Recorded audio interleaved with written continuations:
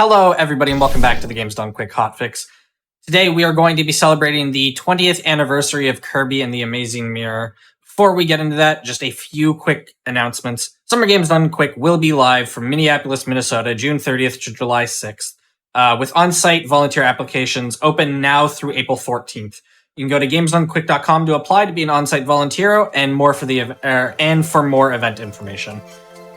Also, we are looking for a special event showrunner to highlight speedrunning communities through weekend specials as we revitalize GDQ Hotfix. If you're passionate for speedrunning and thrive on organizing gaming events, check out the duties and apply at gamesdonequick.com/jobs. With all of that said, we've got a bunch of Kirby games lined up for you today and tomorrow. I'll hand it over to our runner commentary, let them introduce themselves.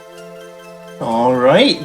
Thank you so much. Hey, I'm TG, and I'll be your runner for Kirby The Amazing Mirror 100% today.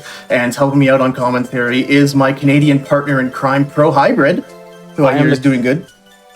I am the Canadian Robin to TG's Canadian Batman, and we're going to be doing some Catan Amazing Mirror 100% runs today. Yeah, this run is just over an hour long. We're going to beat every boss, we're going to get every switch, we're going to visit every room, and we're going to open every chest, and hopefully we'll maybe go fast in the meantime.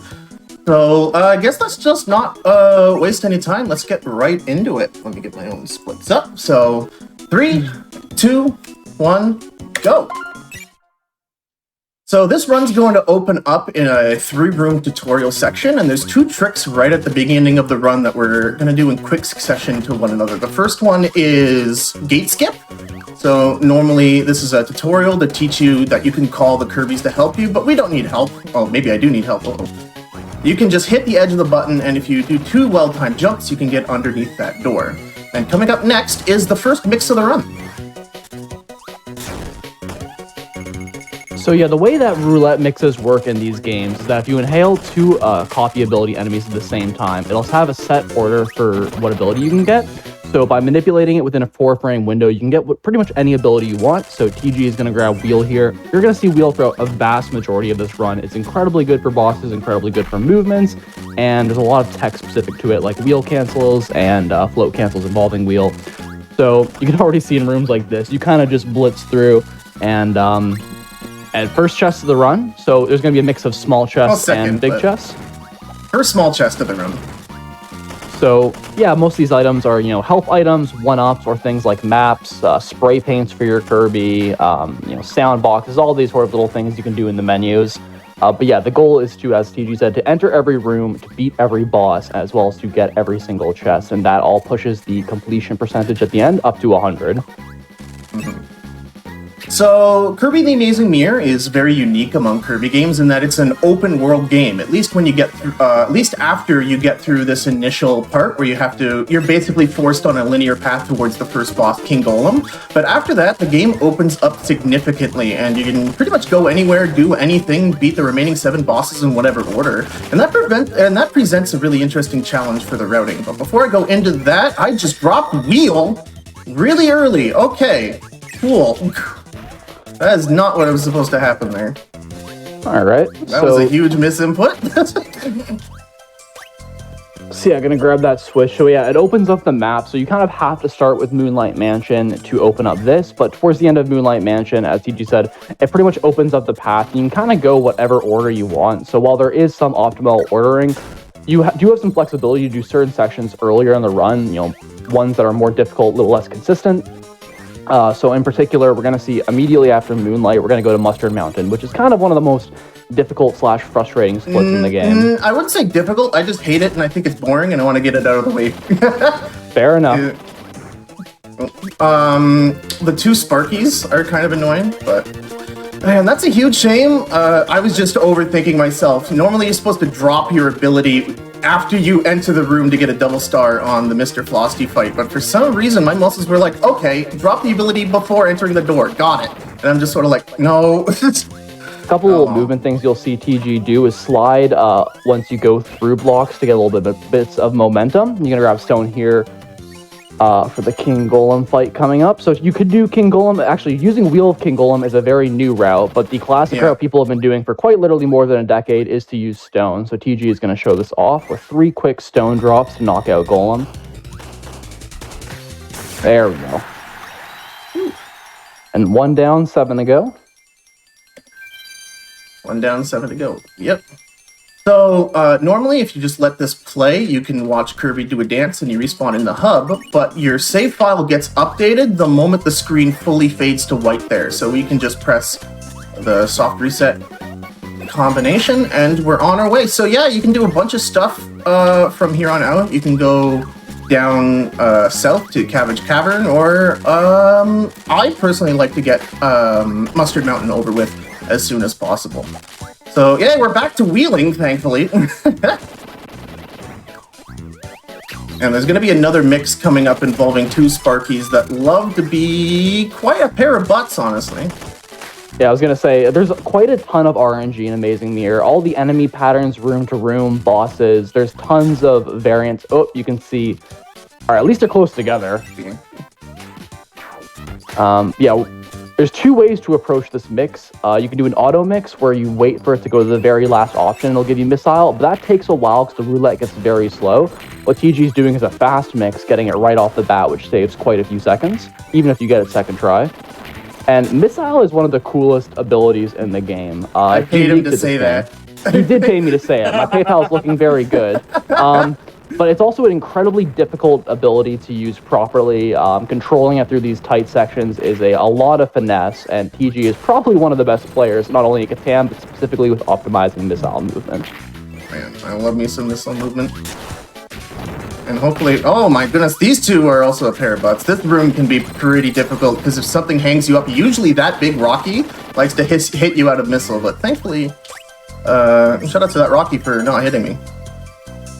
So, reason I don't really like this section of the run is because you're basically doing the same rooms twice in a row here in somewhat quick succession.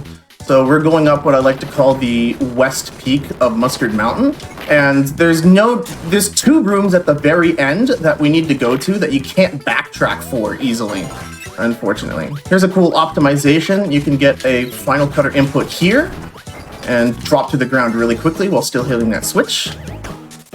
And we're back to missile. Back to missile. So yeah, there's a couple areas in this game, because it is like a maze-like type level layout, is pretty much you go to the dead end and you're going to either warp back to the hub or soft reset, because pretty much as I said, you need to enter every room, but for some rooms, literally all you're going to do is enter it, and then you've fulfilled the checkbox, so to speak, and you're going to just keep on going. And you can sort of see the finesse with missile, trying to get through these tight sections, dodging enemies, and even when you explode, you can recoil to sort of control where you go, and you're going to go with missile right back to wheel. And again, that's another wheel mix where you can let it go all the way through the roulette, which wastes a couple of seconds. It's a bit riskier, but TG is going to just time it, and 4-frame window, and you nail it, you save a lot of time here. Yeah, nothing but the best for the 20th anniversary of this game. I'm hitting myself in the head right now for messing up the intro, because I really wanted to show off the new strategy with doing the first boss with wheel, but alas. So here's it's a recent route change for me. So in earlier versions of the route, you actually go to this room by going up a cannon through the center of Rainbow Route, but we've actually decided to take one long split and turn it into 2 small splits. So that was just us picking up a single chest and visiting 2 rooms, and that was it.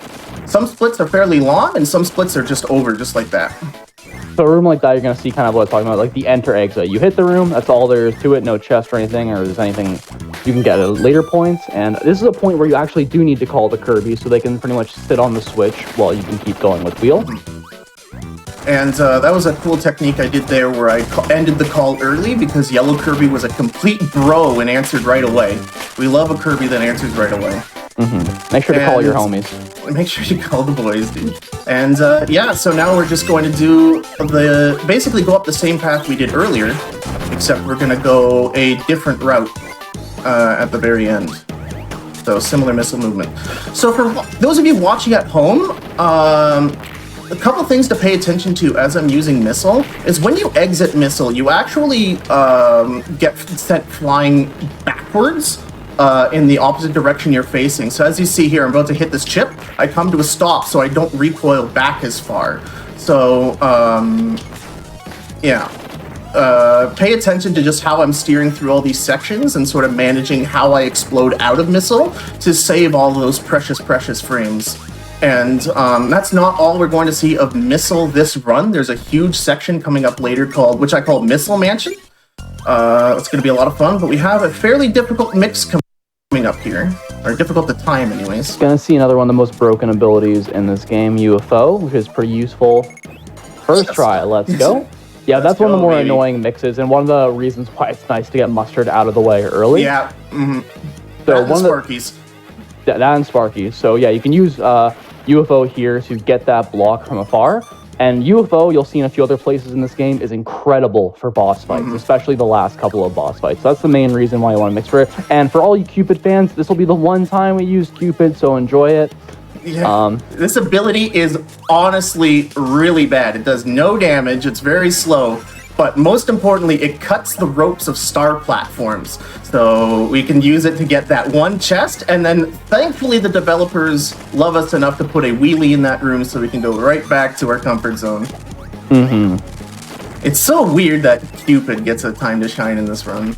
You love an 8-second cameo. That really is what it is. It's a cameo. So will Shadow Kirby give us a candy here? It does. So you can get either a tomato 1-up or a candy, and candy is a 1 in 3. By far the more important thing, because you can then use it to absolutely destroy this batifier. Let's go! The freaking slot machine is showing no cherries right now. Oh no! I'm so excited. Okay. That's fine. So we have UFO action. This might be fine. Get him! Whenever you're in a pinch, you can call your Kirby allies. Sometimes they have a good ability, like UFO. No! Please, I need anything. Please. Rotato, by the way. Rotato, by the way. Oh no, I have Beam. Beam's terrible. Give me this instead. Oh boy. No! Kirby, you no! So unfortunately, boss health also does go up when there are more... No, it doesn't. That's only for multiplayer. That's only for multiplayer? Okay, I'm being wrong on stream. Okay. Still, you can see the Kirby's are sometimes less than helpful, especially once they lose whatever their copy ability is.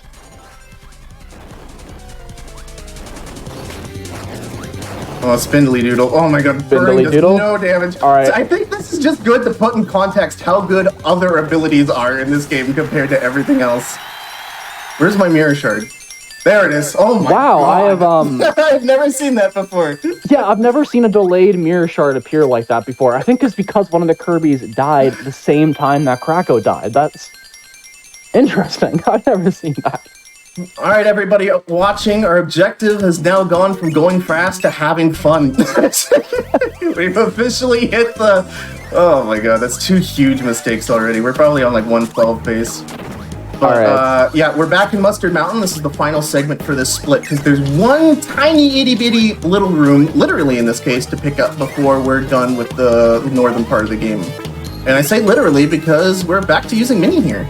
Yeah, we love to use Mini for very brief periods of time. It's quite literally exactly what it looks like. You become Mini. Okay. And another immediate soft reset. Yeah, and we're finally done with Mustard Mountain, and we're gonna head down what I like to call Rainbow Highway. So Rainbow Route is one of the 9 areas in the game. It's the only area that doesn't have a boss, and as such, it's basically a giant ring that you basically, it's like a hub for all the other worlds in the game for you to go to. So like in the north, you have Mustard Mountain, in the south, you have Cabbage Cavern, Olive Ocean, and Radish Ruins. So it's kind of like a highway, and it's more apt since you're wheeling along. The wheel movement throughout these couple of rooms is so slick. You're breaking blocks, you're just going... I mean, this one, you're just... one actually thing I should mention is you do want to dodge enemies whenever possible. There's tiny little bits of hit lag, and dodging enemies obviously saves a small amount of time, but throughout the entire course of a run, that can add up. So dodge enemies when you can, reduce that hit lag for top-level exam runs. And then underwater sections are very precarious because you can't re-inhale your ability if you are also underwater. It's one thing if it falls in the water and you're on the ground level or anything, but you got to navigate very carefully, thread the needle here around all these glunks, spikes, blippers, and good stuff by TG. Yeah, get around the gumbo. Get around the gumbo. That rolls off the tongue really well. So we're going to do a very short segment here I call Olive Beach. So Olive Ocean has sort of this prologue section where you go along the sort of like the beach is just a great way to put it. Normally you're supposed to go all the way to the end here and enter like a cave section, and that's when you start Olive Ocean proper. But there's a whole back section where we need a spray, and we can also regrab wheel through here. Good example of mixing up the slides with the wheel movement, very clean. Yes. So sliding is going to be a thing you see me do a lot. It is most optimal to do slides a tile and a half away from a ledge. So the fastest movement, just in a vacuum, is jumping. After that, it is sliding, and then it's just regular sprinting. Get the bee spray. And very convenient that in this room that you typically would just hub call or anything, you're actually going to have a wheel right here. So we keep it going. All right, well, I'm not too confident about this upcoming section, considering I've already made 2 huge mistakes in this run. But this is brand new to me. I learned this just for this run today, is doing this segment with wheel. And if I can do it properly, holy moly, does it look absolutely sick. So, yeah, for a run that's been done for a while now, there's always a lot of cool optimizations, especially for 100% that have been developed, especially when new world record contenders and such, come and go. Okay. All right, at least I got the puff. That's the harder part of this room. So normally, I used to do this section powerless during a sort of Cabbage Cavern cleanup split, but yeah, doing it with wheel is so cool. You gotta be so many enemies, there's so many Gordos and spikes that you just gotta thread the needle so carefully in this section, but if you can save little bits of time over the powerless movement. Yeah, my split name for this segment's called Ouch, and you can probably understand why. What's also nice is when any section you end with wheel, assuming you're gonna keep it using it, again, you're not gonna soft reset, you wanna keep your ability, so just do a hub call, go right back to the middle. Alright, now we're going to do a segment I like to call in most runs the bingo split. So this is going to be a fairly long section where we go all the way from Olive Beach, the hub mirror in the bottom right corner. I want everyone to say hello to Brad the Sparky. Thank you, Brad. Yeah, thanks, Brad. He's a bit of a mischievous little fella, and he loves jumping on you as you're ascending up that section there. And it's always courteous to say thank you when he decides to let you by without any hassle. Yes, there's a lot of bad enemies in this game. A lot of enemies like to mess with you, but there's a large collection of Sparkies in particular, kind of like the Mustard Mountain one, where it's very not so good. Yeah, there's 2 enemies I will never send Valentine's cards to. One of them are Chips, and the other one are Sparkies. Both of them deserve to be bullied out of any space. Even this hallway right here, those 2 enemies cooperating. I made that look much easier than it could have been. Yeah. Because just depending on how the 2 Waddle Doos and the Sword Knight moves, you might have to just take a bonk or a hit, depending. Alright, in the next room, there's a super tight jump I really want to get. We'll see if I can pull it off. I was gonna say, very precise movement here, and you can save a little bit of time dodging these burning enemies. No, I messed up. Oh, man. I'm spaghettiing hard. Okay. Not quite, Almost but honestly, good. The timing on that is ridiculously hard. Oh, man. It feels so good. You feel like a god when you go through there quickly, let me tell you. So if there's a door or a chest right up against a wall like that, sliding into it is fast, because if you collide with a wall while you slide, you just immediately end the animation, so you can save a couple of frames doing that. Alright, so another double switch right here. And then we got Carrot Castle, which is a pretty cool, interesting route. You do a different round 100% than you do for any percent. Where am I going? There we go. There we go. Okay. Yeah, I called this earlier the bingo split. There was a while there in like 2021 where everyone was doing Amazing Mirror 2v2 blackout bingos. That was the best summer of all time as far as I'm concerned. And the meta for that was to basically get every switch as possible. So you do the hundo route, you go all the way around and basically go around the map to get every switch. So any route that goes from Olive Ocean to Carrot Castle like this, I just called a bingo split. This pit is not deadly. In fact, it is a friendly pit full of treasures. Yeah, I was gonna say, one of the only pits in this game where you're gonna get rewarded for falling into it. I'm not sure how you're supposed to find that casually. I don't know either, actually. But yeah, a bunch of quick rooms in quick succession here. thing to talk about is there's very little break time in this game. Oh, So especially when you're playing, like you none. need to be constantly focused. As soon as you enter a door, you gotta think, what are the inputs for this immediate next room? Because every little frame matters. Yeah, you've already seen the consequences of me trying to have fun with this run and me doing 2 huge mistakes earlier, but oh well, it comes and goes. So yeah, avoiding hit lag, you can just jump over that waddle do, and we're about to fight Mega Titan. So Mega Titan's a pretty interesting boss because we actually are going to use wheel throughout the whole of it.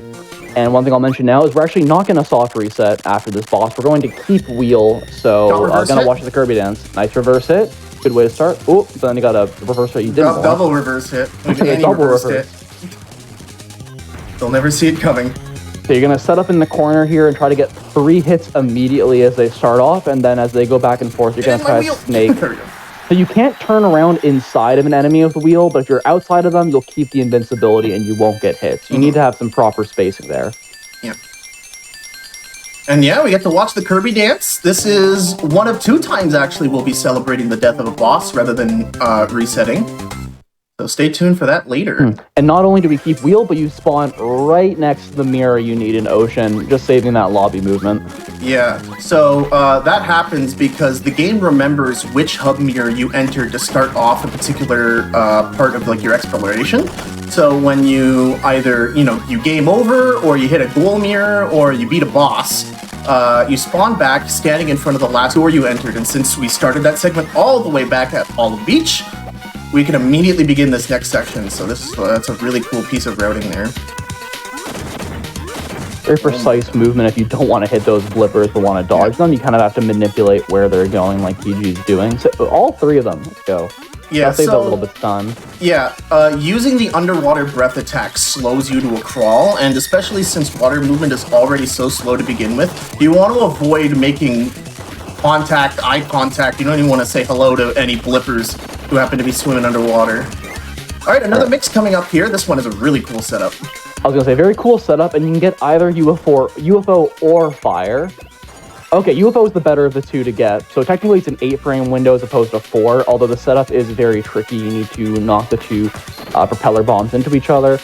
But yeah, the intended way to do this room is to go all the way around, but there is a bomb block that you can kind of snipe from afar, similar to on Mustard. So you can do it actually with either UFO or fire, or if you don't have either, there is something called sword skip, which we're not going to see, unfortunately. So fire. So I want to correct you. So I think fire is actually faster because you can do the Shofto duck, which is really cool. But actually, I think they work out to be somewhat even. But fire can be a bit temperamental. Fat Kirby Swim Club! Fat Kirby strat, you gotta save that second. Yo, any Fat Kirby Swim Team members in chat? Oh, Quill's right. Red Kirby has Cutter, which actually might affect the route coming up here shortly. Thank you for reminding me. But cool mix setup again. Nice shout out to Ringo. Shout out to Ringo. Gonna grab wheel here. Even if we use it for a very short amount of time, we gotta save. We might use it for longer if Kirby keeps his cutter. That's true. We want to cut a rope, but typically we have to drop wheel to grab cutter. But if an AI Kirby has cutter, we have to keep it. We need to keep it a little bit longer. He's got it. Let's go. We're calling the boys. We're calling the boys. Cut the rope. Cut the rope. Cut the rope. There we go. Oh my god. So this is a luxury, is being able to use wheel through here. It's completely dependent on how it shakes out. These cannons can be a bit weird because your position can shift based on how you enter it. You might actually bonk off those spikes. But yeah, we're doing this with wheel. We're going fast. We're fine for the first time today. We are going fast. We are going fast. I can't believe it. Quick detour there to pick up one of the wind tunnel switches.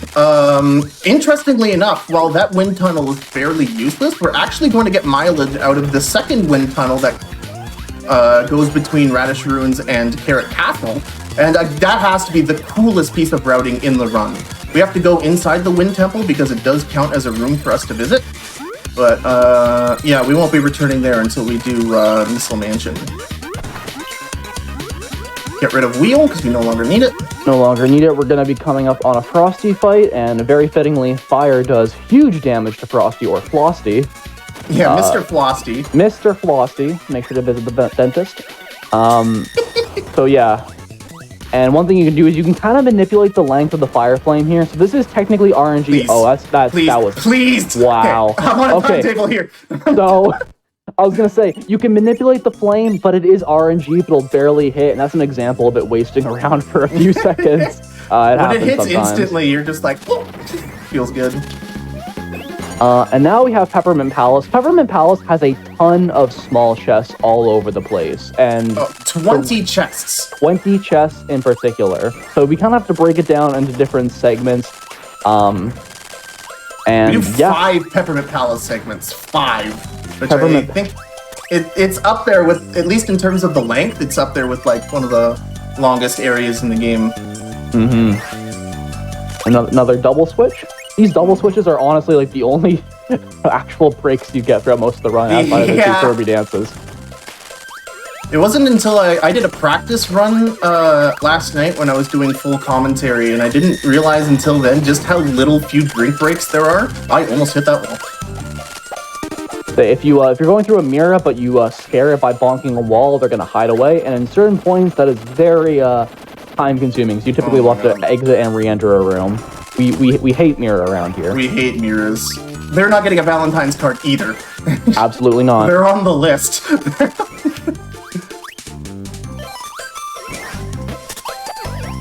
Alright, yep, so lots of wheel movement here for this first visit to Peppermint Palace. Will the Pengy hit us? Nope. Heck yeah. Thank you, Prank. Thank you, Prank, dude. Being pranked by Pengies? Pranked by Pengies. Alright, we got our meat. We can hold L and start the next Peppermint Palace section.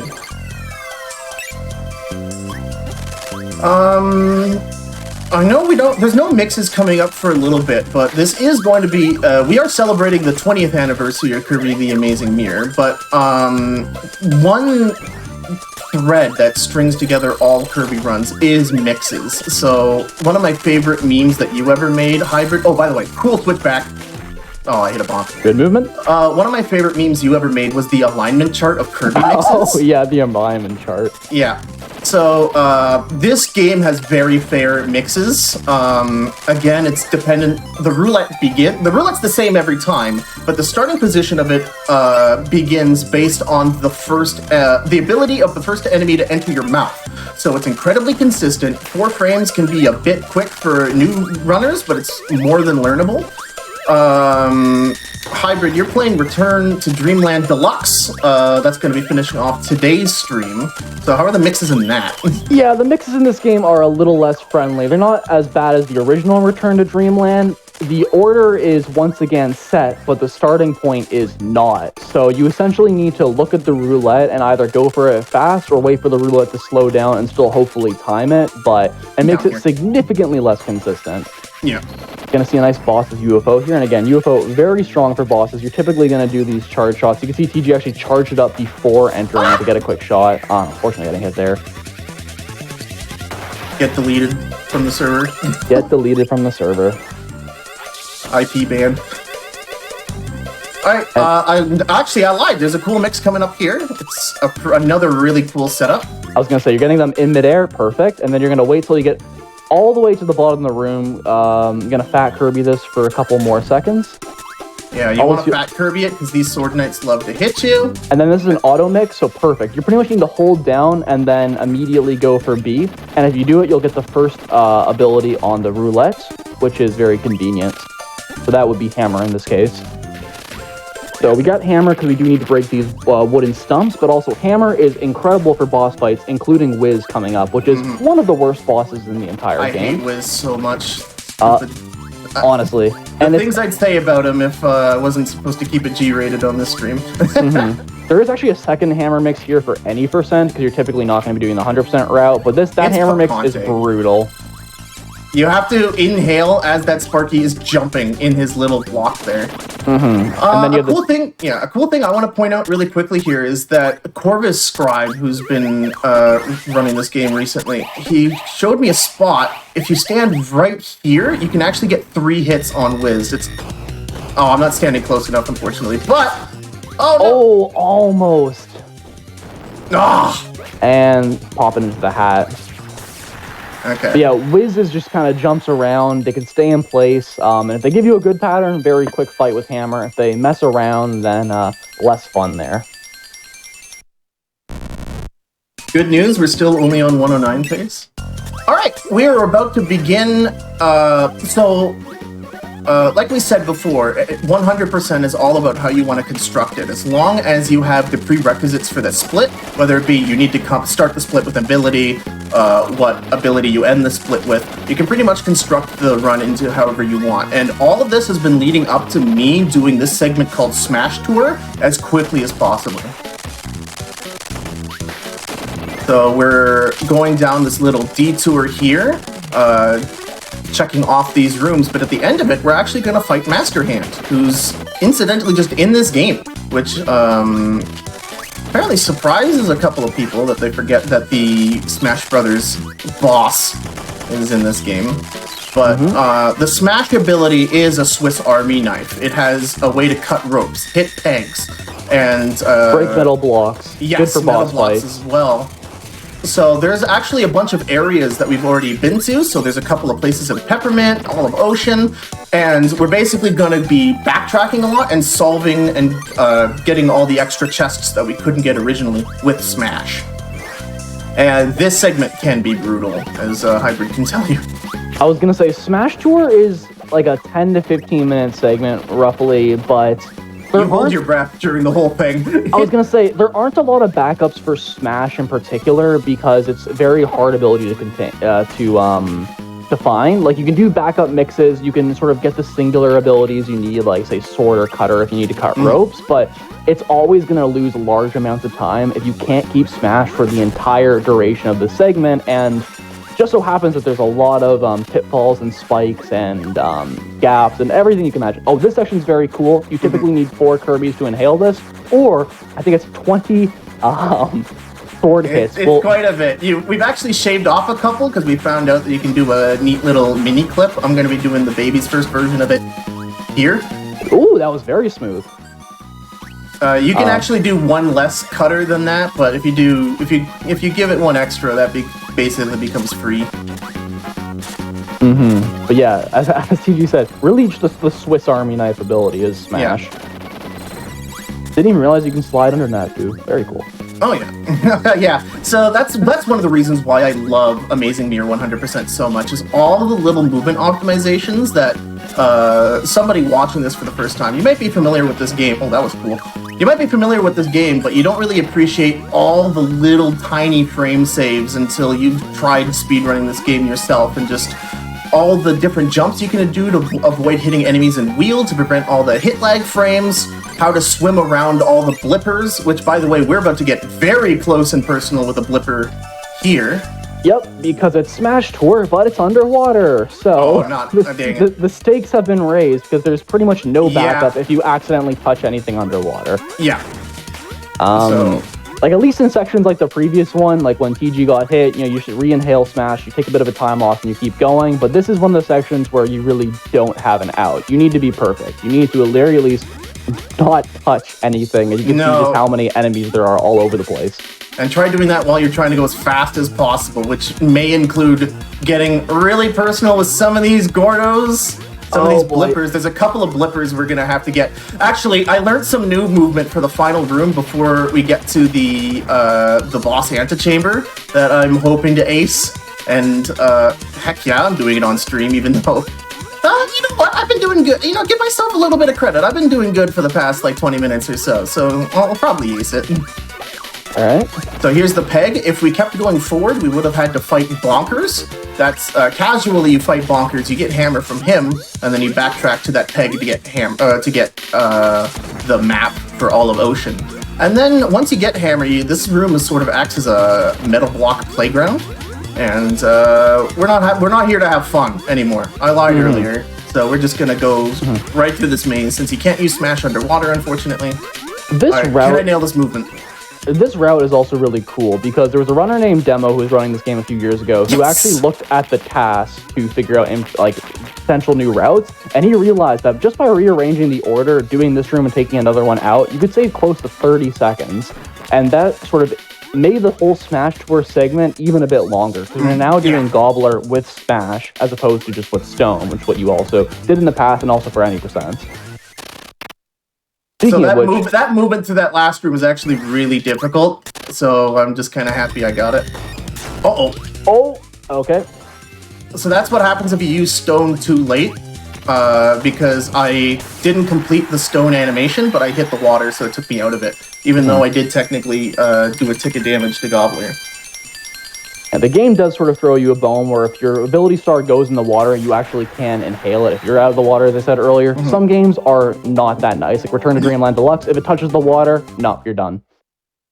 All right, here's another scary segment, honestly. This segment's very short, but you can lose a ton of time on it. I was gonna say, so enemies all over the place can use sword to get that very clean. And then we have Battlefire coming up. I hate this Battlefire so much. Hope you just stay still, don't move. You didn't do that. You actually moved quite a bit. Yeah, it's always nice when the enemies, the mini-bosses, give you patterns where they just sort of stay still and don't do anything. And sometimes they decide, no, I'm going to do an immediate swoop to one side of the screen to the other and not really give you any time to react. Yeah, and if you get hit by an electric or fire enemy, you also have a really prolonged damage animation. You just feel like you're in a jail for the duration of it. It's awful. In that room in particular, you combine that like long animation on the Sparky with the spikes right behind you, and you have a combo perfect for ruining your runs 30 minutes. Yeah, that room has ruined so many runs. Aw, dang it. And Pinball Room is very precise if you can dodge all these enemies. But if you do fail it, just Fat Kirby it. We love Fat Kirby anyways. We love a Fat Kirby. Alright, 2 more Peppermint Palace sections as we crash the game. Oh, there was a literal enemy, or sorry, a literal Kirby using Crash there. Yeah. I actually thought the game crashed. Thankfully, I don't think I've ever had the game crash in the literal sense. Oh man. At least not related to software. I've had it crash due to hardware problems where I had a really weird error, and then Boxy kind of turned into a pallet demon. That was funny. I have that flipped on my screen. That's the funny thing about the AI Kirbys too, is they kind of do their own thing, but sometimes they trigger abilities like Crash or Magic. Do I have a clip for you if you want to see how a Kirby with Magic can ruin a run? The MK Cocoon Magic clip is my favorite speedrunning clip of all time. It's perfection. So yeah, Kirby Runner MK Cocoon is in the middle of the final boss, and he's currently trying to mix for UFO. But he doesn't have an ability yet. But one of the things Magic can get you is a mix. Everybody without an ability in the lobby, so everyone in the game, gets a mix triggered. So as he's about to, set up to get a mix, Magic triggers a mix for him, and he just mashes A because he's not expecting it, and then he gets sleep. It's the funniest thing of all time, but I feel so bad for him. Oh, man. Oh, my God. I also have I was on PB Pace once, and then I had a Magic Kirby give me sleep as well. And, yeah, 18 plus for that clip if you want to watch it back. I had words. Apparently, it's a rite of passage for top Kassam runners to lose your good runs to the AI Kirby deciding to have a little bit of fun. As if Meta Knight Darkline 4 can ruin your run. As if there wasn't enough run killers to RNG. Alright, so again, more Smash Tour stuff. We're cutting ropes, we're breaking metal blocks. So this segment honestly has it all in terms of what Smash Tour is all about. And speaking of fights where we hope the mini-boss does nothing and might do something, we have Fan. No one likes Fan. Oh, actually, the stone strategy is pretty good. One specific person likes Fan I can think of, but... The stone into the hammer there was very, very good. The reason you want a stone in that fight is strictly because of the ice physics that fight inexplicably has. So that Fan fight is actually much worse than it looks. Yeah, I enjoy just going up to a hammer and just kind of hoping for the best. No, that is how you get thrown, because whenever you touch Fan, if they're not already in a attack, they pick you up and throw you, and oh my god, that takes 9,000 years. So yeah, you wanna be as safe as possible for that fight, just to avoid losing time. So, Also, I don't know how, but we're only 2 minutes behind my PB with how bad my my intro and what other huge thing did I lose?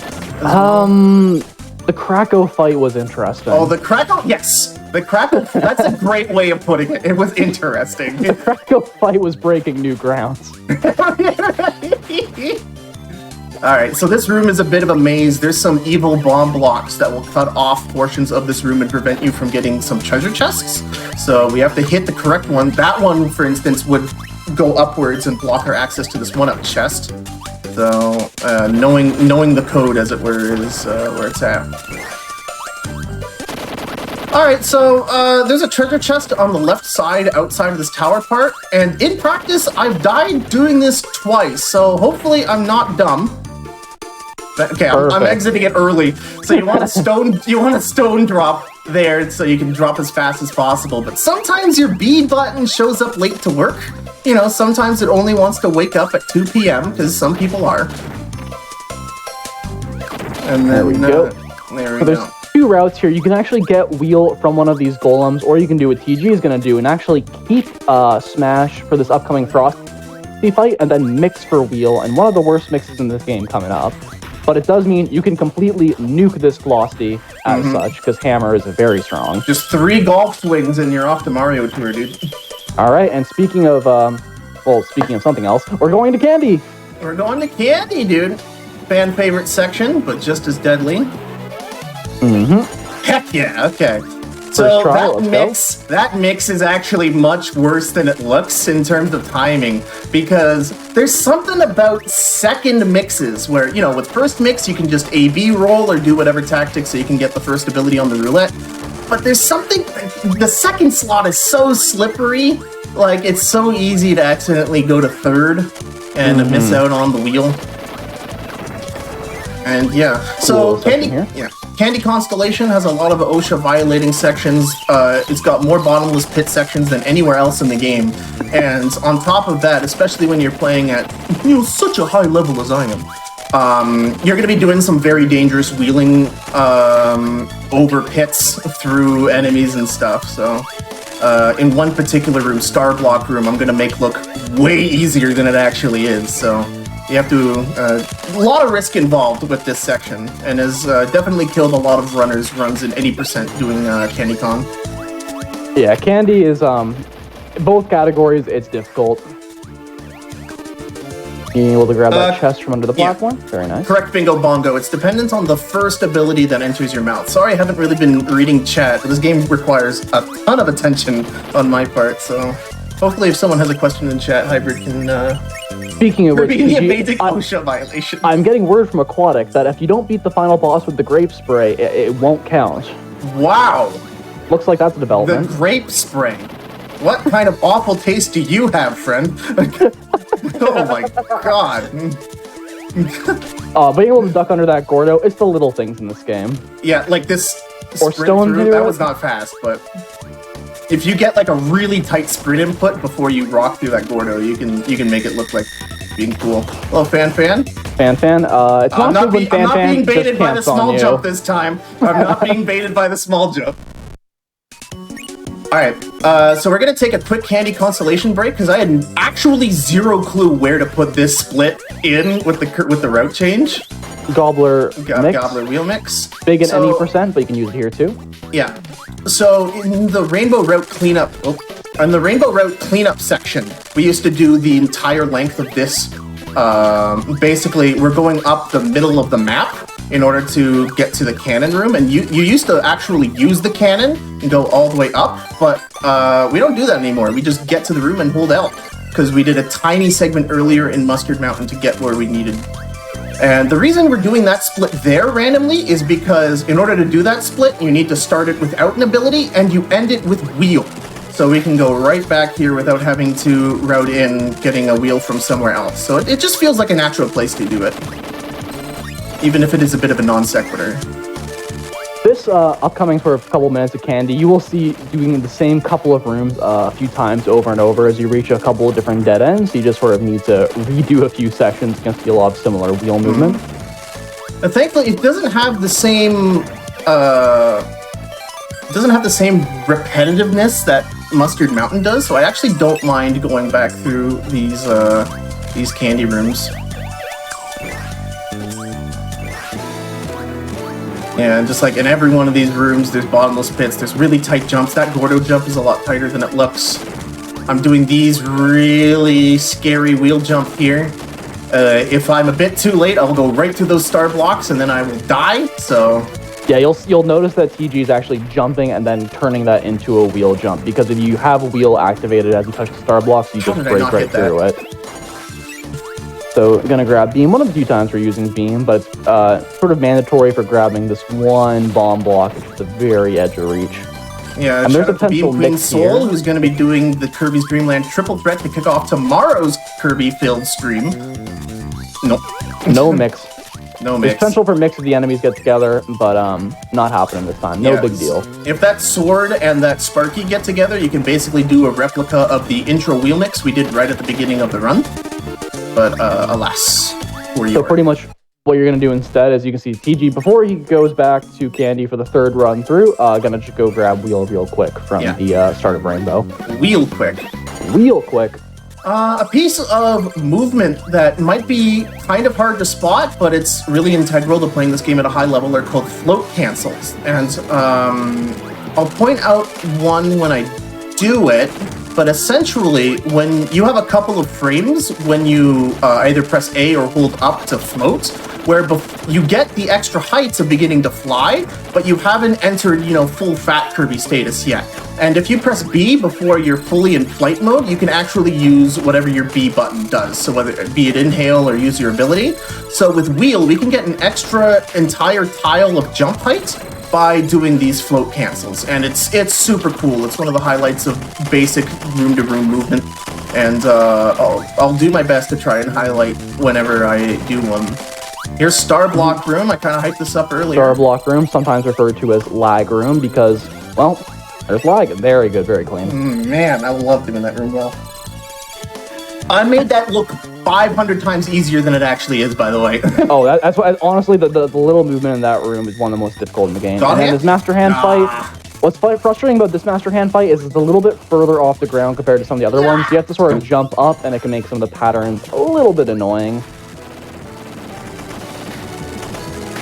But then, yeah, for this section, you're kind of just wheeling through. Got another hidden chest also coming up. No, I grabbed the one-up! No! Oh, I did not want that one-up. So there's a way to manipulate upcoming Shadow Kirby where if you only have 2 lives, the Shadow Kirby won't spawn, but with 3 lives, they will. This has been a very recent development / figuring out what actually made the Shadow Kirby spawn.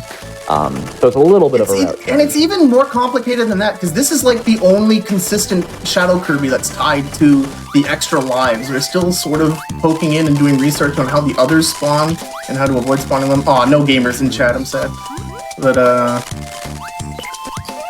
also, on a side note, if the UFO gives you a good pattern, you can grab the UFO and do this last little bit with UFO, but typically that doesn't line up, so most of the time we're going to do this missile into fire for the, for this last section in Candy. So yeah, we spawn the Shadow Kirby, so we kind of have to slide into his toes. So we could have skipped that if I didn't collect that one up earlier. And I'm looking at my Kirby friends, and I'm not liking what I'm seeing, unfortunately. So yeah, you have 2 things you can do. You can do this with fire, or if the Kirbys have good abilities like UFO, or their own fire. Oh, that's I got it, okay. But you're going to grab stone anyway. So you start with fire, but if you can grab stone from one of their down attacks, helps a little bit here, because you can just see how stone bit more than a little bit. Perfect. And that's it for Candy. So now we have a bit of some rainbow cleanup coming up. 2 short sections with some bosses. We're going to be using some double stars to do some quick kills.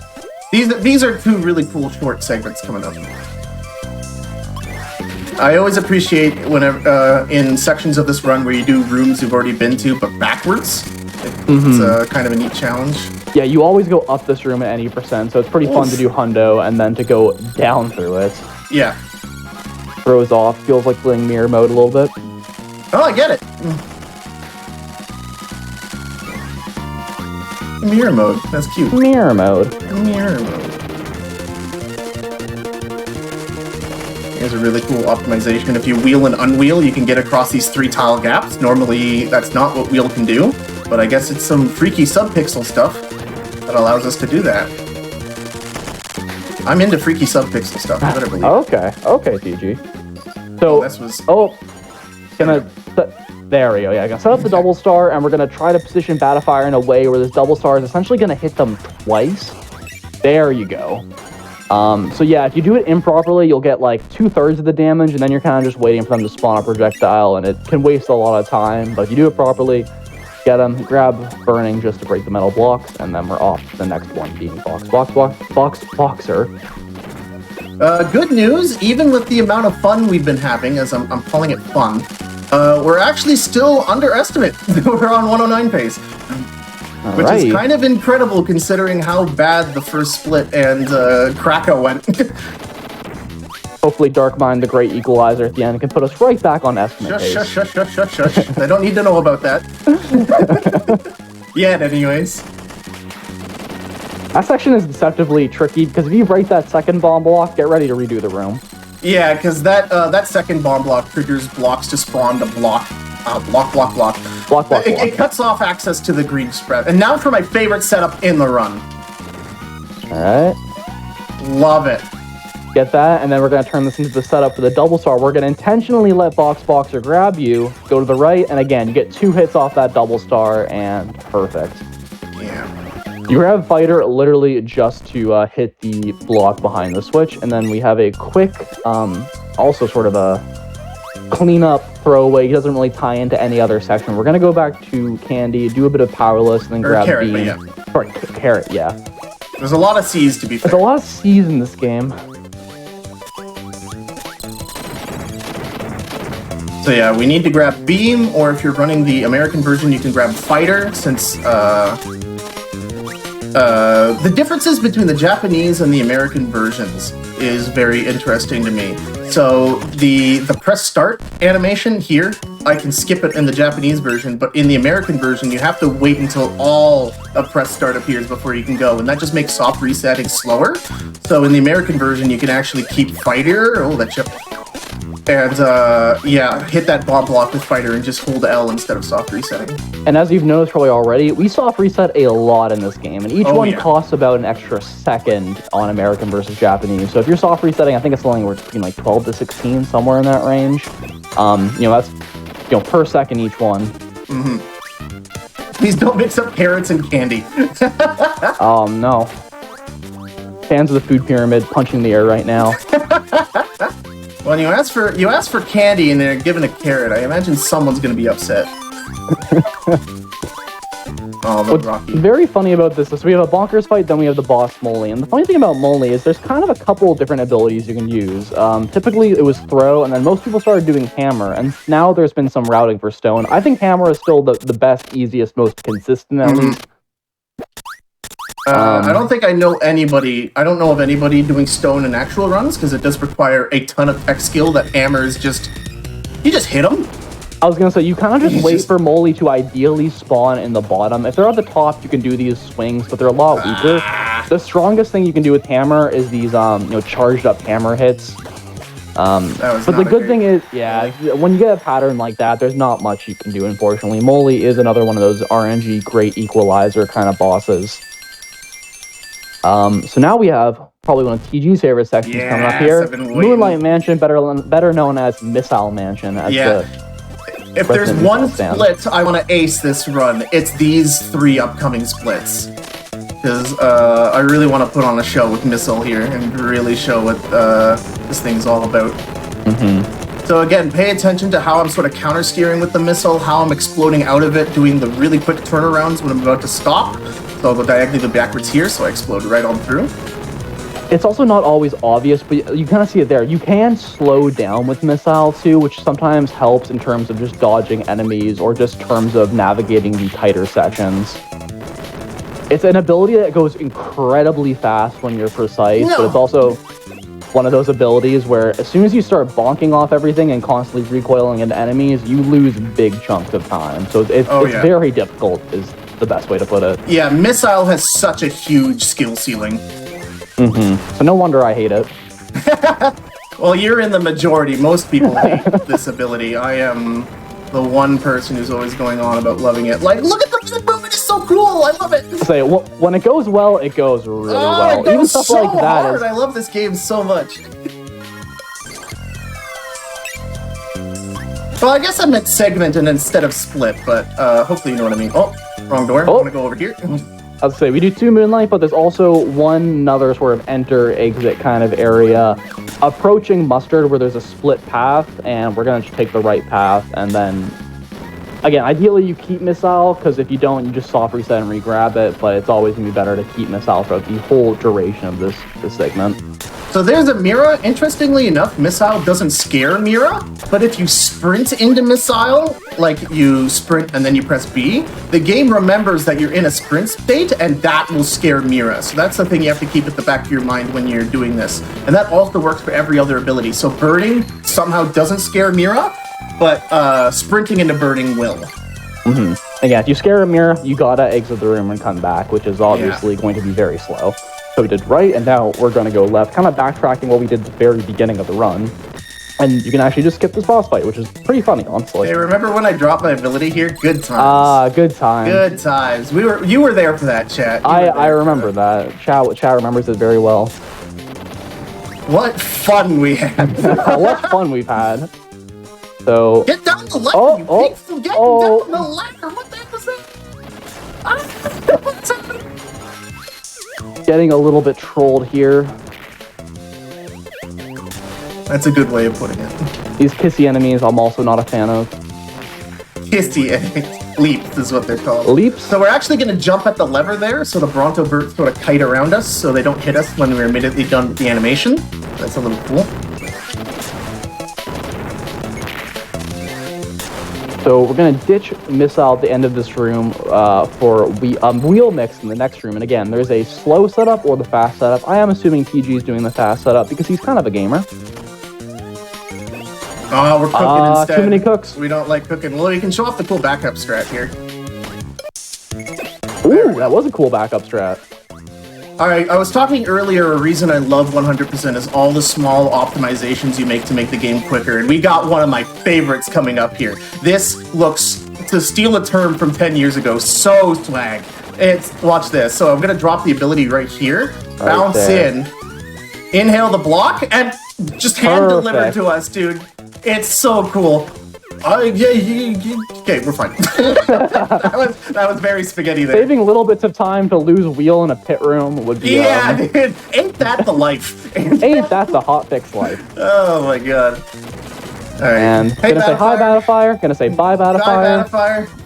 So there's a bunch of these rooms that have goal games, but these goal games aren't a factor for 100%. There is all goal games on category extensions if you're a fan of goal games. Unironically, one of the best Amazing Mirror extension categories around. Play it. And now we have Radish Ruins, which is a segment that's pretty similar overall to what you do in any percent, just with a few extra rooms and segments we're going to do. Also, what TG was discussing earlier, where we're going to use a wind room strategically to go from Carrot into Radish is going to be very hype. We also have a very questionable boss coming up. Questionable, as in literally questionable. No one's been able to figure out who this boss is. There's a lot of lore about it. You'll see in a little bit. The Kirby community has this running gag I can't stand. We love a running gag. We love a speed running gag.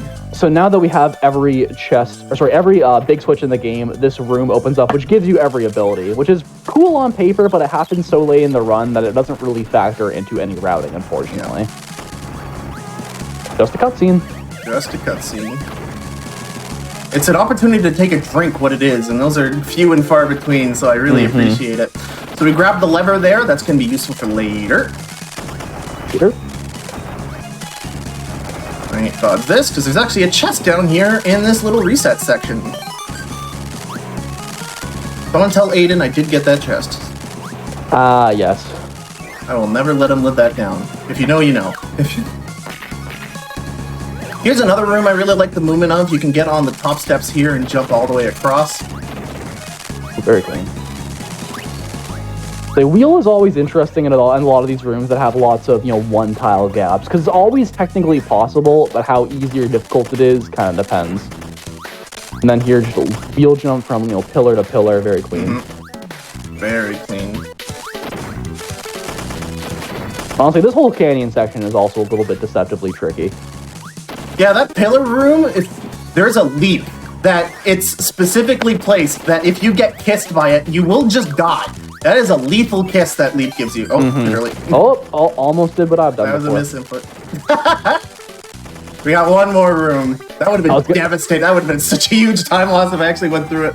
Oh, believe me, I'm intimately familiar with that specific huge time loss. All right, so we're gonna actually enter Carrot. Oh, correcting me there. No, that was just me missing the jump. Can't believe that. Can't believe I do something like that with so many people watching. With so many people watching, you were going to miss a jump. Heaven forbid I do anything worse than that, right? So yeah, we're gonna re-enter the same room, kind of taking a big shortcut through the wind tunnel to get right back in Radish. But this time we're gonna take the down path, which is usually what you do for any percents. So we have a master hand fight coming up, and if you get the perfect master hand pattern, you can essentially melt it very quickly, or you can get grabbed. So we won't be getting grabbed, but we might not get the god hand pattern. Nope, not quite. Yeah, this fight's a lot better than the one in Candy, because at least Master Hand is low to the ground, so you don't have to worry about jumping up into the air and doing wheel hits. So we actually got the second best attack, so Master Hand has 4 different attacks. We kind of beat every Master Hand in the game, so this information is quite late. But the grab is the best one, since you can basically start wheeling at him as he starts the grab and basically be inside of him for the whole attack and do so much damage. The punch is the second best one. The finger guns is the third best one, and the rock drop is the worst because he starts high in the air and you can't really hit him. The little thing about that vertical room is if your movement's perfect, you avoid a crash little cutscene that wastes about a second, and yeah, good stuff by TG. I can't emphasize enough that your movement needs to be very clean in that room to go fast enough to not trigger that. You don't have a hitbox when you're opening up chests, so that Bronto Burt didn't get me today. Alright, we have... unfortunately, the one going to be explaining this fight for you is Hybrid. He has very creative ways of doing this fight, but... So we don't know who this boss is. We just know it's 3 question marks. So we're going to do slide, mid-air attack, double slash. But we need Meta Knight to cooperate. So we're going to do a slide to bait him into jumping in the air, and then do sort of like a nair type attack. Oh, if he landed right on top of you.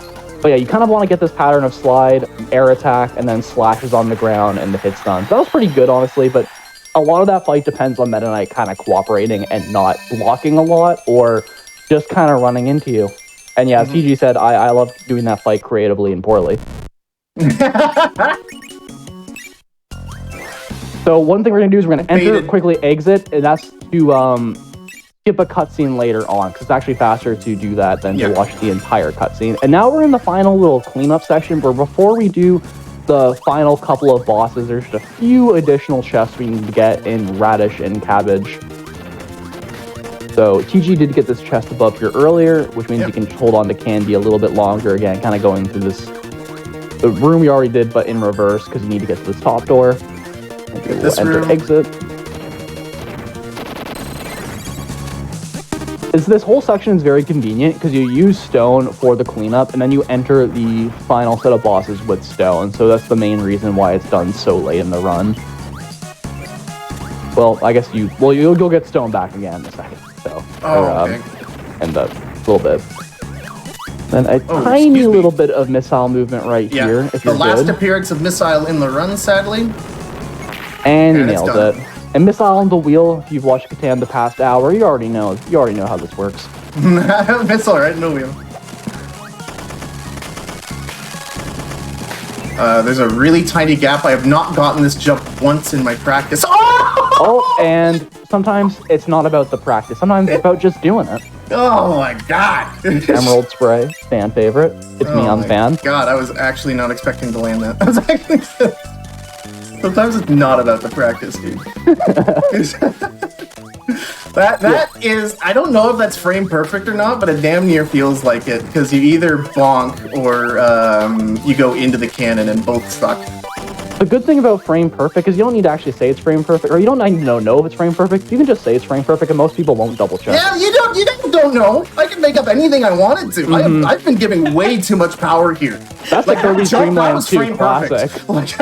Believe it or not, there's a trick in Kirby's Dreamland 2 that's double frame perfect, and actually, it's not. It's not double frame perfect, dude. All right, call the homies moment.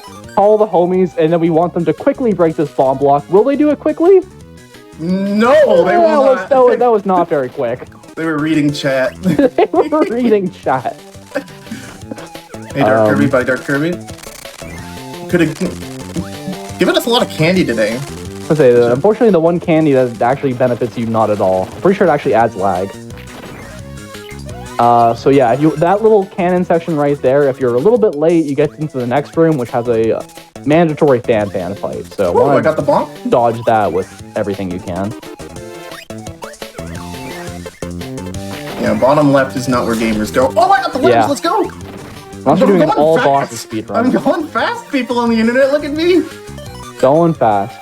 So we're going to hold L for this cleanup thing, so you end a split with an ability, so normally that requires a soft reset in order to, go as fast as possible.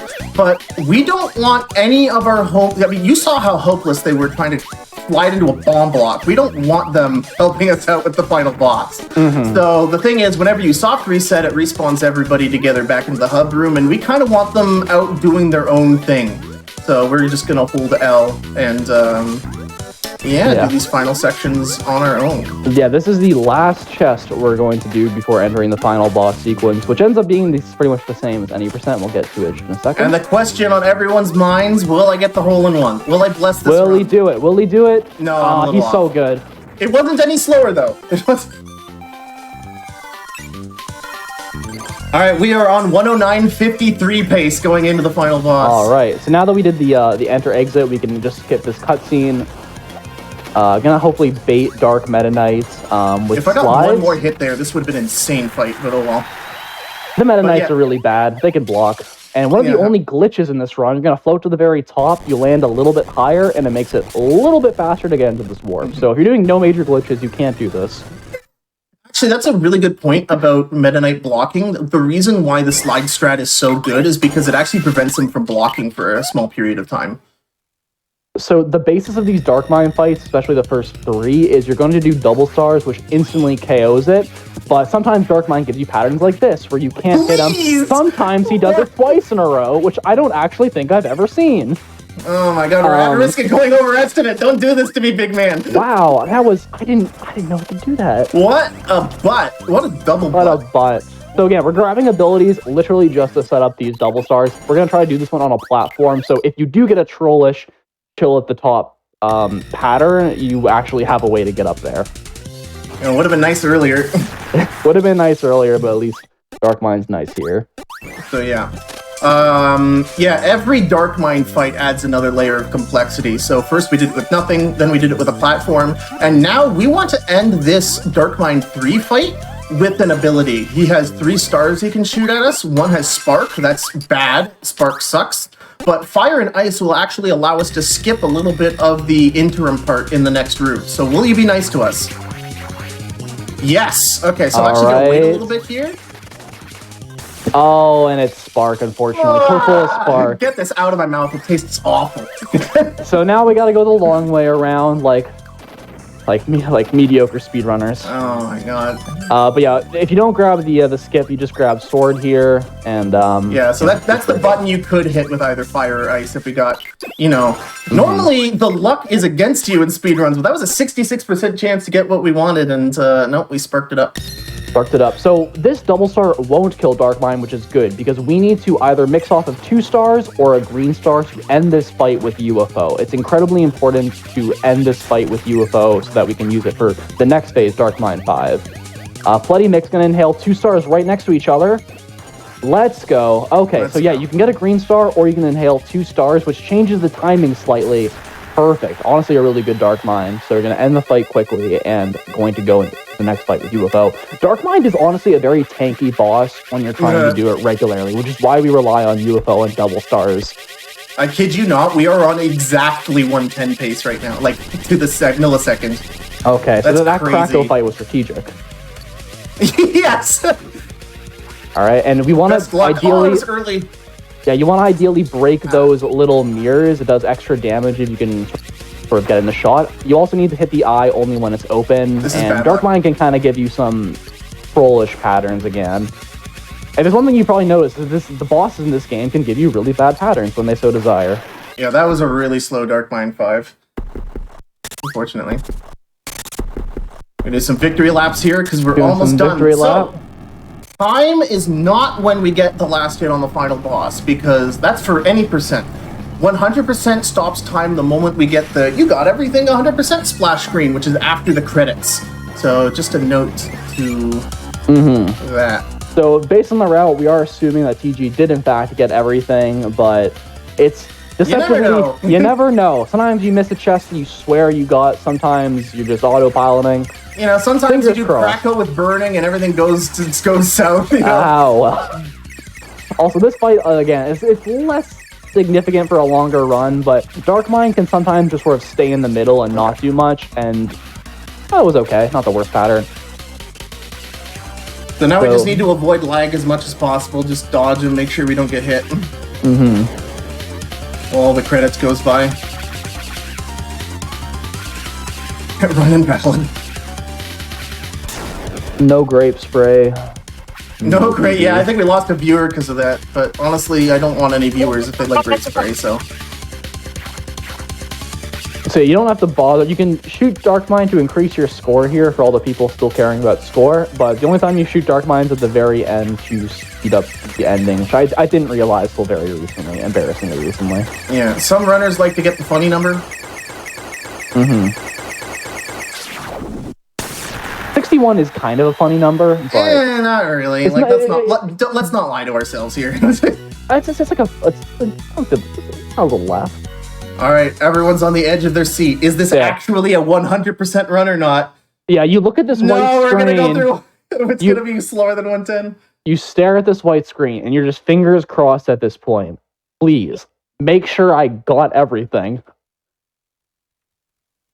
So we're gonna see 100% approaching. It's There the we Kirby's! go. 110-10, let's go. Only slightly overestimate, but man, the point is, I think we had fun.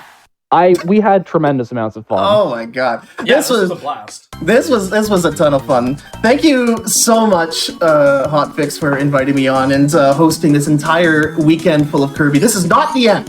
This is just kicking off a whole awesome weekend of content from not only myself, but other awesome Kirby speedrunners, because I believe up next we have... Glitch Aston.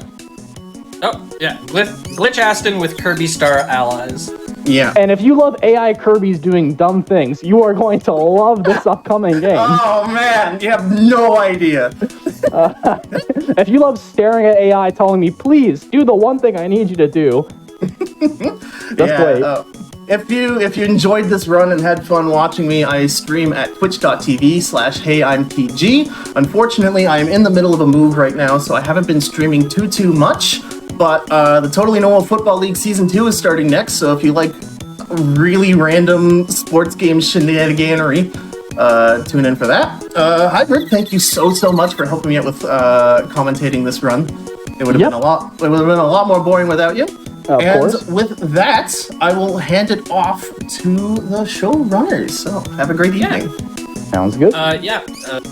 Again, thank you so much for being on, for showcasing the game. Absolutely. Had a blast watching the run and having you on. Yeah. And I mean, we just said it all. More Kirby coming up. We're going to have Kirby Star Allies in a bit. And then Hybrid after that's going to be back for Kirby's Return to Dreamland Deluxe. We're going to take a quick break. We're going to get ready for the next run. We'll see y'all in just a few minutes.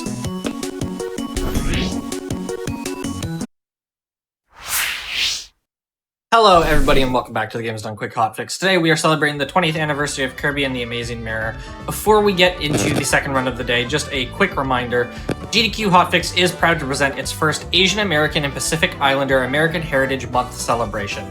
Join us on May 18th and 19th for 2 full days of showcases, speedruns, and celebrating AAPI heritage.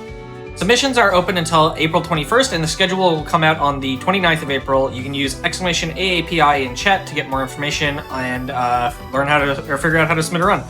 With all of that said, we are back for our second game of the day, Kirby Star Allies. I'll hand it over to Runner Commentary. Let everybody introduce themselves. Cool. Hey everyone, my name is Clint Jackson. I hope everybody's enjoying this wonderful Kirby showcase that's going on today. Today we're going to be running Kirby Star Allies to 80%, and we're going to be showing how really dumb the AI could really be at times in this game. My commentary would like to introduce themselves.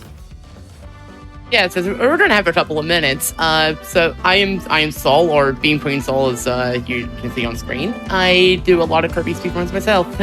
Yep. And you will see me tomorrow, for that matter. So before we actually start this game, I would like to show off how really long it takes to start a file in this game. I'm just gonna click on here, and because the game got multiple updates and a lot of characters were added, every time you start a save file in this game, all of these cutscenes start playing with showcasing these new characters. And it takes up to like a minute.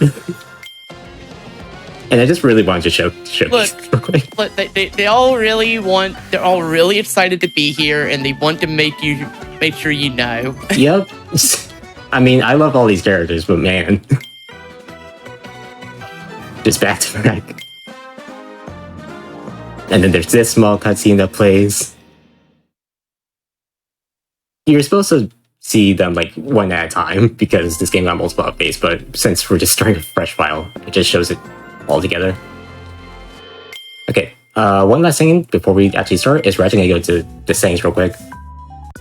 And I'm actually going to switch my down to Control Type B, and we're also going to turn off these friend ability movies, because every time you actually... Well, I'll talk about it when we get to it. But without further ado, let's actually start this run. Run starts in 3, 2, 1, go. We're going to be skipping this little whole thing, but the very short version, get this game and play it. Yeah, this game is a treat. Long story short, there's mysterious things happening in the Kirby world again, and we're off. It's another Saturday. Unfortunately, no cake is involved this time, to our slight dismay. No cake, only hearts. But what you're going to see here, you're going to see Aston just sliding around. For the later games, sliding around is our best means of movement without any abilities. But now we have one. We have Sword. Yeah, I'm going to be picking up Sword because it's just a little bit faster than sliding at the beginning. Since Sword actually goes pretty far, we're going to be skipping this cutscene here. There's actually a popular buzz that showcases how we make friends in this game, but we just file skip it. You just press X. Yep. So that is Kevin. Kevin's a good friend. And and there we go. We got the mix. And Oh, wow. Okay, so we're mixing for wing here. The way that the mix wheel works in this game is it's a random position, but the mix wheel is always the same. So it's just gonna be like 1 second. Okay, maybe 2 seconds. We're mixing for wing. Hammer's actually 1 late. yeah, winged is our fastest movement by far, at least until some later things come up that are very different from this game. Okay, that was extremely late. Plasma's too late. Okay, I need to actually... Failing that, of course, you could just, like take cutter or sword and just, use them until you get something better. But if we can get wing, that would be even better. There we go. There we are, perfect. First try. Yeah, first try. Okay, so wing is pretty much the ability that we're going to be using for the beginning half of this. There's something much better that we'll be using, but for now, wing is essentially the fastest way to move around. Thank you, Sir Kibble. Consider it as a precursor for our next run later, where wing is also very much an ability that you use all the time. Yeah, this is pretty much the precursor to Return to Dreamland. Like you just have your movement is just very good in general. You dash around very fast. You have very good air mobility. There's a lot of things you can do. And you may be asking, I said something there's better than this later. Just wait. Yeah. just wait, trust me. You will understand as soon as you see it. Yeah, it's actually kind of insane how fast you go with a certain combination, but wing is still not bad.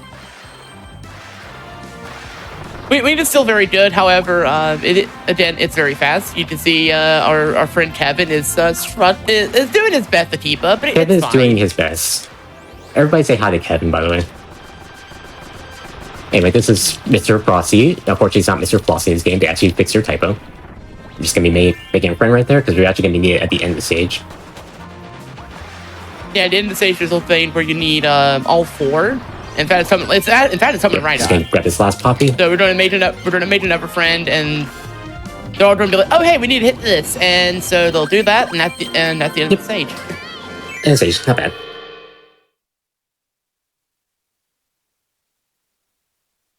And at the end of every stage, there's a goal making. We're just going to get the 7 and hit it pretty fast. I see everyone is saying hi to Kevin now. Good. Kevin is a great friend, and we're going to be seeing Kevin a lot for this first half.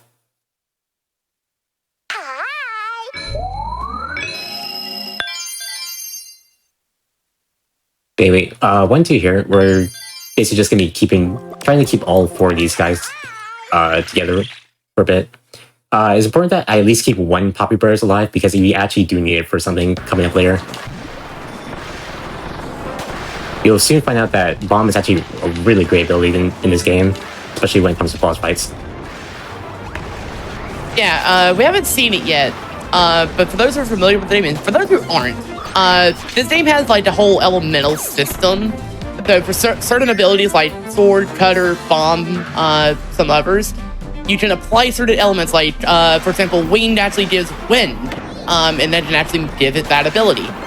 So Bomb, for example, becomes a Bluster Bomb. It basically dates on wind properties. You'll float a little bit when you do it. It absolutely shreds bosses. Yep, and it's pretty much the ability that we're just going to be trying to keep for the entire game.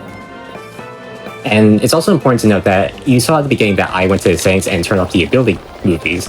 Anytime that you essentially create these different combinations, a little movie plays at the beginning of any time you do it. So it's just important that we just turn that off and we save a little bit of time from doing that. Yeah, because otherwise, when we actually do apply wind to one of the bombs, you would get like a little animation that plays. The bomb would get like wind going around, and you have like a little thing saying "Bluster Bomb," and that takes a while. You can skip it, but it takes a while. Yeah. Just gonna skip these. It's not the only ability you can do that with. Like Sword also can take it on. Like you can get like have your sword on fire, and it leaves like little trails of flames when you attack with it. Or you can have it coated in ice, and then it'll do the same thing. It'll even freeze enemies, which in some cases is faster because then the enemy's gone. Yeah, there's basically just a lot of different environmental stuff with the different like effects that you can put on with your abilities. Also, that is the one required switch of the game. Yeah, so one of the collectibles in this game is just hitting all the switches, which basically unlocks different levels. We don't need to do that, but that's one that's actually required since it opens up a friend palace. Hopefully I don't need to use them, but basically they allow you to get any partner in the game. As long as you like reach a certain point. Yeah, right now, the one we would want the most, we can't get yet. Yeah, there is one that's pretty much the best one. At least in the speedrun. I also just realized I have to do one thing, but I'll do it at the beginning of the stage.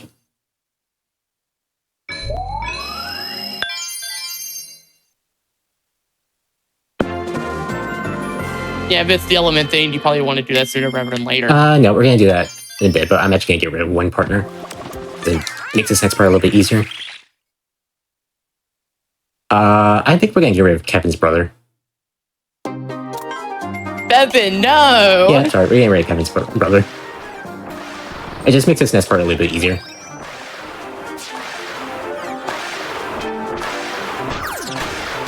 Yeah, to be fair, this stage, you do have a mini boss fight coming right. Actually, not yet. No, that's right. That's Stars. That sometimes has a.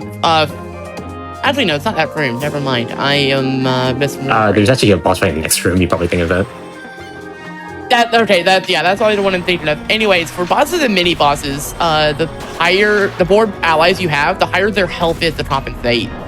So if we can dismiss one means their health will be a little bit lower, we'll be able to save a little bit of time that way. And ideally, we shouldn't have to worry about only having one bomb. Yeah, as long as we keep one alive, it should be fine. That said, this room is very scary for that endeavor, because you see that little Wallaby ball? That's the small one. And then there's a big one. This is a slightly bigger one. And here's the gigantic one. They hurt. And there's the giant Wallaby Katamari. Run. Okay, Chili's about to die, so I should be very careful. Actually, it doesn't really matter. Chili dies. Yeah, if Chili goes down, it's whatever. We don't Chili actually care Chili about is not anymore. Kevin. But we do care a lot about Kevin. We want to keep him alive. Because Kevin has a very important job ahead of him, and if he's not able to do it, that's a problem. Yep. Luckily, reviving isn't the worst thing if it does happen. It takes maybe a couple seconds, but you can get them back up as long as you don't wait too long or go too far off screen. Also, you don't want them to hit those essences. If they do that, they turn into that ally instead. Yeah. And you also don't want them to get crushed, or else you can't revive them. Yeah, or they're Which just is gone. very important with the stage later on. I hate when I'm about to do things to this comment, but thank you. Katamari Waddle Dee. That actually is pretty true, though. I didn't think about it till now. It does actually work. Thank you.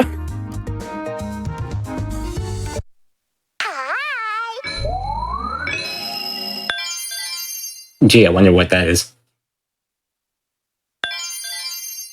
I don't know. It looks awfully tree-like. I don't think I've seen a tree boss in Kirby before. Nah, I don't know. I've never seen a tree boss. Anyway, we're gonna get rid of Chili. Chili's not Kevin. We're just gonna destroy these. Yeah, in fact, what we are gonna grab is this invincibility candy. So apart from what it says on the tin, it makes Kirby invincible. It also makes him really Yeah, fast. like we're zooming now. So you see in that Condor head, and it's just zoom in now. It was already zoom in, but clearly it's a rock. You know what? No, there has been a rock. We had Teen Dome earlier. It's not just a boulder. It's not wrong. It's a rock. But yeah, invincibility just makes everyone zoom even harder than they ever had before, and it's honestly kind of great. But here's Wispy. We're just gonna kind of just pelt him with feathers. Yeah, the apples are hit. It's whatever. It's Yeah, fine. I don't need to worry about losing my ability like that, because the way that ability dropping works in this game is that certain attacks from certain boss fights or enemies will knock it out 100% of the time. So things like apples won't, but like different attacks, like I think the puff will actually knock it out.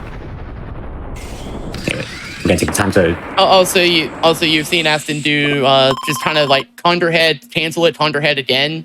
That is because that attack does a surprising amount of damage as long as we're like going backwards into him. Otherwise, we have to keep readjusting, and it makes us safer from the apples that'll absolutely hit us during that effort. Yeah, and you also might notice that I turned Kevin into Wing Bomb. Wing Bomb is disgusting in this game because it does a lot of damage, and you can easily destroy boss fights by doing a technique called Air Bomb Spam. Essentially, just So you go ahead. Go on. You don't. Oh, sorry. So technically, if you get close to enemy and you detonate the bomb and then pull another one out, you could basically perform this technique called Air Bomb Spam, which disintegrates the enemy's health bar like very fast. It is surprisingly difficult to actually fight. It's not a matter of just spamming it; it's a matter of actually timing it. And yeah, it's at a rhythm, and you need to be like a consistently fast rhythm. Not too fast, so you if you do it too fast, you'll not get the thing that you need. And if you don't do it fast enough, you will fall too quickly. Yeah, so it's basically just getting a rhythm down. Here's Bugsy. There's Bugsy. Again, Wing Bomb is very strong. Also, having elements on an ability actually raises its damage. I think it's by 20%. I think that's correct as well. So it's not only is it like just really good, it's also more powerful. Like if you can give your ability an elemental effect, you actually want to be doing it anyways, just for the damage and nothing else. Some are obviously better than others, like again, we've mentioned ice, or blizzard as the name calls it. That is the freeze effect to your attacks. It can freeze enemies if you're doing like little enemy mob rushes. That'll cycle those a little bit faster, and that you will see that in other runs of this game. Here's a wonderful instance of the AI being very stupid. Yeah, the AI is also very focused on dealing with enemies, and when it knows it's a switch, like you'll see like a little exclamation point, be like, "Oh, item," and then it'll finally do the thing. Unfortunately, sometimes they can still take a bit even then. Yeah. Unfortunately, do not ask me or Aston how we know this. Yeah, sometimes the enemies just have a will of their own, and sometimes that will is a giant thing to deal with. I'm gonna aim that the wrong way. I'm gonna get rid of Wing here. We're gonna swallow Kevin for a bit here. Nobody look. And we're gonna take Wing Bomb for ourselves, because Wing Bomb, again, is very strong. We're gonna be using it on TV here. We got to roll there. Yeah, that's fine. Hopefully. There we go. I'm wondering how long it takes. Anyway, it's time for everybody's favorite meme when this game came out, Buff DD. And if I could show this off... He is now swole. And you just see a little bit of the air bomb attacks. Yeah, unfortunately I didn't get a good one, but a brief period there, you was able to see that I was just able to spam it right there. Yeah, like I'm doing now. There we go. The DD's kind of not staying still for me to do it properly. But that's fine. Should be able to kill it in this phase. Yeah, trying to do this fight quickly is very difficult. And trying to actually do it, because you have to be a little bit on the lower side to the ground to make it work, and that is easier said. But we've done the fight. Yep. Everybody say hi to Kevin again. Yep, Kevin's back. Yep. And we're gonna see DD on the ground. Now, fun fact, for those who probably don't know, you can actually befriend him right then. You can actually throw a friend heart, and you can actually take him with you. Unfortunately, we're not going to be doing that, because there is someone much better. And DD, unfortunately, in this game is actually not that good, to be honest. Yeah, unfortunately, he on the one hand, he's very powerful. Like his hammer attacks are strong. It's good for the same reason his hammer is. Unfortunately, he himself is very slow in terms of movement and does not really help us at all on that front. Anyway. And we're not hurting for damage at all because, we have Wind Bomb. Anyway, we're on to World 2 now. You might have saw that I just opened up the stage list and just selected it there instead of going straight to World 2. It just saves a little bit of time there. And back to more wing movement. I mean, to be fair, Kirby was also, kind of had like a hand on. Was like, hey, you're right there, buddy.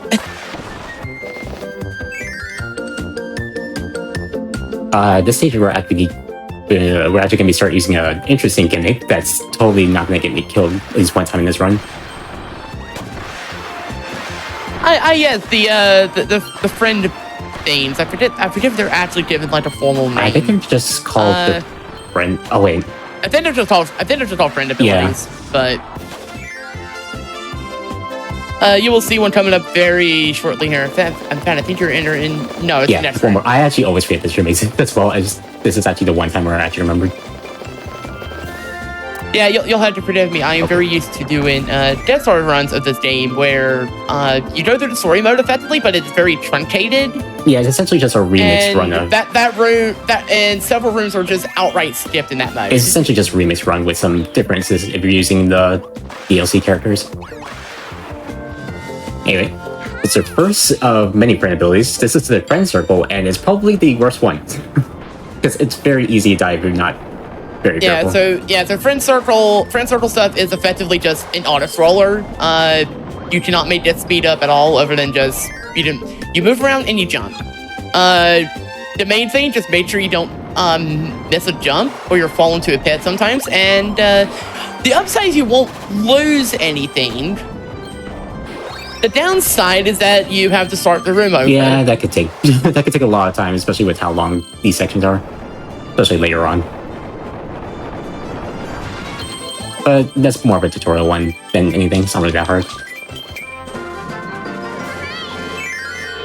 Yeah, that one's very much designed to just give you used to the idea. There's actually others that'll start showing up here. Like for example, there's the Friend Bridge, which you will only see I think maybe once or twice in the run. There's the Friend Train, which is also basically an auto scroller. You have a giant train hat, and it makes train noises as you jump. Yeah, unfortunately we won't see that one, which is a shame because it's actually one of my more favorite ones. Compared to Death Stars, where that shows up 3 times, and there's nothing you can do about it. So you just Friend Train a lot. It's actually been a while since I've done the. Although to be fair, they're actually kind of fun segments. There's a little more to them compared to Friend Circle. It's actually been a bit since I've done like Death Stars run, so I actually don't remember exactly where they put the friend trains. Keep getting close to these enemies. You don't want to be close to an enemy, or else you'll do that like one attack where you just circle around them. Yeah, plus the slight hit stun. Yeah. It's not a big deal, just kind of a just thing to watch for. I'm gonna take this part very safe, which is. Oh yeah, this can go very badly very quickly. You'll also notice that for Kevin there, you see the element thing is kind of like transparent. That is because elemental effects do not work underwater for most abilities. Yeah, does ice even work? I don't think ice works. No, okay. it doesn't. There is I think one exception to that, and that's if the ally in question actually just happens to have that effect in their attack. Oh, okay, yeah, that's what it is. So, for example, like if we had say a chili, they could still do ice. They would just do a small thing. Kevin, okay. Yeah, I saw it. Kevin got very close to deciding that he wanted to be a Parasol Waddle Dee instead. I was like trying to get off screen very fast before he touched it. Also, it's very important. You might have noticed that I'm just killing all these glunks, which is these like green things, because their attack pretty much instantly knocks out your ability. Don't worry. Bevan is doing their best as well. Oh yeah, Bevan's back. He won't be back for long because we're actually going to be using Plug right here, and we're actually going to be getting rid of Bevan. Sorry. It'll be Our friendship has unfortunately ended with Bevan, and Flood is now our new best friend. Oh, Gander.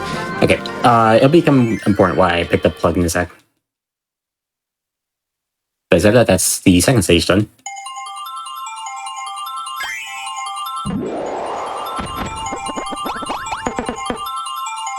But Flood is an interesting one because this is also the first game Flood showed up in after oh geez, how many years between this game and Kirby 64, the other game that Flood's actually in? Yeah, I think it was like 18 years when this game came out. That's a really like big callback apparently, which this game is full of. Yeah, this game is very much known for its fan service. There again. We've mentioned the Dream Friends. You saw those at the start. Each of those were added through updates, but also DDD, Meta Knight, and Bandana Waddle Dee were all part of the initial release of the game. So it's very much like an everyone is here kind of deal-ish. It's more like every game is here. Yeah, it's more like almost every game is like represented in some way, minus spin-offs. Like stuff like Epic Yarn wasn't part of the consideration. Unfortunate. Anyway, I went on top of there to actually hit the switches and just avoid going into the bomb route here. Just saves a little bit of time. And then come up here, we actually have a bonkers fight. I'm just gonna be spamming my feathers at. And the feathers the correct direction, please. Yeah, that tends to help a fair bit. One. Also, you see Kevin did some attacks here and there. Unfortunately, the AI isn't the most aggressive when it comes to attacking, so they're a little bit on the slower side. Also, I think that's our first instance of actually using the piggyback. Yeah, so we can actually piggyback off of Plug here. The sticky switch is a bit faster than normal. you're supposed to typically go around this room in a very like unorthodox way, but you can actually just use plugs to hit these switches and just skip along this room, which is exactly why we picked up plug beforehand. Yeah, plug having plasma means one the way plasma works, you shake the controller or you mash the D-pad a bunch, you'll charge up electricity, and the fully charged attack will actually just penetrate walls. So it's very, very useful for that regard, and admittedly probably the most we really see out of plasma as a result. Yep. But luckily there's no plasma mashing like in KSX. Don't need to destroy my fingers today. Anyway, there's a guy with a key here. It's basically just an introduction to these doors. And here we're going to be seeing our next friend ability is the friend bridge. Yeah, so this one does what it sounds like. You make a bridge. You see this one with the key? Get him across. That's the friend bridge. It's amazing. Amazing, isn't it? This one is optional. We don't care about it. Yeah, we don't care about friend bridge that much. It's basically just nothing. We do care about it if we're going for the collectibles. We're not for this run, so that giant puzzle piece is not one we have to worry about. We will be using friend bridge at least one more time before the end of the run. Yeah, there is one more time that it shows up, but thankfully that one doesn't appear often, and we don't have to worry about it because friend bridge the segment just feels very slow because you're just a bridge.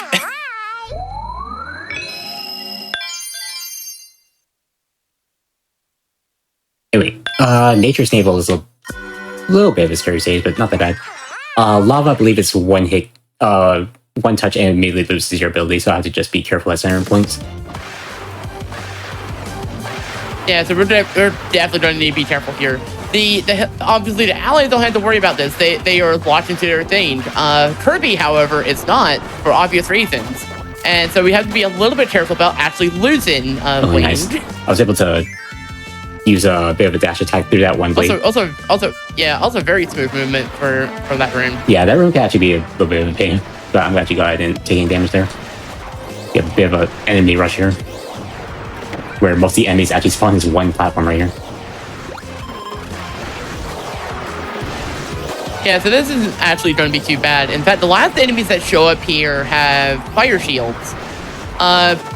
These enemies are instantly defeated if you have something effective against fire. So, wind, for example, will actually put out the flames. Also, water or ice will also immediately get rid of them. I forgot about this room. It's okay. So, sometimes you need that little validation jump. Yeah, my validation bonk. Validation jump is here for you. Okay, good. I was afraid I was going to land that lava.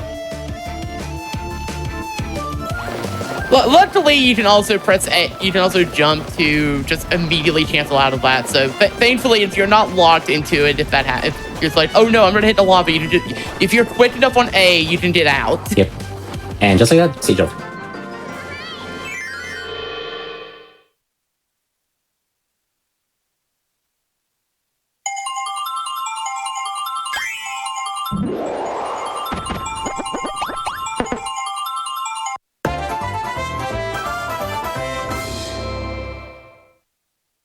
Coming up here is a stage that I think is the last friend ability that we're going to be seeing, or the last friend ability that we haven't seen yet, that we're going to be using this run.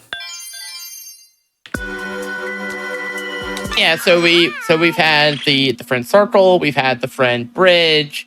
I mentioned friend train, even though it doesn't show up. And the last one is the friend star.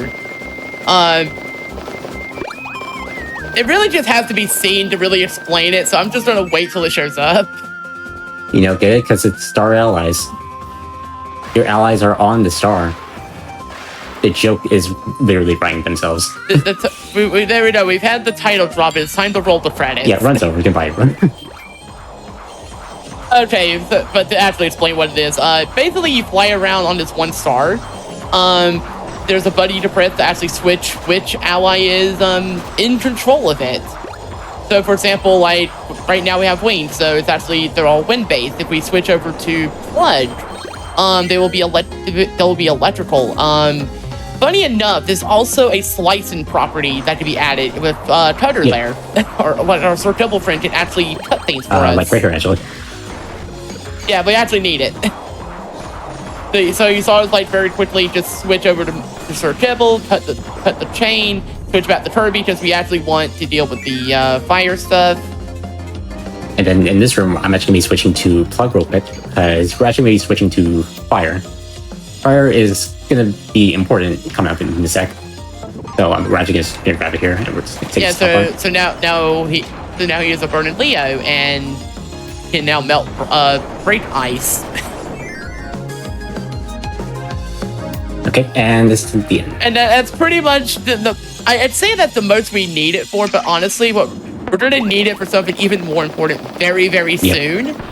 And then we won't need Burning Leo. Say goodbye to Sir Kibble because we don't need it, and say goodbye to Wing because we're done with Wing. Yeah, we are very much done with Wing from here on. We will not need it. And also, we will no longer need Kevin. No, we'll see Kevin at least one more time. Because I actually will take it too. Oh, right. Oh, yeah, also, people who probably just figured, I needed the Rabbit Sword. No, you don't actually need to. You can just go to Meta Knight. Meta Knight gets very upset about this and chips the sword, just like, fine, fight me anyway. That's another Easter egg that's kept over. Let me see if I can get this air bomb spam. This is probably one of the harder ones to actually do because Meta Knight is very tiny. Meta Knight is sized. That air bomb spam is really hard. It is probably the hardest boss to actually do that on because you have such a tiny window to do it. Also, weird elemental mixture property things with wind and fire. Alright, we got rid of Meta Knight. We're going to get Kevin back real quick and we're going to throw another one. And Meta Knight is now our friend. Meta Knight is going to be the fastest movement of this game for pretty much the rest of this. And we are going to... We love Meta Knight in this run. Yep. We love Meta Knight a lot. So what we're going to do, you're going to see this Burning Leo here. We're going to actually take Meta Knight, have him get Sizzle, and Sizzle Meta Knight moves. Yeah, it's kind of ridiculous, like the difference between Wing and then Sizzle Meta Knight movement. It's like night and day. Yeah, to kind of, I guess to kind of explain. So, anyone that might remember, say, Smash Bros. Brawl or some of the other Kirby games, like, say, Robobot's Meta Knight mode. So, Meta Knight has a thing called the Shuttle Loop, and he will glide for a little bit after he does it. Return to Dreamland also has this. But, more to the point, Sizzle Meta Knight flies in a straight line very quickly. He'll slow down near the end of it, so we'll actually have to kind of like stop it and redo it. But that is by far our fastest movement that we can hope for. Kirby can carry Bluster Bomb that just do damage on bosses, so we have like a great damaging ability for bosses. We have a great movement ability for the stages. What's not to love between this pair? Yep. Unfortunately, because of this, that also means that it's time to say goodbye to Kevin. Yeah, because we no longer need Kevin. We're going to be taking him for Wind Bomb, and we're going to be riding on Meta Knight's back for a lot of this run now. Yep. So I'm just going to inhale Leo real quick. Which Leo's unfortunately all the way in the back. You can stand in the middle of the first things first. Middle of these two. Yeah, because otherwise there is a chance you'll accidentally make fire. Well, actually, no. You can't make bomb fire because, well, it's bomb. Oh, yeah, sure. So there's no risk. It's just, he just gets in the way a little bit. Yep, this is pretty much the combination that we're just going to be using for the rest of this. Oh, wait, no. Wrong room. That is probably a typo, and I am sure that GDQ staff will fix that when possible.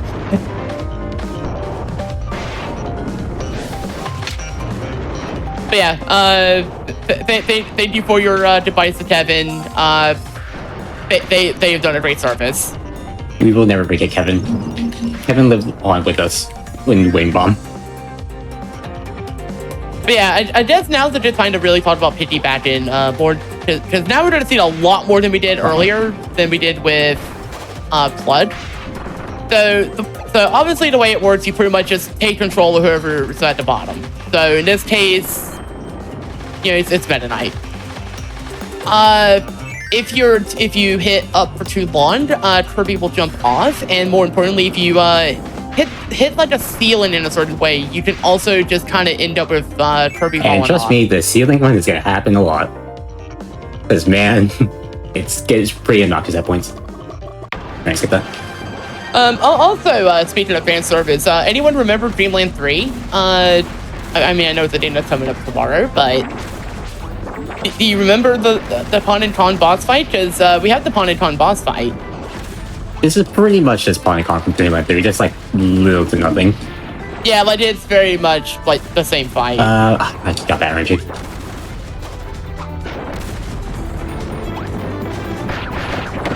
Oh, I thought you were gonna... Oh, spit slower. Now, for grounded fights like this one, like obviously if we're a little bit race, we can try to do air bomb. You can also just sit on Meta Knight and actually do like spin attacks with his sword, and those also do a lot of damage. Yeah. Especially with Sizzle, because Sizzle will leave like a ring of fire around him, and that also does extra damage. Yeah, unfortunately I was just trying to be a little bit saucy and try to get the wing bomb. We have now befriended Pawn and Con, and they're going to open this door for us. Yep, you actually need to friend them or else nothing will happen.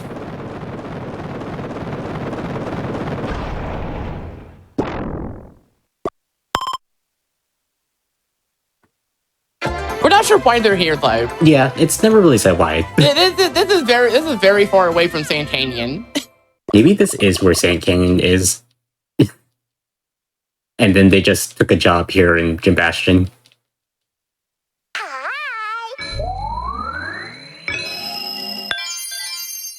Anyway. This ain't no Sand Canyon I remember. It doesn't have the awesome theme. Yeah, it also doesn't have Sand Canyon 1, so, I'm sorry, it's a 0 out of 10 for me. Time for one of my least favorite sets of stage coming up here. Because I have a weird tendency of just losing Wind Bomb here. So... Yeah, and if we lose that, it is a little bit hard to get that back. Yeah, so I might take some parts a little bit safe here. But again, just some single man night movement. You can just see here how absolutely crazy it is. Just comboing the like down stabs, simple slashes to just get down a little bit slower.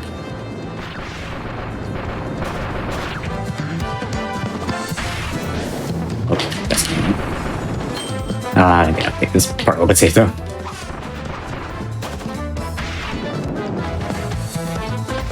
Okay.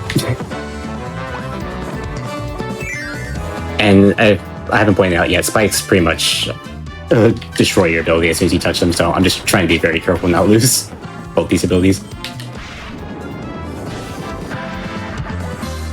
Anyway, here's a Bugsy fight.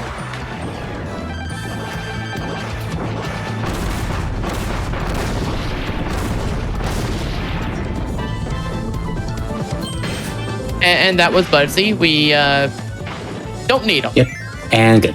Okay, the scary part's done, at least for the stage. I've lost Wing Bomb there so many times, so I wanted to at least take it a bit careful. No, that is understandable, because those spikes are mean. Spikes are pretty much mean. We brought up what Lava can do, and spikes do the same thing. And then this is pretty much the end of the stage. There's technically a friend bridge they can make here, but we don't need to. But we don't need it, it just gives us like an extra collectible, I think. Yeah.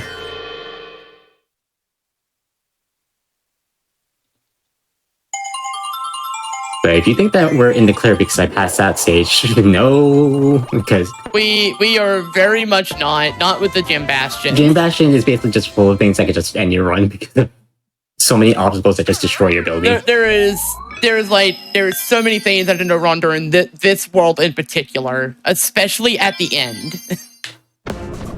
Especially at the end, we have like a giant friend circles, like a friend ability escape sequence. And then we have Like they Metroid escape sequence. yeah, and then we also have these obstacles coming at these next rooms that immediately destroy your ability. And I actually lost a run last night because I fortunately lost Wind Bomb here.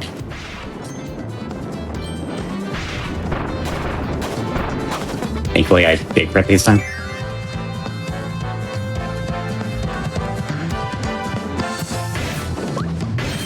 This room's... Yeah, so instead of like, yeah, this room has this giant slope, so it's a little bit hard to actually do shuttle loop at the start of it. So we do it at the during the second half.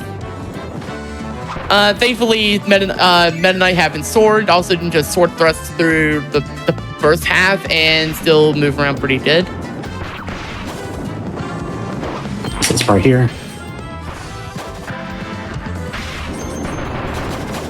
Good, okay. And then come up here, I believe is the boss. Yep. One of the big gimmicks of this world is that there's actually a boss like every other stage. This is where you're basically introduced to the three mage sisters, which are basically the character of this game. Ah, dang it. Okay, good.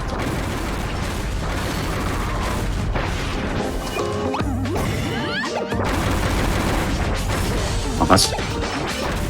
But luckily, Francesca is a much bigger hitbox. Yeah, so that's basically just a good showcase of how crazy Wind Bomb could be in this game.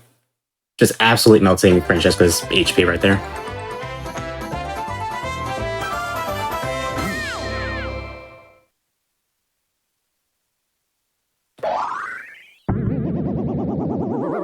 It is unfortunately a far cry from other showings of this game on the GDQ stage in any capacity. Like, again, Death Star is probably the big one that comes to mind with the Mage Sisters run. Francesca shows up actually pretty prominently in it alongside another of her sisters, Zan Partisan. And then there's Lamberge. Yeah, she melts ice.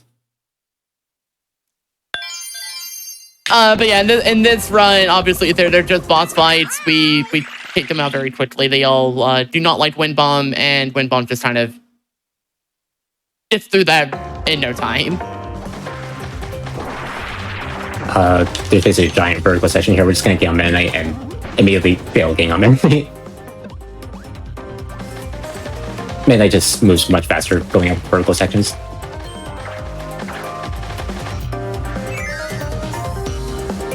This is basically just a breath of fresh air stage after like so many stages of the ability to lose the chance to lose your ability.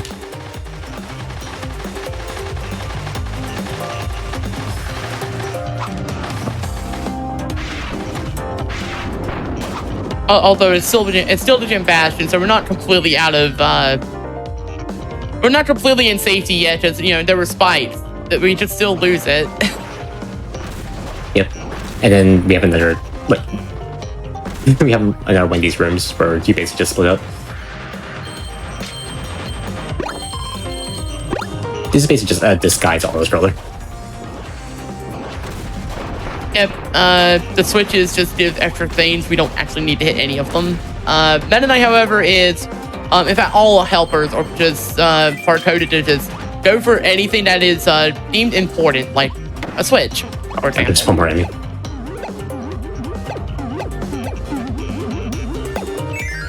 And then door right there.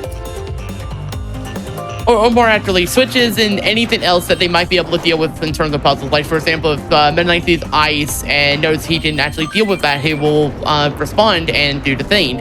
Or it's like, oh, I can cut this rope. He will respond and then just move to that rope and actually make sure to do it. Yeah, and trust me, that is a great quality of life thing after the likes of Amazing Mirror, where the AI Kirbys are not very good at doing any puzzles. Yeah. You also might have noticed I took that last part very safe. I just didn't want to get crushed because I think you lose both Midnight and your ability. If you get crushed, if you get crushed, Kirby dies, and that's you're gonna reset the room. You're gonna lose your ability. Meta Knight will no longer have fire. Yeah. And that's if he's alive. He might also get crushed. Essentially, just don't get crushed there. The only scary part of that stage. Don't get crushed though. You will cry. Anyway, that was basically a breath of fresh air stage after losing the chance to lose your ability. So here's another stage that could possibly kill your run as well. Yeah, I think this is actually the stage I'm thinking. Yeah, this is the stage where you have the escape seat. No, you're thinking next one. Oh, it is next one. Yeah, Okay. this is, Wait, no, that's Land Birch. Yeah, I'm sorry, I got them silhouettes mixed up. Also, surprisingly, while piggybacking, you're not subject to the ability essences, thankfully. okay, I almost forgot to hold up there. Again, these fights are very scary because they could just knock your ability out. And then you could just instantly lose them. But instead of that, that's pretty much the entire stage. It's pretty short. Oh, stealing.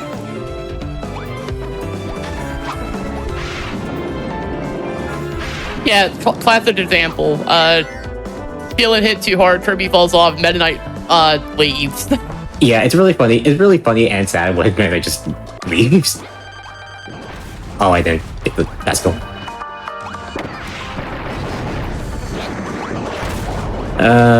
Okay, there we go.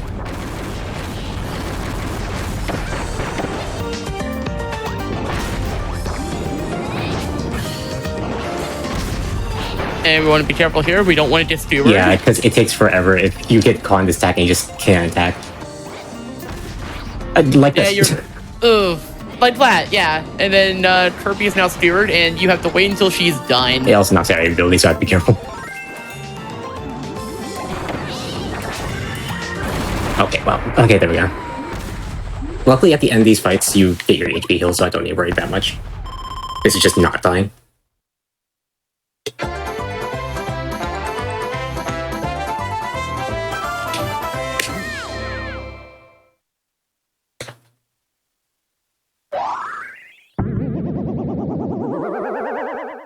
And also, we have to Harches. Yeah, this entire time, Taking off this with entire her. time, we just been chasing this one heart.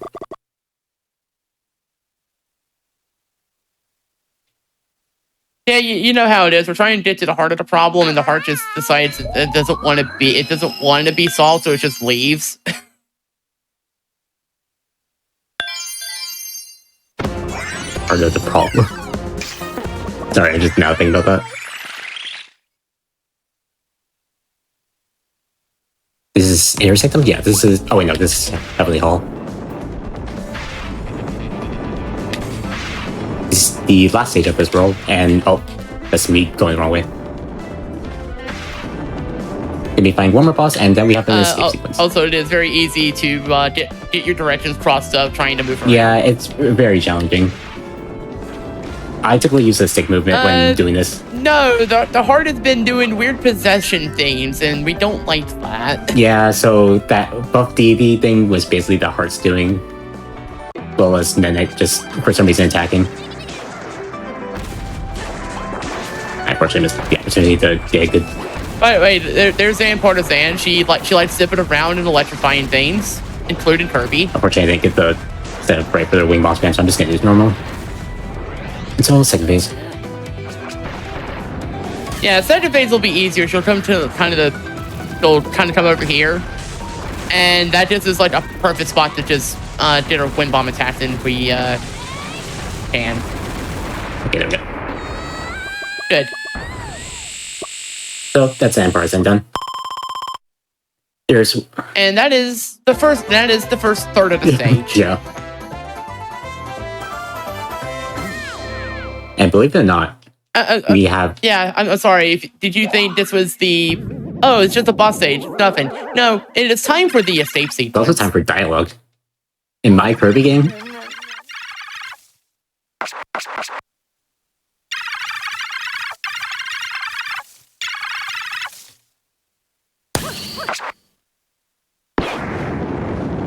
Yeah, so the Gem Bastion has basically been destroyed, and now we need to leave before it goes down with us. you know, maybe that's why all these fortresses are just easy to destroy. One poke basically destroys them. Also, we actually need 4 for this. I mentioned friend abilities. We're going to be using friend abilities. Lots of friend abilities. Such as the friend circle, and this is the part that probably sucks the most. Yeah, this is... maybe it's just me, but this is where I got a lot of my deaths the first time I played this game. This is the part where I died a bunch also. But yeah, now we're having to go through this in reverse. As things are trying to fall. So like you see the platform, yeah, you see that platform. Yeah, we need to be quick or else we're going down with it and we're dead. Upside, we don't lose anyone. But same thing for I forget if Kirby even. I think Kirby loses his ability Kirby loses the still. ability, I think, if you die with a friend ability. Yeah, so it's not so bad if we die, but it still kind of sucks if we do. But again, this is just one giant off-scroller to the very end. Or at least the friend circle part is. But upside, we're actually through most of the friend circle part. Yeah, I think there's like one more section after this and then we're done. Oh yeah, now we're actually going through other parts of the Jam Bastion that we've already been through. Yeah, remember this? We've been through here like 5 seconds ago. I almost messed it up. And that was almost a death.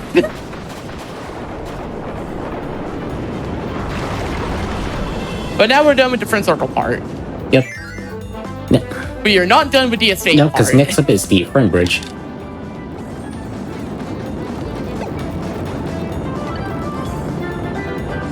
Hopefully I timed that correctly.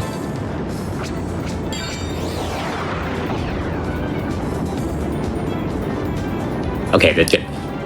So you might notice that I just wait for like a good few seconds there.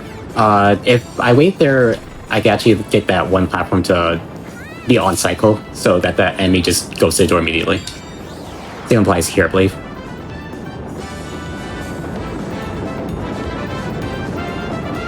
Okay, now we're fine. Yeah.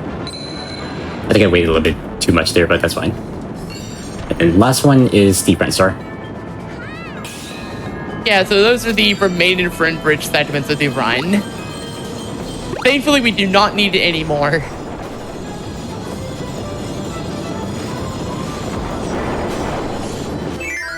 We're also pretty much in the clear once we get friend star, because nothing else. Actually, once we're through friend circle, nothing else can really like mess us up. Yeah. It just wastes time. What friends do I have? I have 2 beetles. Okay, so I'm gonna have to grab the ability. Yeah, two beetles and a meta knight. So I'm actually gonna grab. We're gonna turn to beetle right here. I'm actually gonna grab Spark here because we actually have some water enemies coming out that's more susceptible to electric attacks. Yep, those ones. They get electrocuted. Basically just everywhere in this arena, so it's good to pick it up and just do more damage.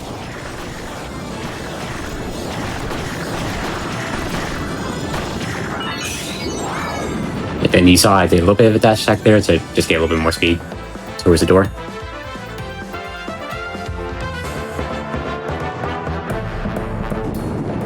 But listen, this game is very much about getting by with a little bit of help from our friends. And then this is the last section. Just go here, and we're in the clear. Oh yeah, we also weren't safe. We just still get crushed. If you don't move there, you're gonna get crushed.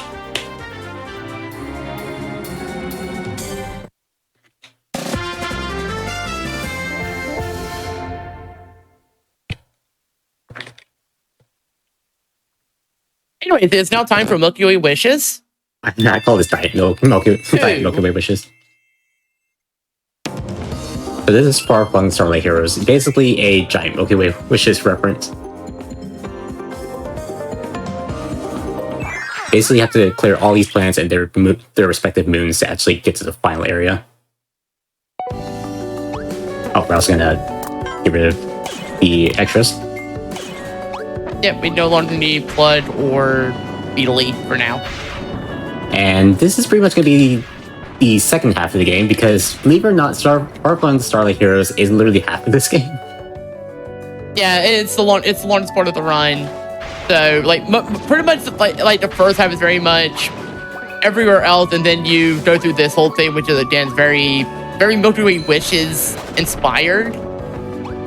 Like, you have, like, the giant world, you go through planets and stuff. The planets are I think the planets are even somewhat themed a little bit similar to Milky Way, which is a bit. Not one-to-one. Not completely, but enough to say, yeah, I'm just trying to see the reference. I'm not trying to do this, I'm trying to get to the door.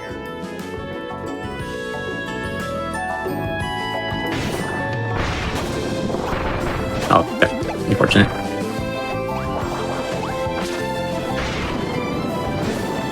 Oh, also, it didn't come up earlier the last time we had candy, but when we did this tea, we need the tea anyways. Oh, I'm picking up a bomb. It would help if you picked up the tea. But we're going to do this tea, we're going to go back to this chest, get the candy. Give it the Meta Knight, because our friend deserves it And watch how fast we zoom here. Watch how fast we zoom, and also watch how fast the mini boss is going to melt. Because fun fact, candy melts bosses. Okay, be careful with there, because I accidentally... It never shows up anywhere else. Anytime you kill a boss fight, they drop their, like, ability essence, and I accidentally grabbed that while practicing. So there you go. Yeah, that's the other way you can lose it, is it's not through, like, a hazard, but also just Kirby grabbing a hat. And, Kirby has grabbed a hat, and it is now using suplex. and there's your that stage done. So coming up here, we actually have the moon for this planet. Every planet basically has a moon that is basically just a boss fight.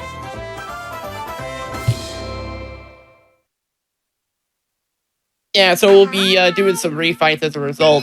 For example, we have refights with the Mage Sisters. We have refights for like basically everything except for the Dream Friends. And one other fight.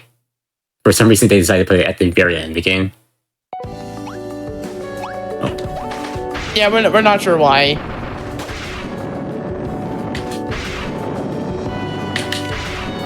So we're just gonna do some Sizzle Magnet movement here. Anyways, what if I told you that Wispy isn't the only Wispy Woods? What are you talking about? Oh wait, yeah, I understand. You're talking about King Golem, right? No, I'm talking about Wispy Woods. He's here too. How they managed to move a tree to a different planet is actually pretty impressive, but... Oh, also, we have Wind Bomb, so Wispy's not gonna last. Yeah, there we go. So that was Wispy. It was so easy that I could definitely do it again. Really funny you mentioned that. Would you like to do it again? So this is Yiggy Woods, I think it's called. Yeah, this is Yiggy Woods. You know, the elder version of it. It's still basically Wispy, except now we have other references. Yeah, but just like Wispy, it's so easy with Wind Bomb. He's a very worldly tree, you understand.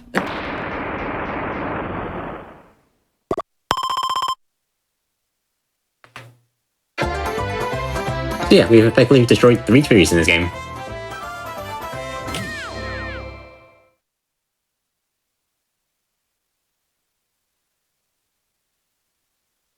And it comes up here as the water planet, Mist Team. I'm gonna take this planet very safe, because just like in the previous water stage, there was glunks in the water, and if you lose glunks, if you lose your ability because of glunks, it's painful. It's gone. It's gone, that's it.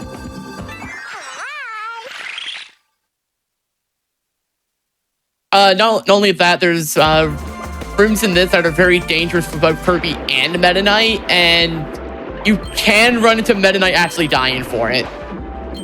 Yeah, this is pretty much the part of the run where you kind of have to be a little bit careful with your health.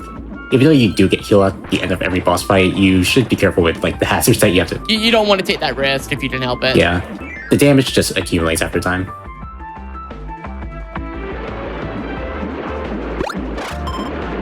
As you say, I'm just going to kill Meta Knight right there. Give a little bit of an enemy rush right here.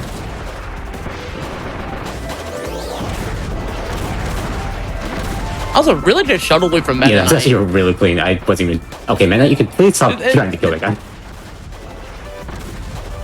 And then the AI in this game isn't the best, but sometimes it actually just does something really amazing, and it's kind of a part of the run's charm. It's just sometimes they're good. Sometimes they're good, sometimes they're dumb. That's why we like this AI. Sometimes.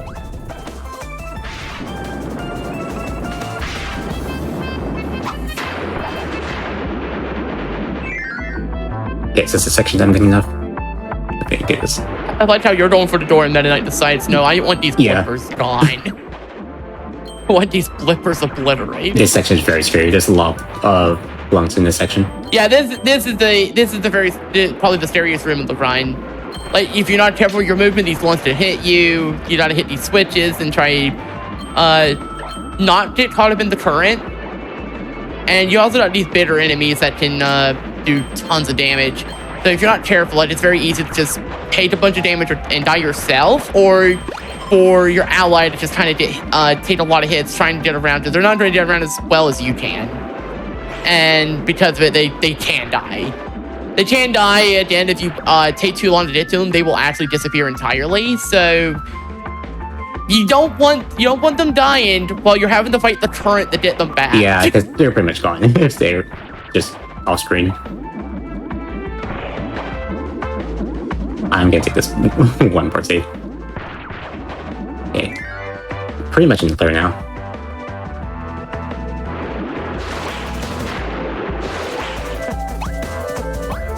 And now that we're finally back on dry land, we're going to not be on dry land anymore, and we're going to play the forest lava. Yep. We're gonna get back in the water in just a quick second, because we need to hit these bomb blocks. The water is not lava, so we're fine. Unfortunately, we're now having to touch... Never mind, I'm done with the joke. The water was lava. The floor was lava at one point. It hasn't been for a while. Anyway, this is pretty much the end of this stage.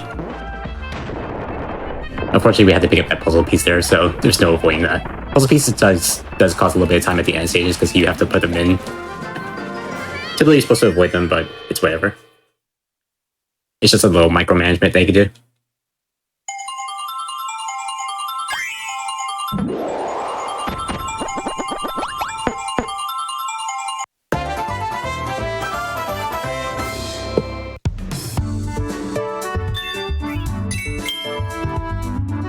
So we have the Moon Cruises planet coming up next.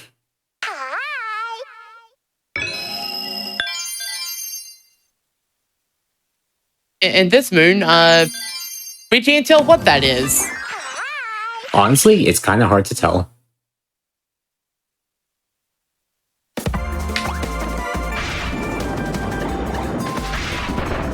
But same deal though. It's just a very short little room of hazards to get to the boss, and we fight the boss. Also, we do not want to hit those corners. They will make us lose our ability. And that'll be GG for the wind bomb if that happens. Yeah, I haven't been talking about it yet, but if we lose wind bomb, it's going to take a lot of time just to get back, because we have to get wing and auto bomb and combine those. So it is a process.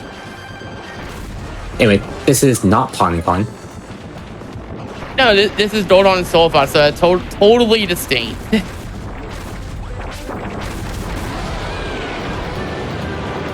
So they're actually a little bit different. They do this like separation part. Yeah, they also do this. Yeah, they also do this tower thing where Silva's just kind of And melt. hold on, melts. Meta Knight over here just Meta Knight actually put up a fight with them. That was actually very clean. I don't think I've ever had a fight that clean.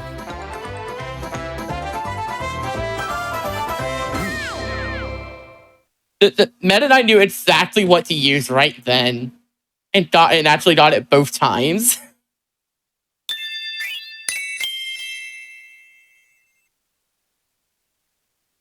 It is very rare for Meta Knight to actually.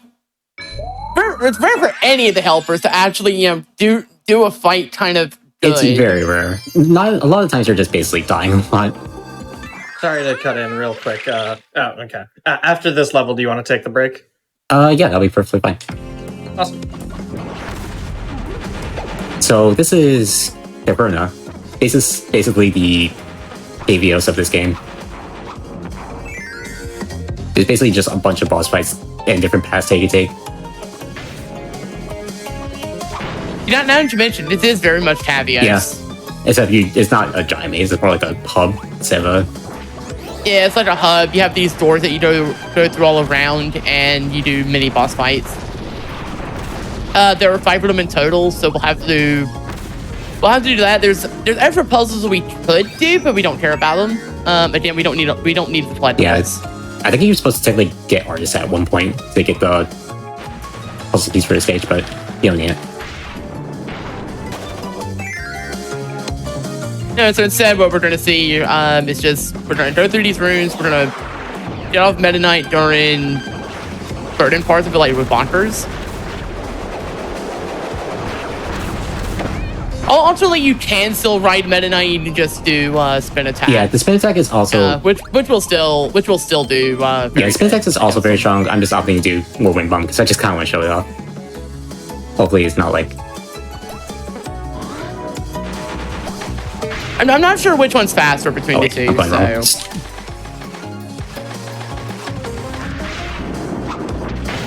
Both are pretty fast. It's just that I just opt to do wind bomb because it's more cool to do.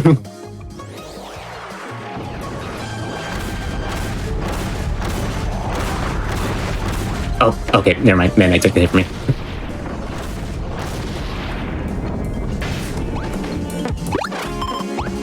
Very much canon Meta Knight behavior. Yeah, actually.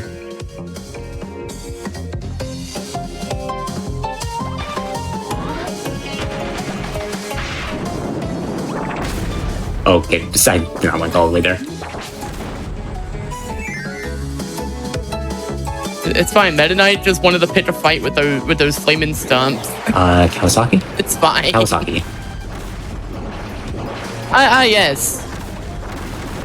Yes, another lovely friend that'll be showing up tomorrow.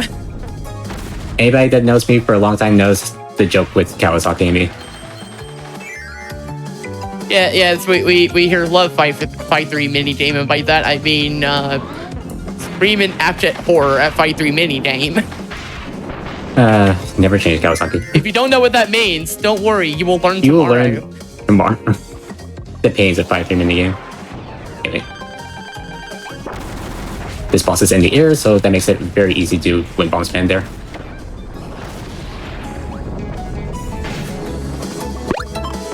And you almost wrapped I know. I was playing with fire there. Anyway, that's... I mean, you've been playing with fire all run. Oh, you're so right. I'm playing with a paintbrush. You've been literally riding... Yeah, you've been literally riding on flaming wings. Yep. So that's basically covering it right there. Just gonna get this technical game, and I think that's it. Yeah, we have the boss after that, but we will do that after the break. Oh, right. I have puzzle pieces, right. Okay, cool. This should be good. Time for a break. Awesome. Yeah, so during these longer speedruns on the hotfix, we like to take breaks every hour, so everybody can get up, get some water, anything they need to do, stretch. So we're going to take a quick break, back in a few minutes with the rest of the run. We are showcasing a bunch of different Kirby games, and we are in the middle of a Kirby Star Allies run. I will hand it right back over to y'all whenever you're ready, just if you want to just give a quick 3, 2, 1 countdown. Cool. I'll just count down. We'll just continue on. So let's continue in 3, 2, 1, go. Okay, so we're actually going to skip that move for now, because it'll be a little bit more helpful later on. And it'll make more sense later as well. But for now, we're just going to go on to Prozac. Basically just the Ice Planet.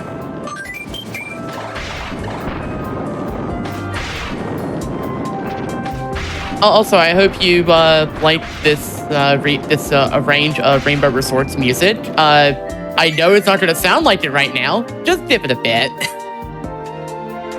I'm only now piecing together that it actually is Rainbow Resort. I never noticed that.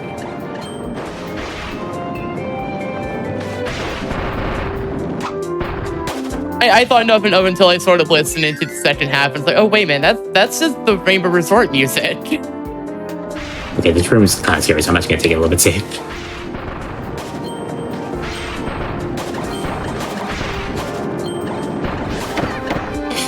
Okay.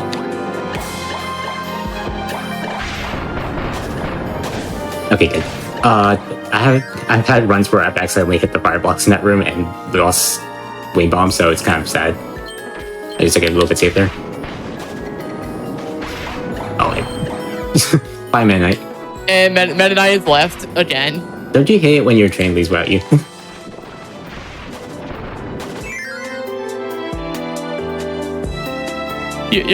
Your point of view, you're Waddle Dee and you're late for the friend train, and the rest of it is left without you.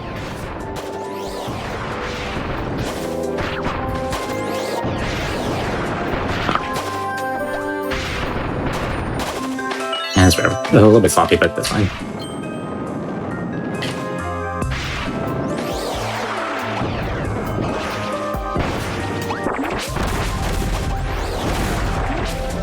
So I see somebody is crocheting.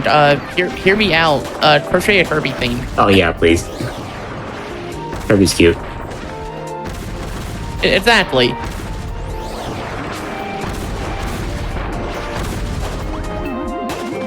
Anyway, that was the ice plant. There's nothing really major in that one. Just avoiding certain obstacles that will make you lose your ability. But yeah, it's mostly just make sure you don't go into the spikes and enjoy the cozy music. Anyway, we actually will be going to the moon this time.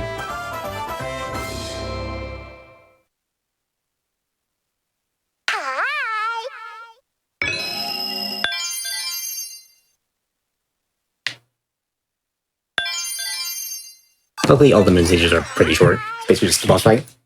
And of course, if it wasn't obvious, we're basically fighting Francesca again. Oh wait, this is the wrong part.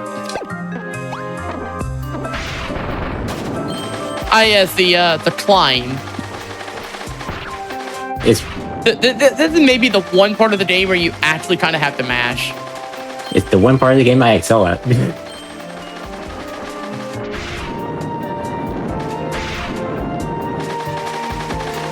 It's just one giant vertical room there. Yep, and then we have our boss fight. Francesca's back and is very much upset with us. She's very close wing bomb. Okay, I guess we'll take it.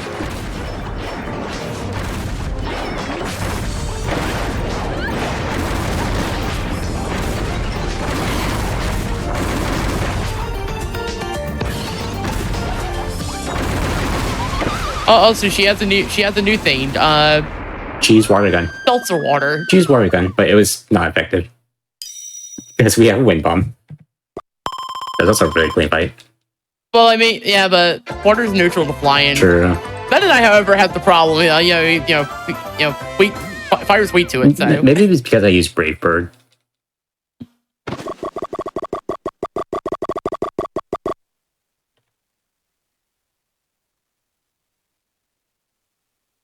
Anyway, it's everyone's favorite planet coming up here.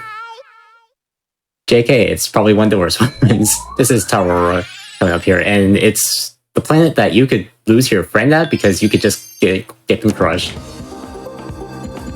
Yes, that one stage with the slide and block rooms. We love the slide and block rooms. Yes.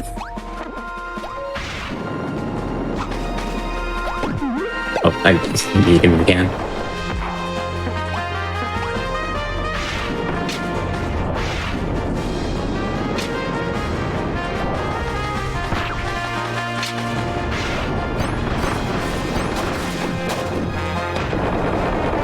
Made short work with them because they have ice shields, and Meta Knight just kind of melts those immediately. Yep. Ratchet gonna let Meta Knight basically be smart for once and burn the battlefield, so Frosty's actually a little bit weaker. I need to find Wing Bomb. Where is it? There's way too much happening on screen there. You found it. You found it. You're fine. Here we go.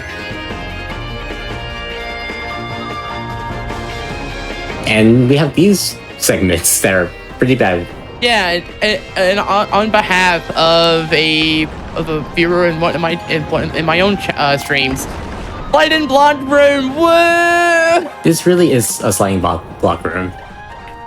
You might notice that I'm piggybacking off of Meta Knight we've been doing that for a while, but I'm very sure that I do it in this part. It's more important. It's more important here because sometimes the helpers get stuck, and that's bad news in the room where they get And crushed. sometimes they're also just very stupid and just walk under it either way.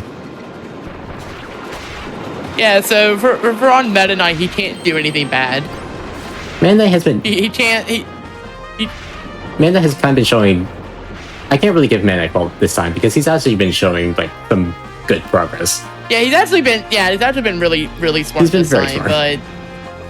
but there can be moments you don't want them to happen, so it's just safer to just ride on him and commandeer him yourself.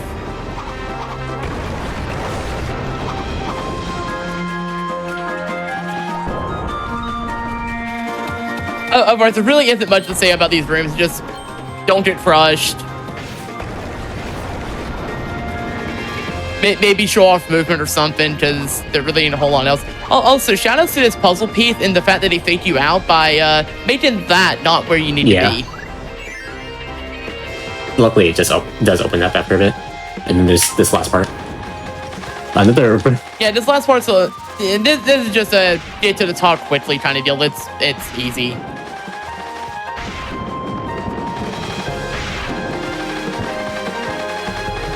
Another vertical shaft right there, but we could just mash the B button and just fly all the way up. It's a bit of a scary stage, but nothing too bad if you're just being careful.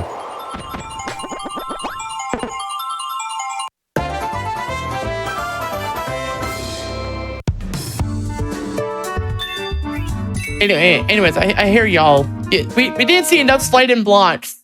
Oh, don't worry. There'll be more sliding blocks for that game. Oh, trust me, they will.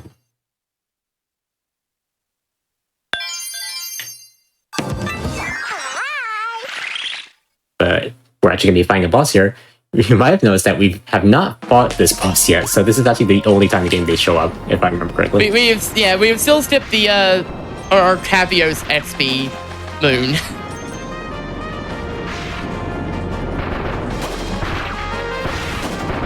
I'm just gonna go over here. And we're gonna say hello to Krakow, because apparently Krakow's in this game suddenly. Yeah, so this is Krakow. That was Krakow. That was Krakow. What's better than one Krakow? Krakow decided though, clearly one is not enough, so I'm gonna be two of them. We got a 2-for-1 deal with Krakow's. Unfortunately, that means there are double the hitboxes and double the fun. Which also means we can just... Oh, we can mess it up. That's what we can do. And Man Knight's just... Did in a bit of a shower real quick, it's fine. Yep, there we go. There we go. Complete die. There we go. Or not, okay. Okay, a little bit sloppy of Krakow, but that's fine. We basically showed off. So TLDR, Wind Bomb is disgusting. Absolutely just melting Krakow's health right there. Yeah, I wasn't chaining with the double hitbox thing because those explosions when they got very close, the explosions hit both and effectively do double damage.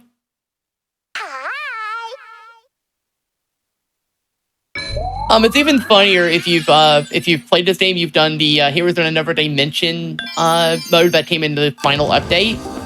Because that one, there was a parallel version where it starts as twin Krakow and then becomes one really big Krakow. Yeah, I do find that. That's kind of funny.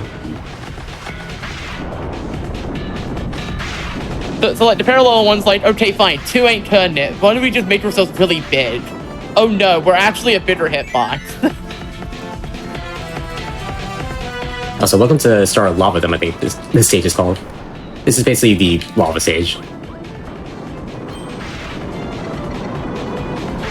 Again, we have Sizzle Midnight, so we're just gonna be smoothing on by. Since we're in the state where we're just doing this shuttle loop attack, we don't need to worry about the meteors, as long as we just don't stop.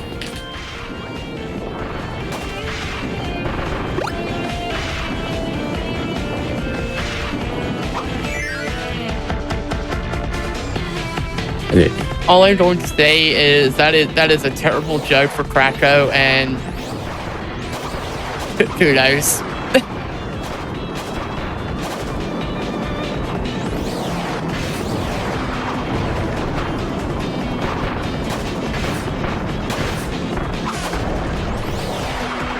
get off of mana here because we have another Kawasaki fight. But again, wind bombs ran and not messing up there. But that's fine. We're actually gonna Also decent stuff from Meta we're gonna Knight. get Kawasaki here because Kawasaki's gonna get all these enemies, and then we're gonna And then we're gonna Here we go, just dismiss him immediately. it just despawns all the enemies, and you could just get out of that room much faster.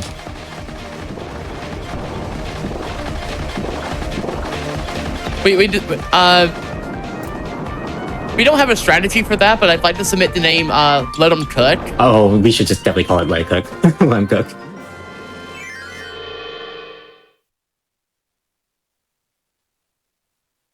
Hey, wait, that was Star Love with them.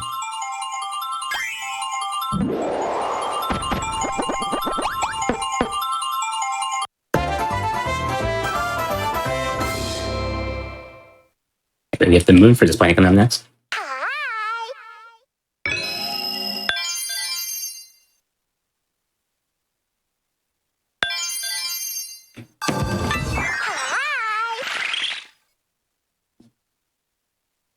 And of course, we're going to be fighting a Flambridge at the end of it, because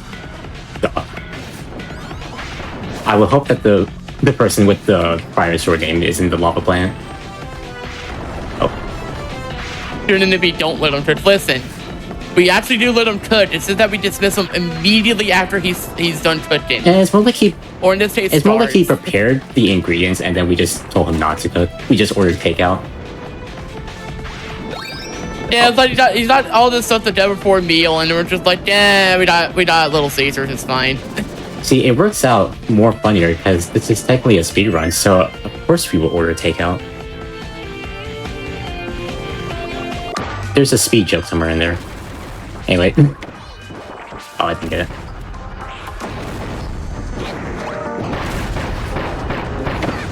Your speedrun done in 30 minutes where it's free.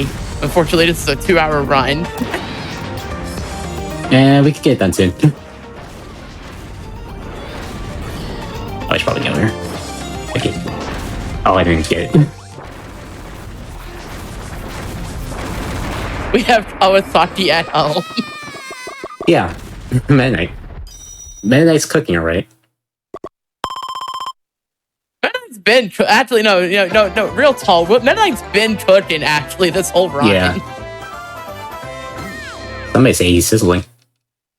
Like somehow the AI Jade has not been what it normally likes to be. Anyway, you might notice that I skipped the planet, or skipped the moon. And we're actually going to do that right now. Oh.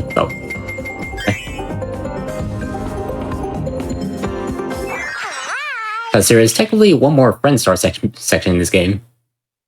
And we actually need to get the party members for it. Luckily, they're right here.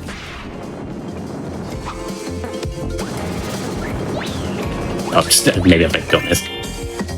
Just gonna grab that Surf Kibble and this Burning Leo.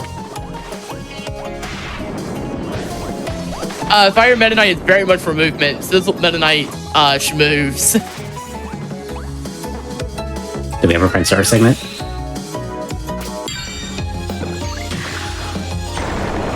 Just gonna get you.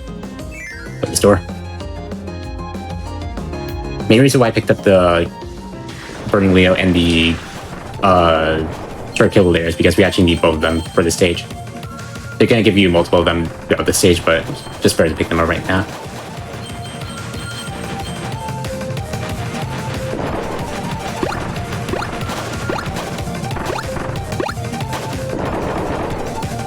And of course, with the candy, you don't need to destroy all these blocks. You just literally run into them.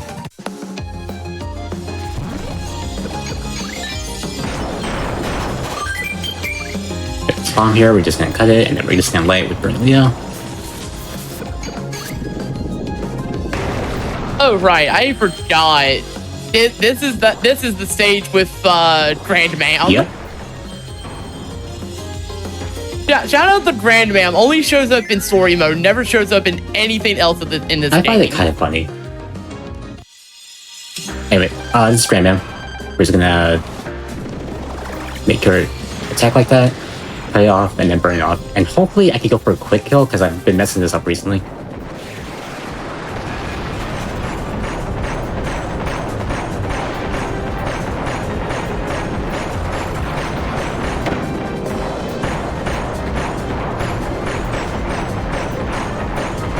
I believe Meta Knight is currently one hit off.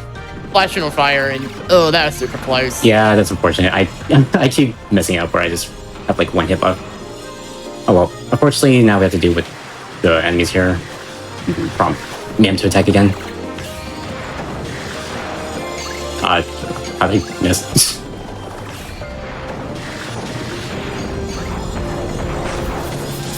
Yeah, kind of unfortunate, but it's whatever.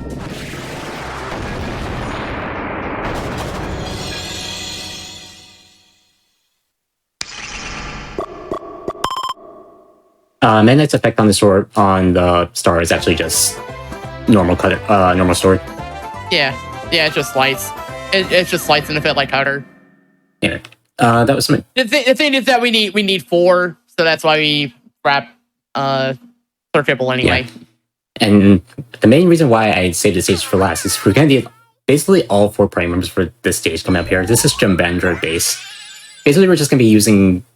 It's basically just a giant enemy rush along with some friend ability segments. So I'd like to... Yeah, so since we already have 4, we don't have to worry about trying to grab them there. Yeah. Just saves a little bit of time there.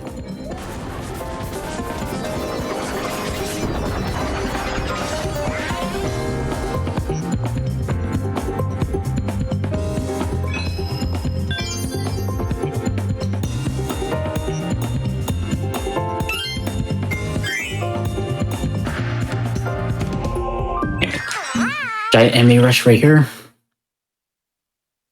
This stage actually takes a bit if I remember correctly.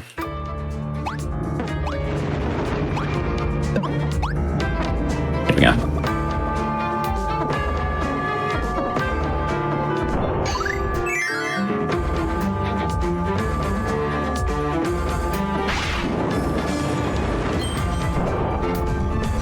Fortunately, we can't dash because we have to wait for these blocks in the barrier away.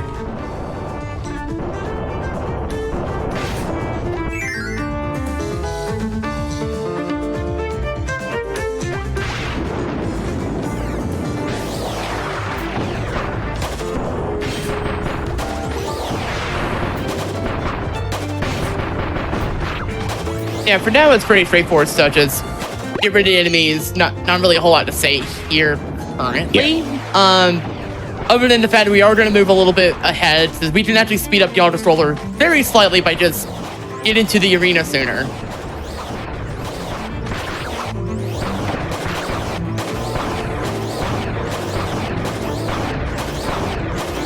Oh, I messed up. Oh no, there we go. I just don't want that crash bomb to explode on me. Yeah, we also want to be real careful here, because it's very easy to just kind of fall. Yeah. Oh, I accidentally. That is actually kind of okay, because we didn't die. Yeah. Unfortunately, I can't do the show up here. But it's whatever. We're just gonna be here.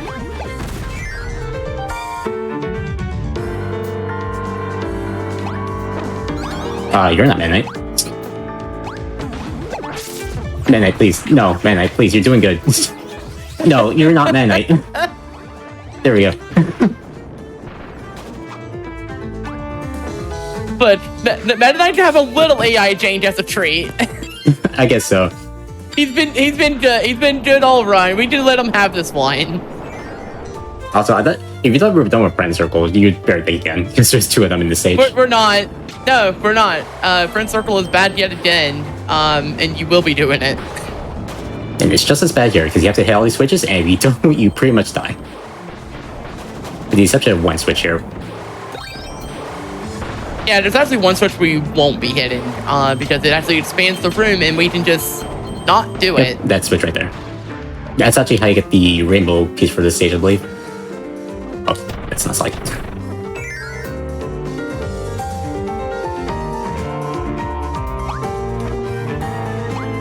Anyway, I was trying to get Meta Knight, but I guess that won't be happening. Not right now, anyway. Yeah, that's fine. We'll just take this normally.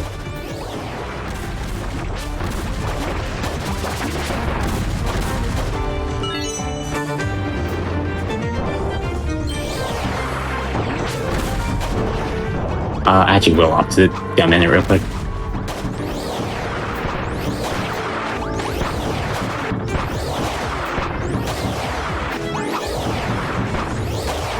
Just so I can make this part a little bit faster.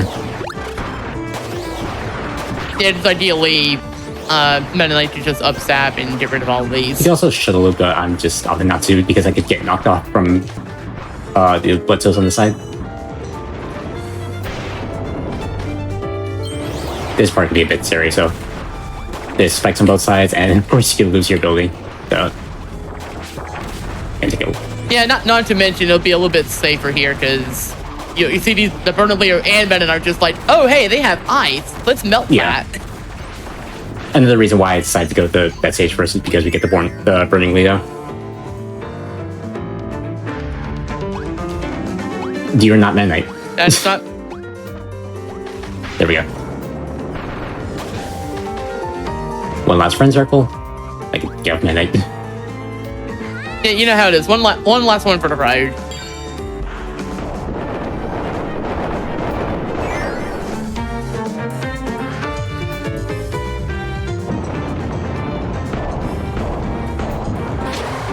Again, just have to health switches.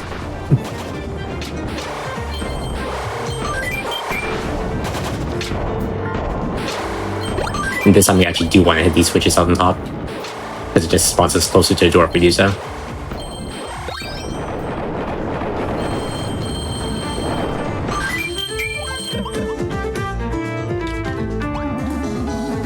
We love when the one-up sound actually manages to bleed through the headphones. Yes. It's even funnier when you get two one-ups at the same time, which is super easy to do in this game.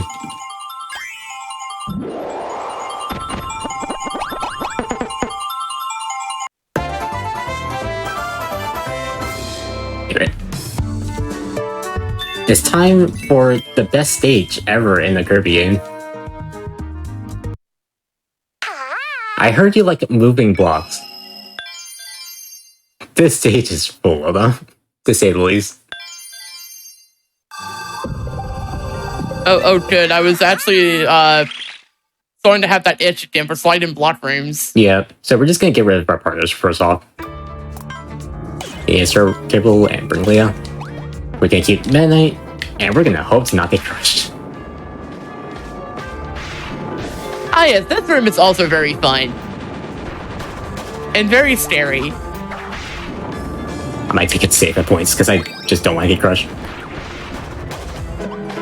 Yeah, there's the last one I think in this room is very it's very easy to just die there. Yeah.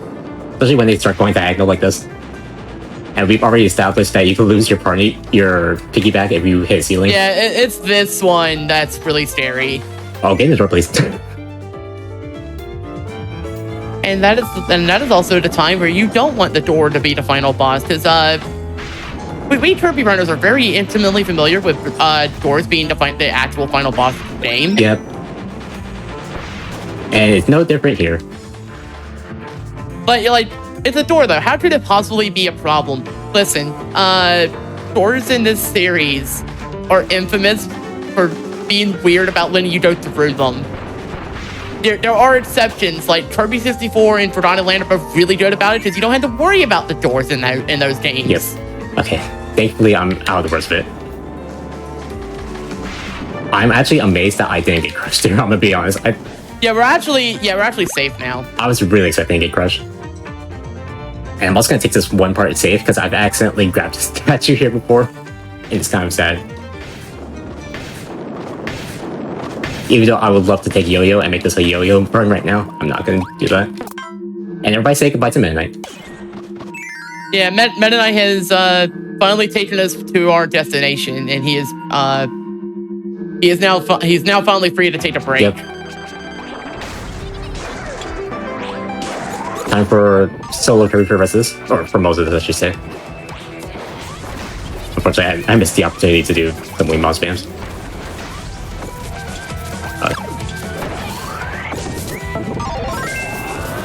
Yeah, unfortunately, Zan's a little bit rough to do this on sometimes. Okay. Yeah. Doors are very much the Kirby true final boss. Oh, I didn't get it. Okay, that's fine.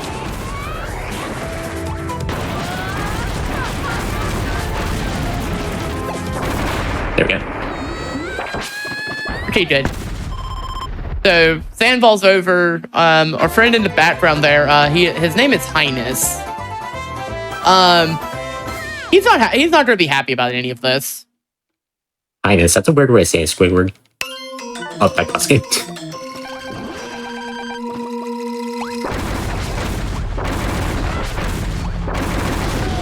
Do this and then this. Now he looks like this. Oh. By the way, he can use friend abilities. Yep. So now he's going to use friend circle on you, offensively. We're just going to drop a few bombs in his way, so he just kind of hits them as he runs around. Yep, there we go. And there we go. Oh well, I keep pausing the game. There's also like a whole scene where he drops a bunch of lore. If you want to know that lore, just Oh, guys, Kevin's back. Yeah, also Kevin's back and he's green now. Kevin is with us in spirit, but he's also here as well. But yeah, we have one last friend ability, the Star Allies Sparkler. I should forgot what this name was called for a second. And now the game has turned into basically an arena shooter. Yep. So this is basically the final battle. This is Void Termina. Yeah. If you're familiar with Kirby and shoot 'em up segments, this basically kind of is one. Also, this section is actually called Kirby Star Allies. You know, the actual. Yeah, you get actually roll the credits now. Unfortunately, the credits are not rolling. We have this fight with Void Termina. Void Termina is a thing. There's a lot of Kirby lore attached to this thing that connects a lot of the games together in some way or another. I will not elaborate because this is not the place for that. Yeah, we'd be here forever if we start talking about the Kirby lore. We would actually be here for hours. So, in the interest of time, very important to Kirby lore if you care about it. But to the point, we move around this giant arena. He has these little eyes that open up as like weak points, and we have to fire attacks at it. Charge shots are our best bet, and the closer we are, the better we do. So we want to try to stay close enough to the attack come out sooner, and also far enough away that we don't get bodied by his attacks in the process. And of course, there's 5 segments: the one on the head, the one on the 2 arms, the one body, and the one in the back. And now the head. These swords are actually random elements. They can be sizzle, sap, or oh geez, I'm trying to blizzard. Yeah. So fire, electric, fire, lightning, or ice. Of course, based off the mage sisters. In this case, they pick fire. You can actually deal with the fire and ice ones if you have the ability to get rid of them. We don't, we don't because elements aren't applied unless the ability just has it. Anyway, just gonna do some wing bomb spams. Also this is basically the heart. So that's the actual thing. Yep. That thing's actually very scary because there's these little drops that can hit you. There's this little weird sign that comes out. If it hits one of your allies, it actually brainwashes them, and they will attack you. The only way to stop it is to either befriend them again with a friend heart or attack them, which will instantly kill them. Yeah, so that part could be very scary if you're trying to keep your friends alive. And you need to actually keep them alive so they won't disappear if that happens. Anyway, another segment with another part where we just have to destroy all the 5 segments. Yeah, kind of the same deal. We also have this bit attack. This just wastes a bunch of time. In story mode, there's nothing you can do about it if you fight this on the arena mode, the ultimate choice. There's a version of this called Soul Melter EX. In that version of the fight, all of the spots show up at once, and you actually want to space it out so you can get rid of another part right as he's trying that attack. Yeah. Honestly, this fight is a lot more interesting in the Soul Melter difficulties. In story mode, it's actually just kind of a breeze. Yeah. Also the music for this is really good. It's like it's an actual like a 4-act theme. Yeah.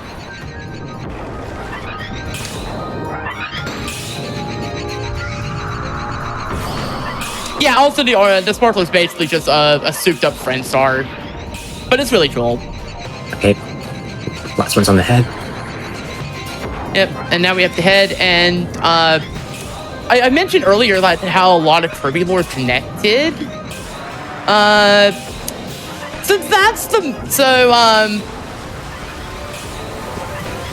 Actually, no, it's not that one. But there's another attack that comes out a little bit later. Hopefully. Or it might be in the high... I might be thinking the other versions of I think the it shows fight. up here, but I think I might be going too fast. Oh, yeah, it's right there. Yeah. Oh, there it is. If you're not familiar, that's the Master Crown from Return to Dreamland. Yeah, just shows up there. Just there. Shout out to that danger. That will be the next one after this one. Yeah, learn more about it in that next run. Yeah, learn more about it when Hybrid does that run. I can't wait for Hybrid to drop the Kirby lore next run. Yeah, also, this is Void Termina proper. We don't need the friends anymore, and honestly, for the better, because those that attack there also brainwashes. Yeah, and also you do a little less damage if you have all the friends with you, so might as well get rid of them. Yeah, you might as well just get rid of them. It's just safer. Like we've already got him under half. Fortunately, This is very quick. yeah, fortunately, I'm messing up wing bomb spam a little bit, but almost there. There we go. Almost. Okay. So we're not quite done with the fight. We have one more little bit. We have a bit. We have the traditional like fight back section where you have to mash a button. Time is actually going to be when the laser passes fully through Void right here. Yeah. So We have a couple of these. yeah. So also it takes on like a dark matter appearance. So even more Kirby lore. Right now we're going to do that. Yeah, spin. It's going to send it back at us. Stick. Now it wants us to rotate the stick.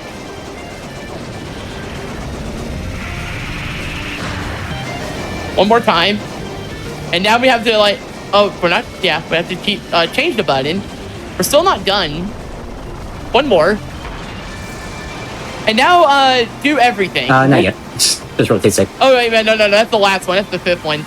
Yeah, this one's actually rotate. I think the last one's just press all buttons. Yeah, the last one is like, yeah, everything.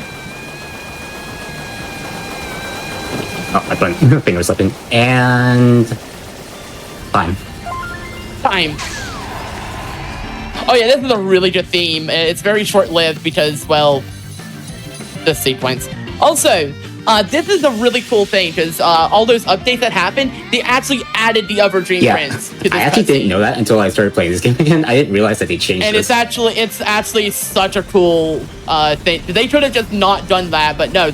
Every update they named on, they added the new friends. This is the final version of that cutscene. There's actually an extra stage that you can get in story mode that's not in this run. That also changed dynamically with the Dream Friends. That was really cool. If you do that stage, it actually plays green greens on your controller. Yeah, it's so cool because they use like the HD rumble function to actually do something really cool. Yeah, they use the HD rumble. It actually plays green greens, and it feels like sorcery every time it happens, and it's super cool. It's still probably my favorite use of the rumble in any game to date. Yeah. But yeah, that was Star Allies. Star Allies is literally like a giant love letter. It's actually a really fun run, but reception is a little on the mid side otherwise. Actually, if you want like a shorter, like a version of this, but it's shorter, like Death Stars is a really cool run. Yeah, also. I can easily recommend Death Stars if you ever want to pick this up because it's basically like if you want to basically just a if you want to learn Star Allies but bite size, do that. But story mode is also really fun, obviously, because Wind Bomb and Meta Knight Name a more iconic duo. Yeah. Also, never forget Kevin. TLDR. Yeah, because Kevin lives on. Okay, last few things. Major shoutouts to all of the Kirby speedrunners. They're awesome. Speedrun Discord, and I'm Aston, Glitch Aston. I do Kirby speedruns here and there. I'm mostly focusing on Epic Yarn at the moment and the future Triple Deluxe, but yeah. Yeah, because we're also like preparing for our series relay at the end Right, of the month. Yeah, several of us are in that, myself and Aston included. As for I guess myself, just briefly, Bean Queen Soul, you can find me on Twitch, Twitter, Blue Sky. Just stay tuned for the next run, and also tomorrow when I do Dreamland Trilogy, I will give bigger shoutouts then. Yeah. Anyway, I hope you all enjoyed. This was really fun. Thank you all so much, and have a good rest of the showcase. Yeah, thank you both so much for being on, for showcasing this wonderful game. Had a blast with the run. With that said, we do have more for you tonight. We have one final run for you. We've got Kirby's Return to Dreamland Deluxe. We're going to take a quick break and we'll be back with that run. We'll see you in just a few minutes, everybody.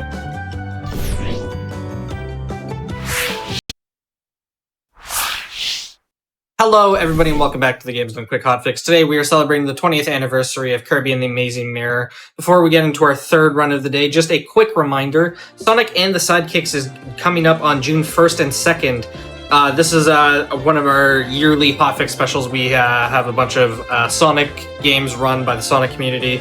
So if you are interested in running for that, you can use !Sonic for more information in Twitch chat and learn more about the event. With that said, we have our third game of the day. We have Kirby's Return to Dreamland Deluxe. I will hand it over to our runner, let him introduce himself.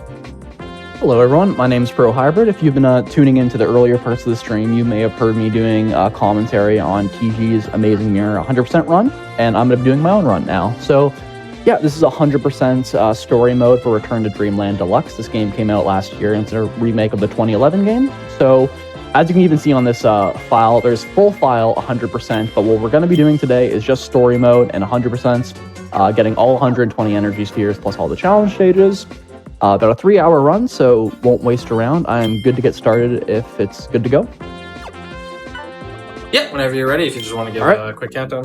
Perfect, yeah, I'll do a countdown from 3. All right, 3, 2, 1, go. So right off the bat here, I'm gonna select no to Magalore mode because it's kind of like a beginner-friendly thing that's only gonna slow us down. Being that this is a modern Kirby, obviously it's a lot longer with longer cutscenes, although you can skip some in this game, plus longer load times. One of the most powerful abilities in this entire run, both for movement and boss fights, is Wing. And what we're going to be doing is showcasing off a mix to get Wing. So this is very similar to what would have been done in Star Allies, and pretty similar to what we're doing in Amazing Mirror earlier. The big difference of this one, and I guess it's actually the same as it was in Star Allies, is while the roulette order is the same, the starting point is random. So I'm going to knock these two enemies into each other, inhale both of them, and I'm going to focus as I try to nail this. Perfect. So I don't have great reaction time, so what I do is I aim for Cutter, which is 2 abilities before Wing. And by the time I can see Cutter and sort of mentally process it, typically if I go at that point, you'll get Wing. So it's kind of funny, we're not even going to be using Wing right now for very long, but it does save about 6 seconds over the regular route of just grabbing fire in this cave.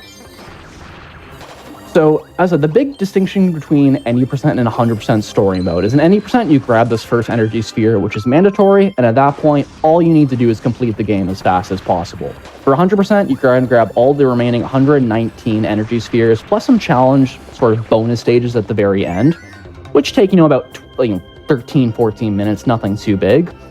A big part about 100% though is you do have these super ability sections which allow you to access rifts where you have these doomer fights which give you 2 energy spheres. So one thing about super abilities is you have buffed movement for jumping and you go a lot faster. So what I am going to try to do, however, is damage boost whenever possible, get knocked forward by enemies and avoid getting knocked back. This is a very short and simple super ability section. But typically, you just need to get to the end. There will be some sort of object you're going to break. In this case, it's a hill. Oh, I tried to do an ability slide there. I'll showcase that off better later on. These sections are very cool because they force you to go powerless, which means it's all about the, the no copy ability movement, and then they'll give you usually 2 abilities you can use for the Doomer boss fight at the end. These Doomer fights, as well as a lot of other fights in this game, have quick kills, where ideally you're getting the fastest possible pattern, and then typically KOing them before they leave the screen. In this case, there's not a proper quick kill, you just get them as they come back to the screen.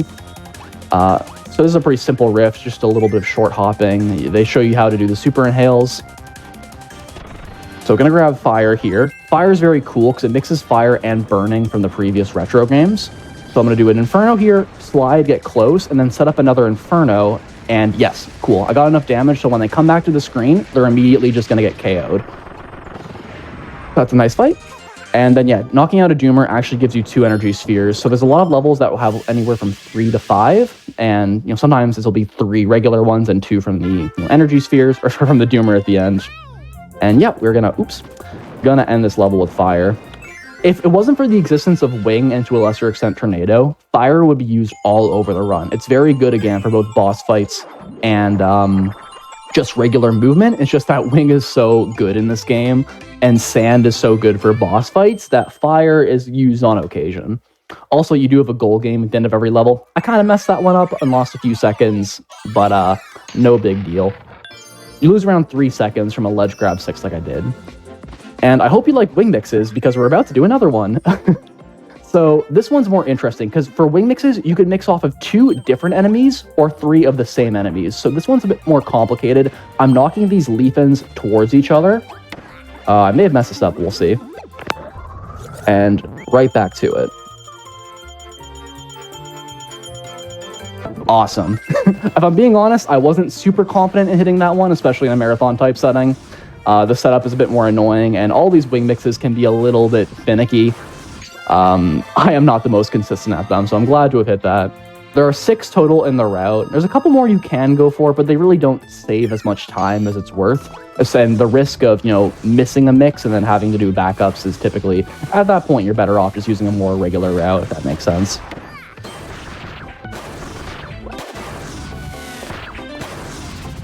So a bit more of a standard level. Some things you can do with wing is out of your wing dashes, you can do dives to cancel them. So sections like this, I'm going to do a quick dive to try to get down here a little bit further. So this first energy sphere coming up, I do need to use cannon because it's surrounded by metal blocks. And unfortunately, one of the things that wing cannot do is break metal blocks. So you do kind of have to, this is, I guess, essentially the intended way to do it, is just to grab this cannon. But usually you would just use fire and burning. This game came out about a year ago, and there was some routing done at the time, but Shiro Kirby, who currently has the world record, came back to this game in around January and really did a full reanalysis of the route. It adds a lot of additional wing mixes, a lot of new boss kills, some which are a lot more precise than the ones before. But yeah, really a big part of the routing of this game is we want to use wing as much as we possibly can, because it really just is that good. And there's even times we're going to juggle other abilities to still keep wing, and I'll show that off in a second. For these boss fights, you can do this shuttle loop, and it allows you to very quickly land a bunch of attacks. So what I'm going to do here is, because I need sword to break this rope, and I have wing, so I'm going to do a bit of an ability juggle, use sword, and then at that point, we're good to go. You can actually break ropes with the wing, but unfortunately it's kind of behind some stuff, so you can't really access it freely.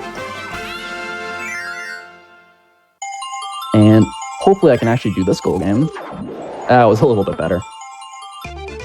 Yeah, goal games are kind of silly, but the time loss you get from messing them up actually adds up quite quickly. So it goes without saying, but you gotta time that jump.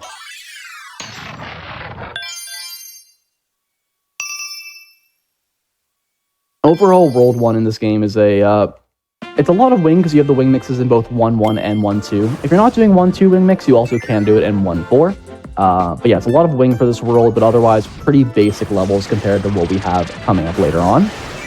One thing I did there is you can dive into a wing, or you can dive with wing into a door, and then if you cancel it at the last pretty much possible second, you can actually just immediately go into the door and save little bits of time. The 90% run for this game essentially boils down to you mix your wing in the first room, and you are going to hold on to that ability for up until the final boss. Maybe even including the final boss if you're doing that route. Whereas with 100%, because you have the rifts that intentionally knock out your ability, as well as, a lot of other objectives you need to do, it does obviously force you to grab other abilities. This room is pretty precise. I'm going to try to hit a fast cycle where I can grab this key from these moving platforms. Oh, okay, I might not be able to do it now. If you get hit once, you're probably not going to make this. Yeah, if I was a little bit faster, you could do a well-timed jump here and make that. Maybe I actually could have made that, but would not be ideal to die currently in this section, so I'm just going to play this very safe.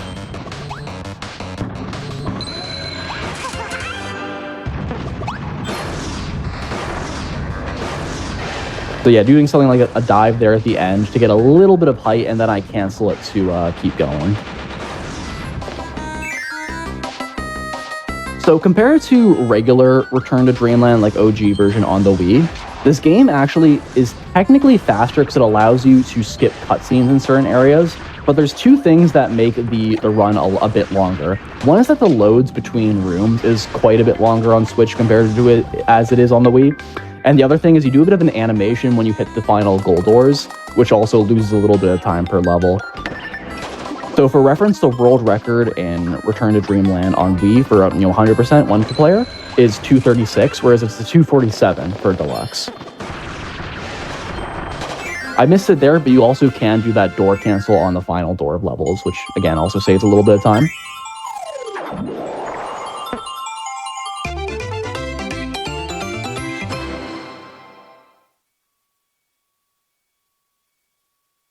There are also, in terms of also more differences between the original Return to Dreamland and this one, there's a couple of quality of life changes specifically around the movement.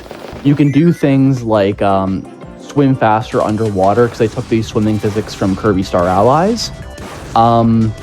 They changed how mixes work, where you need only 2 different enemies as opposed to always just having 3 different enemies, or 3 different enemies in the original. They do add also 2 new abilities, being Sand and Mecha. We're not going to see too much Mecha in this run, unfortunately. It's a very cool ability and one of my favorite abilities they've added in the new game, but it doesn't fulfill much of a niche in this run, unfortunately. Sand, on the other hand, is beyond absurd. While it doesn't really help for the movement on a level-to-level basis, Sand is probably one of the most broken abilities for boss fights that any Kirby game has ever released, and I don't say that lightly. So, especially the last couple of boss fights get absolutely melted from use of Sand, and we're going to use it on a couple other mini-bosses and bosses throughout the run.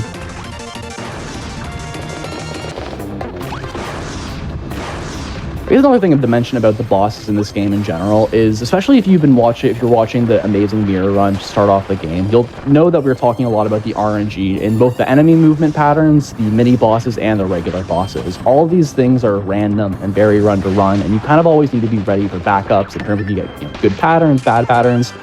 Modern Kirby's as a whole, and when I say modern, I'm kind of referring to 2011, aka the first Return to Dreamland onwards. All the bosses and enemy patterns tend to be very consistent, which is kind of a double-edged sword because it means boss fights are a lot more optimized and a lot more difficult to execute, but at the very least, if you do the same inputs time and time again, you will get the same result. It just means, there's a whole new level of optimization which can be tough to reach. There's RNG in a couple boss fights, including Big Wispy coming up, everyone's least favorite tree in this game. But, cross those as we get there. Also trying to manage my health here a little bit. It's a bit difficult in this game to check your health because it doesn't function like it's a health bar as opposed to just 6 health like in, say, Amazing Mirror. Also, ability slide here.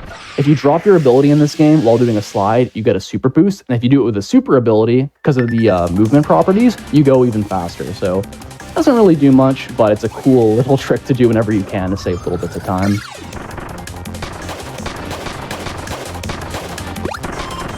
And thankfully, we get some health dropped randomly from enemies here, so enter on a little bit of low health, but as long as you're not one-shot, so to speak, full COD terminology, you should usually be pretty fine. These earlier rifts are very basic. They get a lot more complicated later on. Also, sliding is not quite as fast as it was in OG, but I try to use it in situations. So one thing I'm going to do here is I want to KO this Doomer before they go off stage. So what I'm doing is I get them to a bit above half health, I wait till they start this long attack, and then I finish them off. If I do too much damage right away, what happens is they go off screen, waste quite a bit of time. So it actually is faster to wait a bit, wait for them to do their long attack where they're not able to leave screen, and then you finish them off. And then I also drop Leaf. I no longer need it, and I do a little bit of an ability slide there to get a little extra speed.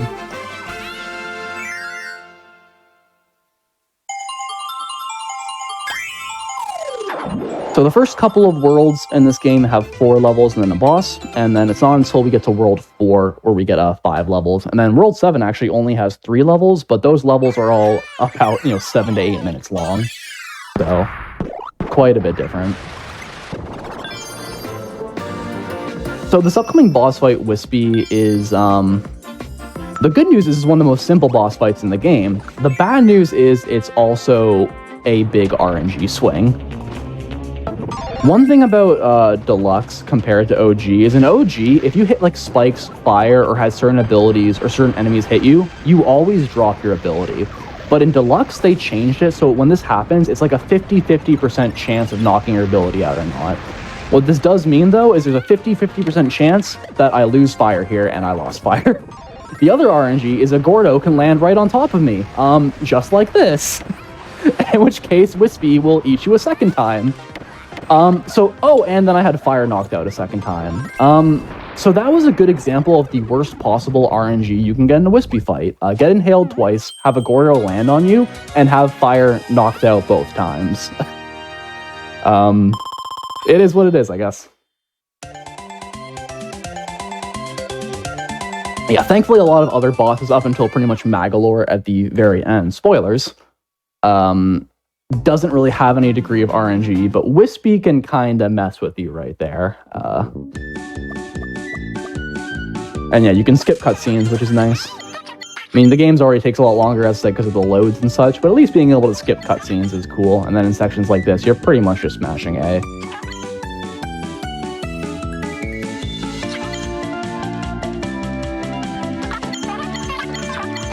Marathon luck activated indeed. I'm actually going to be honest, I don't think I've seen it, I don't think I've had a fight. I've typically had fights where I lose fire and had a Gordo land on you, but I don't think I've ever had a fight where you lose fire twice and a Gordo lands on me. So, it's like a lucky degree of being unlucky. Anyway, the GDQ curse. The GDQ curse is real. Okay, so this is a good example of a level where, again, like, you could mix your wing here, but technically it's just better to keep fire. And you're going to be doing a lot of these burns here. One little bit of tech is at the end of every burn, I'm going to let go of the control stick, and it allows me to keep a little bit of my momentum, like sort of in between the burns. You'll see Kirby is still kind of moving forward a little bit. It doesn't really move the needle that much, but it allows you to do these sequences a little bit faster once you get in the rhythm of learning to sort of let go of the either the control stick or the D-pad, whatever one you're using. I tend to use a D-pad for a lot of this, because I'm very bad at playing any Kirby game on a stick. I think TG doing Amazing Mirror actually was doing the entire thing on a game controller with stick, which blows my mind. But whatever works for the runners, I guess. I guess for also context, I'm using a Switch Pro controller for this run.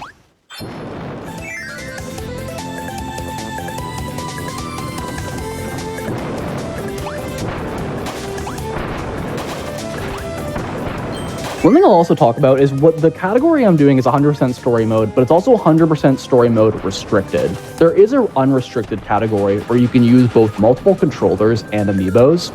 There are a lot of strategies involved with spawning extra players and using them for certain sections. Like you could spawn DDD and use Hammer when you need Hammer as opposed to getting a Hammer ability, or spawn Meta Knight or Bandana D in certain sections. So if you need to, say, cut a rope, rather than get like a sword ability or cutter, you can just spawn one of those extra players.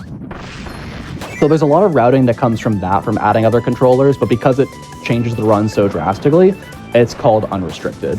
The other difference is in this game compared to the original, there's also amiibos, which allows you to spawn items as well as do mixes essentially anywhere. So again, that also drastically changes the routing, especially for rifts, which are typically powerless sections, but then you can, say, spawn a wing right in there, and it, allows you to go a lot faster.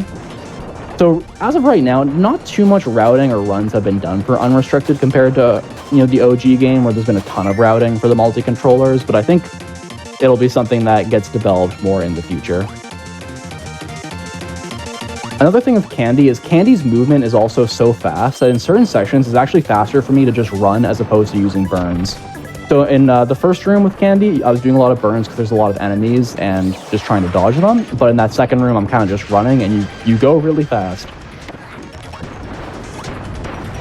This Bonkers fight, I'm pretty much just corner camping. I get doing damage boosts and then I finish on the far right side of the screen.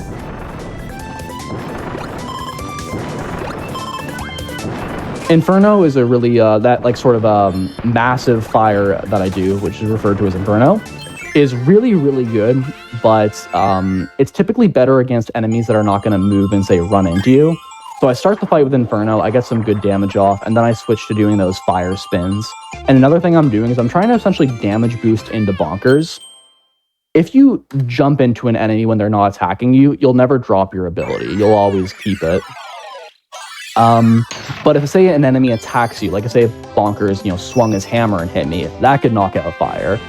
So a big strategy for a lot of modern bosses is to essentially damage boost into them so you have some immunity, and then from there, spam attacks while you have that immunity, but don't actually get hit by one of their, proper attacks, if that makes sense. Whereas pretty much in all, like, olden Kirby games, if you get hit, you're gonna have your ability probably knocked out.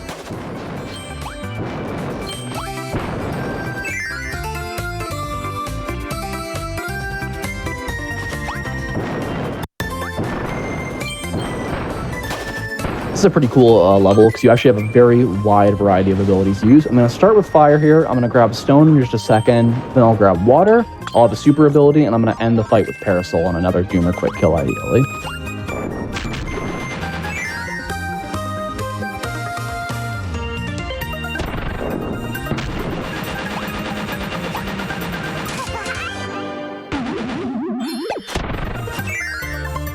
Yeah, sliding is slower than it is in the original game, but I sometimes still use it for short little bursts of movement, like towards a door, sliding off of ledges. And sometimes sliding is just good for positioning. Like if you need to be in an exact spot to hit a boss, but you want to have a consistent way to set it up, you can say do a slide and then, some movement. There's a few instances later in the run where I'll showcase that off. Water in this game is very, very cool ability. It's pretty strong.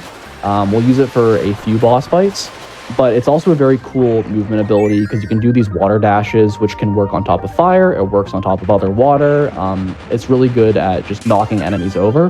One issue with water is it's very easy to bounce into enemies and get knocked back, and it just becomes a little bit frustrating at times. So you just need to be smart with water. You need to pick the right spot to do these water dashes. I'm going to jump up here and then grab the star. Kabu RNG. Okay, it moved out of the way. Good stuff. Although it didn't move out of the way enough because I got hit still. So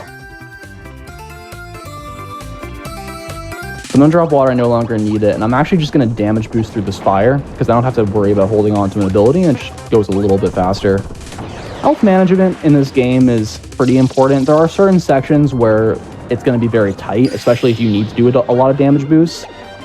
And maybe there's some certain times where if you have low health, you're going to omit a damage boost just to, not have to worry about being super low health, especially in rifts where you typically don't have health available. I'm going to break a few extra blocks up top there, which is going to help later once we exit this rift.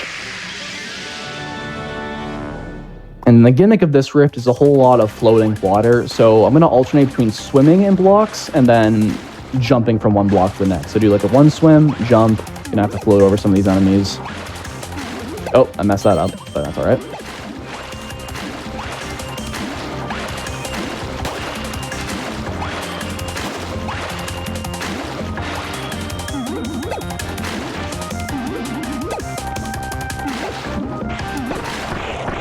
You need to be also careful because it's a bottomless pit, so if you accidentally inhale some of these fish or some of the blocks, it's pretty easy to then essentially fall to your death if you're not careful.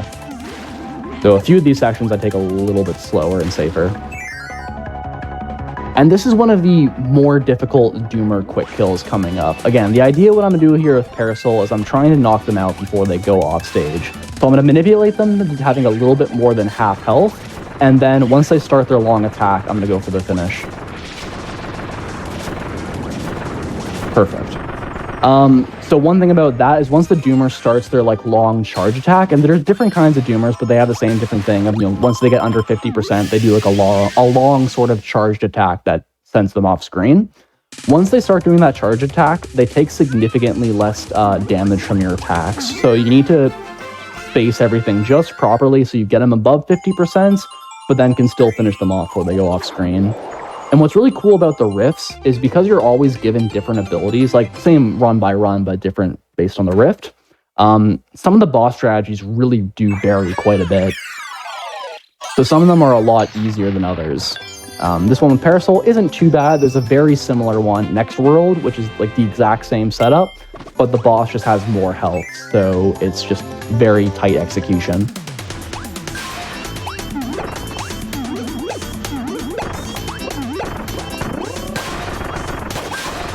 Parasol, I'm also going to say, is one of my favorite abilities in this run. It's very good underwater. It's very good on bosses, especially bosses against or like grounded enemies. But it's also not a bad ability for movement in general. These little Parasol dash attacks are really nice. They do a good job of clearing out the enemies in front of you. And honestly, Parasol is probably one of the most satisfying abilities to use in this game, which is cool because it's significantly less useful in a lot of the older Kirbys. But they really buffed it up. Oh, messed that up. Trying to go fast enough here to catch a cycle on this block. This is going to be tight. Okay, cool. And Tornado is another really good ability, kind of similar to Fire. If it wasn't for the existence of Wing, you'd probably end up using Tornado throughout most of this run. It has a very long startup and a very long cooldown, but it's pretty powerful and it's very good for movement. So we're going to use it very briefly here. I'm actually going to grab High Jump afterwards. But we're going to see a lot more Tornado, especially in World 3. With High Jump, I'm going to do these little puffs or exhales typically after most of my high jumps. Not right here, but it allows you to cancel your high jump a little bit faster than they get into the next one. This run is so cool partially because you do so much quick ability cycling. You start with Parasol, use Tornado very briefly. You grab High Jump for essentially 1.5 rooms. I'm going to use Fire for just this boss fight. And then I'm going to grab Beam for the rest of the level. So compared to any percent, which is literally just you grab Wing and you roll with it, which is still a fun run, 100% has a lot. You need to get comfortable using a lot of different abilities and all the little nuances and stuff because you constantly cycle through them. Barely getting into that door before the Kabu hits me.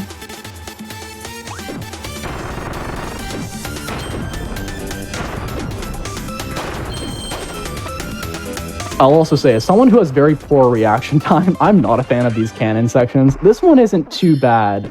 The one in 4-1, the ice level, which feels like it's straight out of a Donkey Kong Country game, and the one in 6-1 are a lot more stressful. So we'll cross those when we get to it, but...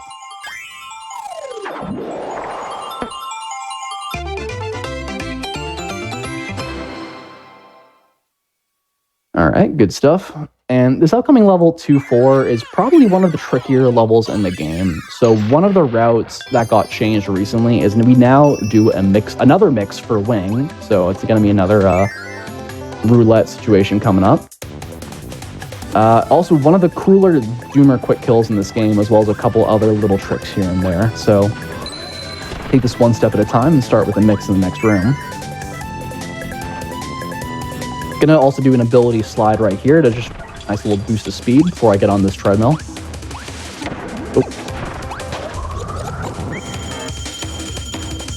Oh, I messed it up. I'll give this mix one more try, and if I don't get it, I'll just do the Fire backup route.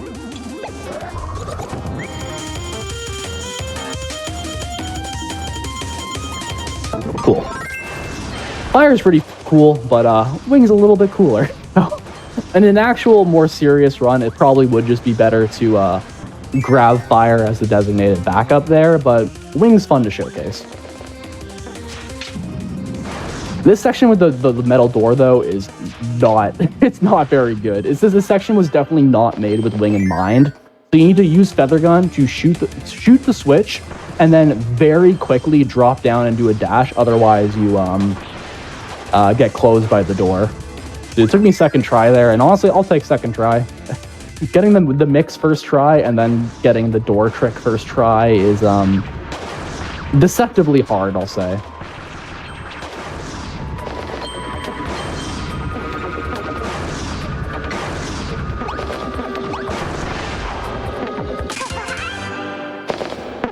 See if I can do one of these door entries with wing. Nope, couldn't do it. The timing is very tough for those, especially in a dark room where you can't really see much.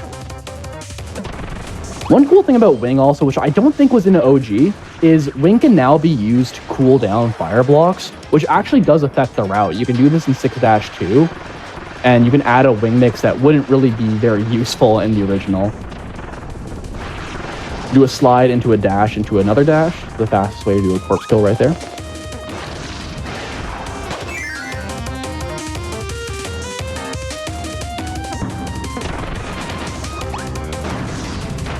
So on top of the copy abilities, there are a couple of items you use throughout the run, like keys, the cannon I used earlier, and then also this invisibility crystal. It's a tough jump if I can make this. Oh, I never make that jump. One of these days I'll do it. It is technically possible, it's just very difficult. You have like that jump at the very edge of that ledge right there and then not block the ceiling. But yeah, when you have the invisibility crystal, you can't break certain blocks and stuff, but you have full immunity from enemies, which is nice.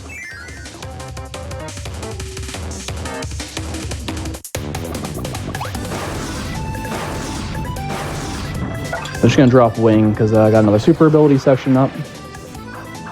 One thing you do for unrestricted or for the multi-controller run is you typically give player 2 access to the super ability, and then you just have player 1 keep wing for faster movement.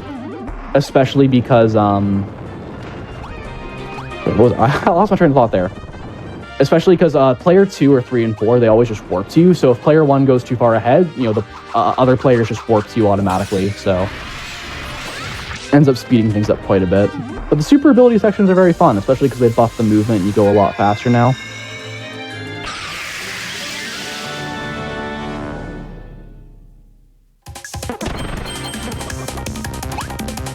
The gimmick, a lot of the rifts have gimmicks. I'd say this one's gimmick is way too many cannons. And unfortunately, I'm entering this rift with not the most amount of health I might want, so I might need to... Okay, yeah, definitely. I'm not trying to take a death in a marathon. If you die in a rift, you just go to the very beginning, but I'm going to grab this health right here to be on the safe side. One other change, which is a lot more generous of the game from Deluxe to OG, is if you, say, got through the end of a rift but then died in the Doomer fight, it would spawn you at the very beginning of the rift. But in this game, it just spawns you at the beginning of the Doomer fight. So if you do make a silly mistake, you're punished a lot less. And this is one of the coolest fights in the game. I am grabbing Cutter, but I'm not going to use it. This fight gives you a whole bunch of blocks, so I'm going to hit it 3 times, and I'm going to wait till it goes off stage, and that's it. So yeah, the Doomer is still available to hit when they're off stage, and when they're off stage, before they appear behind you, they actually go back to having their normal amount of health, so you can KO them with a block. And then what I'm doing afterwards is I'm taking an intentional death, because it's actually faster than going to the end of the rift. Plus, you still get health back, so saves a little bit of time here. So yeah, 2-4 is a pretty involved level. You got a mix, you have a switch that you shouldn't be able to get, but you can do it anyways. Got some tough jumps in the invisibility crystal, super ability section, and then you got a quick kill in the end.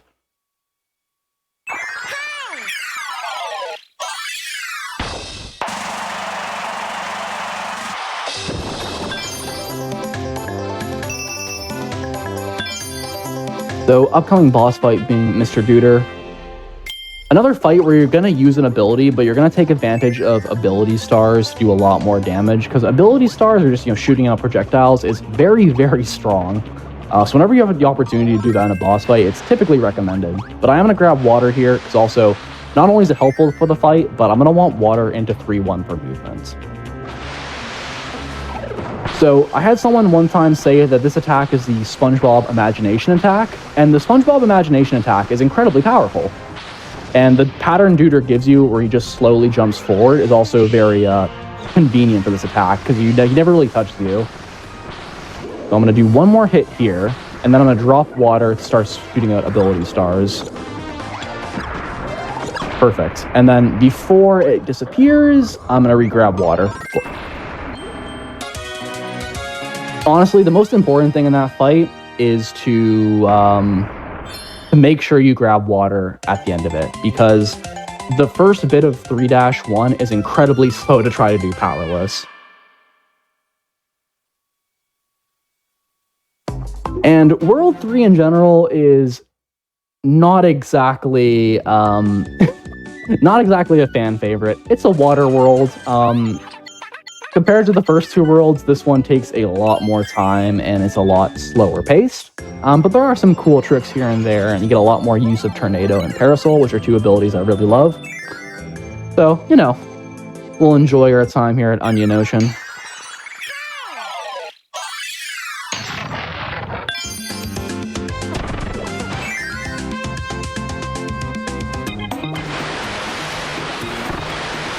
So while it looks pretty straightforward, I'm trying to be very selective on the exact areas I'm using this dash attack. Like right here, I want to damage boost off that cannon, but I want to damage boost off the right side of the cannon, and I want to not touch the spikes.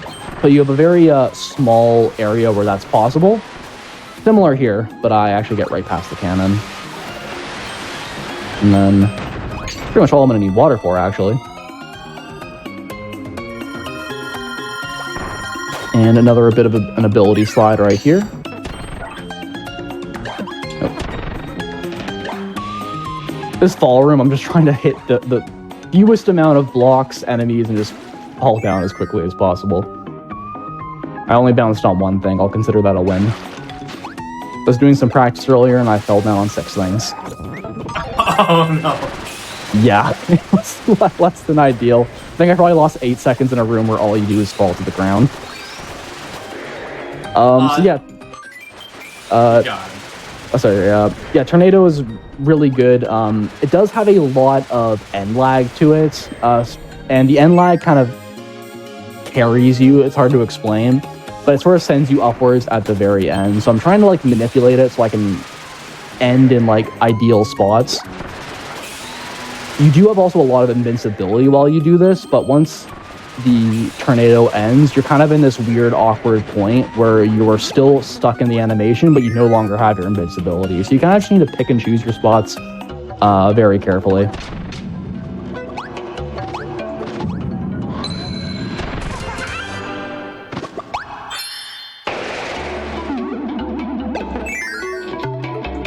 A little bit of a puzzle room. They got these puzzle rooms all over the place. Most of them are pretty straightforward.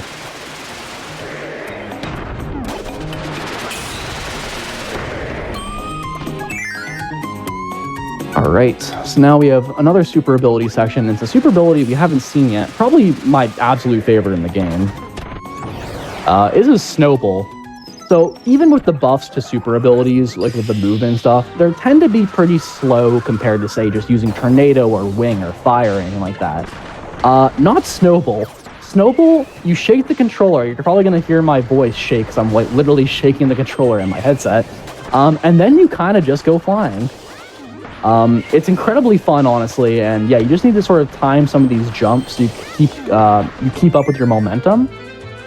But yeah, Snowball is kind of incredibly fun, and there's 3 sections for it. Go.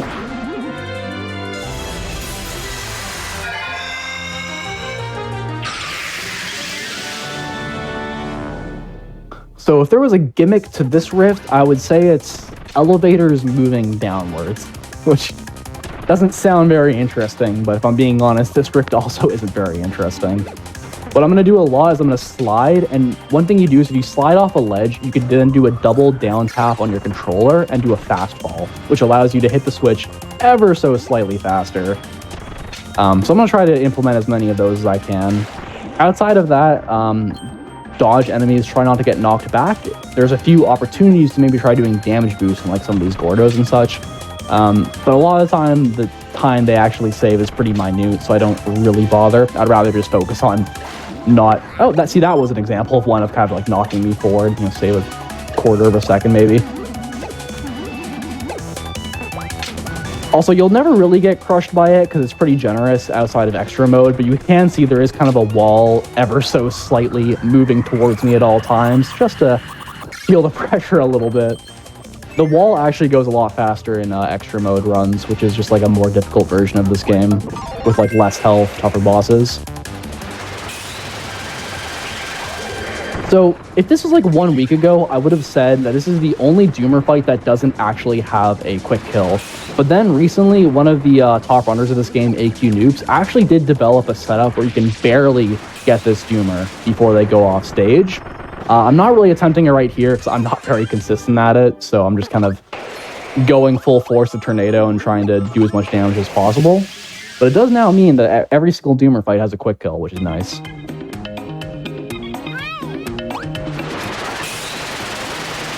Yeah, Tornado is the, when you shake it up and then you do the charge attack at the very end, the damage per second of that is honestly pretty strong. But yeah, it's also just, outside of Wing, probably the single best ability for movement in this entire game.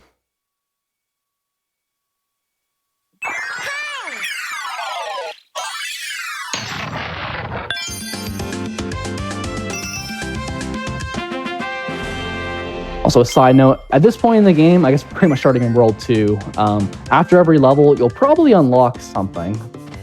So you kind of get in the habit of just mashing A once you're done a level as something pops up. Outside of like the 3 levels where you don't get something and you need to like actually remember, maybe put like a note in your splits or something. Yeah, I mentioned this earlier, but they changed how the way that swimming works in this game, so it's like directly influenced by Star Allies, where you actually need to be timing your A inputs to go faster. I'm not very good at timing it, and I kind of realized that just mashing A more or less gets the same result, so that's kind of what I do. Whereas it's essentially automatic in the original, which I just refer to as OG a lot. So yeah, for a fight like this, I'm pretty much just charging it up and then using the like that end attack to do a lot of damage. And I want to keep Tornado for a little bit longer, but I need to cut a rope, so I'm going to do a bit of an ability juggle right here. Oh, got the wrong enemy. Or got the wrong inhale. Perfect.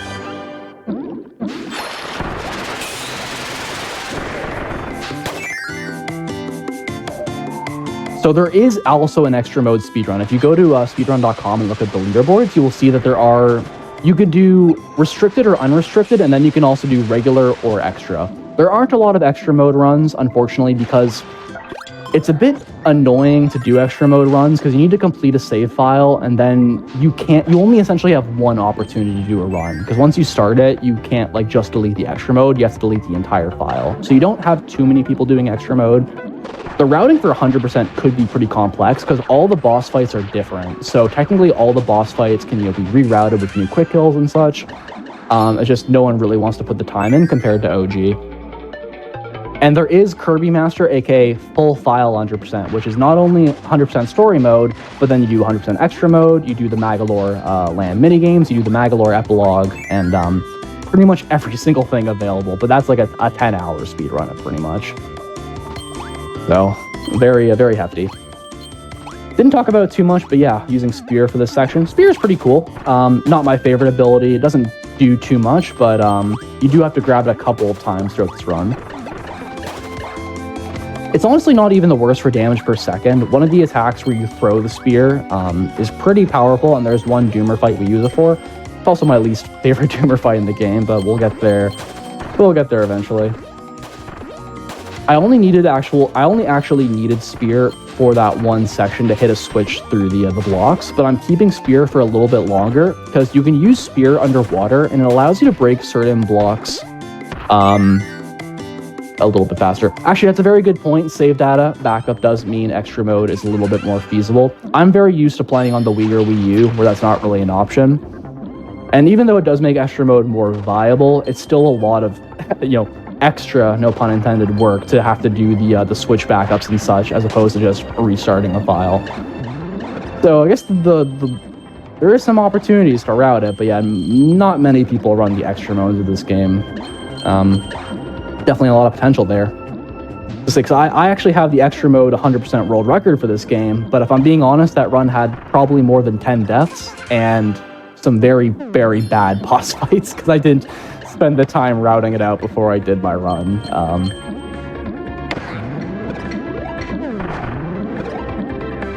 Yeah, keeping Spear, I'll drop Spear at the beginning of the next level, but it's nice to hold on to it for breaking a couple of those blocks underwater. It's just a little bit faster.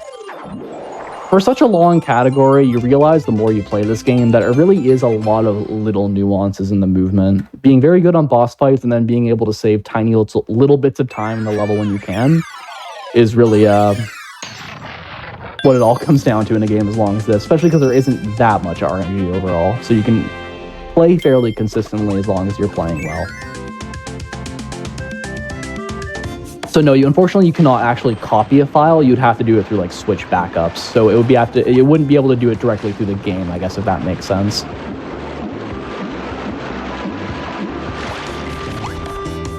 I will say, I know it's an underwater level for a lot of it, but this level 3-3 is one of my favorites in the game. I love the music, and there's a lot that goes into certain sections, including 2 different quick kills, one for a mini boss and then one for the Doomer fight at the end. So breaking that switch right there, or hitting that switch with Spear, is quite literally the only extra reason I needed it. So I'm going to damage boost through these spikes, and I'll probably lose it. Oh, I still have Spear. I'll drop it in a second then. Actually, it would have been easier if it knocked it out for me, but oh well.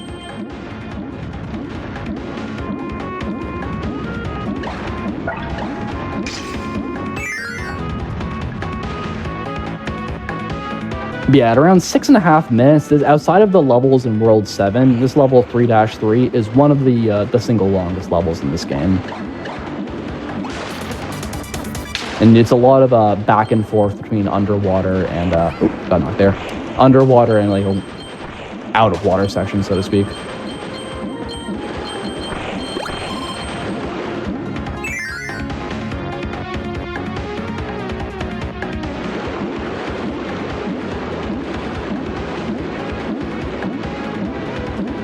So our good friend Water is back here.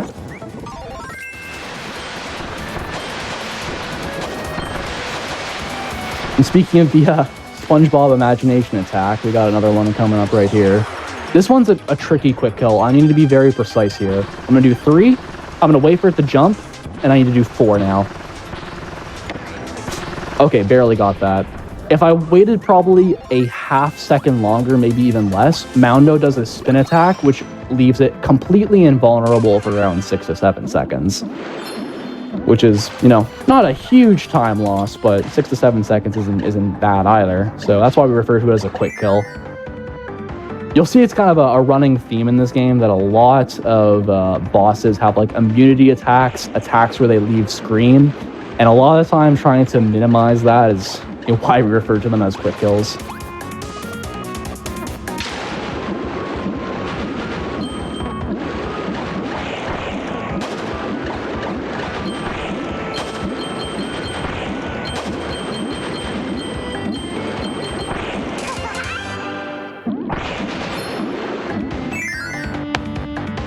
Alright, so this upcoming section isn't too bad. I'm going to be able to get a maximum tomato halfway through this room. It's very important that I end this room at full health, because the next room with the super ability, I'm going to be doing a lot of damage boost. And if I'm not at actual full health, it's going to get very dicey very quickly.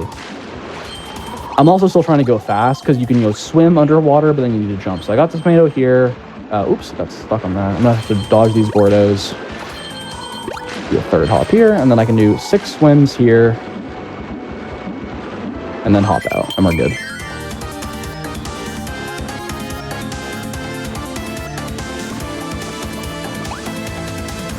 So another Monster Flame section, we last saw this in 1-4. But yeah, what's funny is the super abilities are obviously very powerful, and you're intended to use them through these sections, but using super abilities costs a lot of time. So the whole strategy for this room is just powerful steam ahead and damage boost. So you can see, even though I started at full health, you get down real low real quick. What I'm going to do at this section right here, because there's already a pineapple, so I'm going to knock out these enemies, and hopefully one of them drops health. None of them did. Okay. It's completely RNG if any of them would drop health there. It helps, but it's not necessary. But if they don't drop health, you need to play a little bit more careful in this upcoming rift. Even though that ability slide does nothing, it's very satisfying to just zoom across the screen like that. But yeah, this is a very treacherous rift. You do a lot of in and out of water, and there's lots of sharks all over the place. So I'm going to do my best to not die, I guess. You get health at the very end, or if you're lucky, enemies can drop health when they're KO'd. But again, it's all luck. So you just need to sort of hope for the best, or just don't get hit.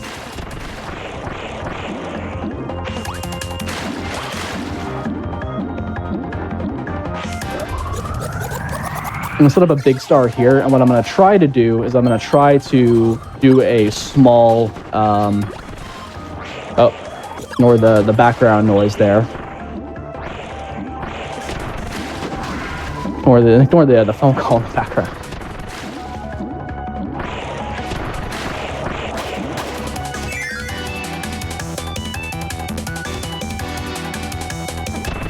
Okay, so this Doomer quick kill is identical to the one in 2-2. The only difference is the Doomer has more health, so the timing is a lot tighter.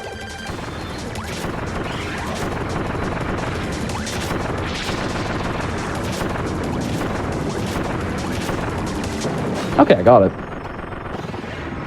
Honestly, I'm a little bit surprised I got that one. It's usually about 50-50 if I get it or not. But hey, I got the Moundo quick kill, and we got the Doomer quick kill. So that's not a bad 6-3, or that's not a bad 3-3. I'd say missing each quick kill probably costs like 6 to 7 seconds, depending on how fast you can finish them off afterwards.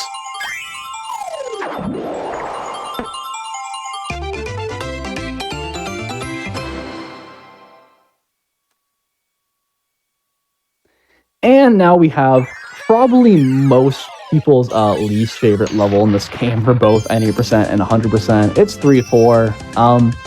I call this level awful in my splits. It's really not that bad, but it's a nearly purely underwater level. It's pretty boring and slow. So, full disclosure, the next 5 minutes are going to feel like a bit of a slog. Although it does have one room in particular, which has some of my favorite parasol movement in the entire game, so that's at least a highlight. Yeah, parasol is cool because it functions well underwater.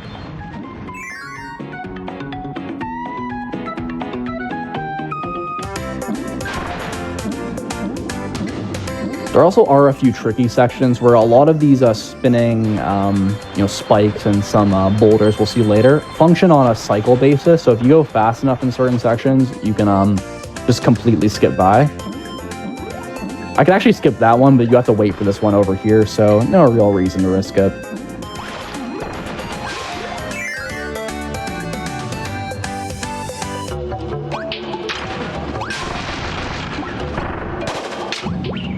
I don't think I've ever done that before. I think I accidentally grabbed the switch again while I had the key, and it override that. Interesting. Okay, very quick in this one section. I'm gonna hopefully get through these spikes, and we're good. Okay. I'm ideally holding on to Parasol for this entire level and into the boss fight of World 3. There are backups in case I lose it. But yeah, it's ideal for both this level and the boss fight to keep Parasol for as long as you can.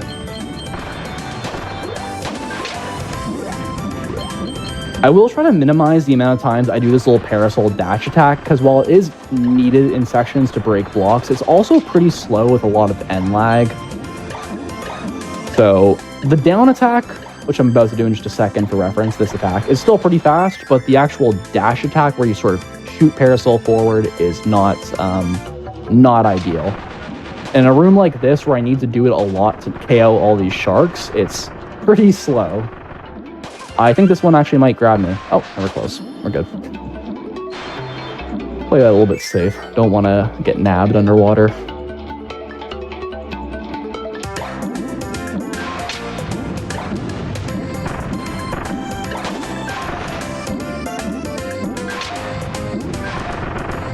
And the beginning of this next room, there's 3 boulders. I'm going to go as fast as I can and hope to beat all of them. Okay, that's 1. Going to be really tight on this one. That's 2. And the third one's usually fine.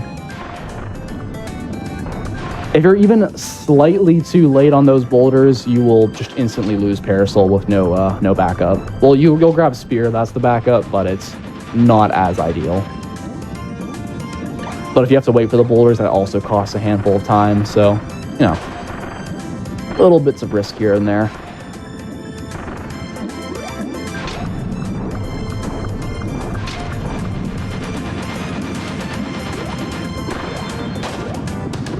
So, no urgency in this section. I actually need to wait for the boulder to go in front of me to break some metal blocks. So, we'll just chill here on the seafloor a little bit and spam Parasol attacks while we wait for this to clear a path for us.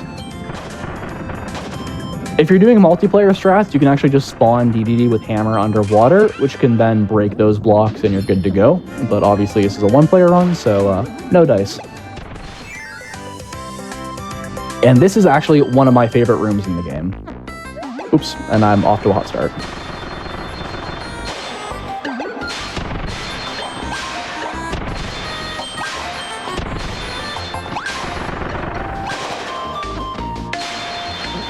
Like the best part about Parasol movement, a lot of fast dash attacks, doing the down air to go faster, and doing a double down tap so you can do fast falls.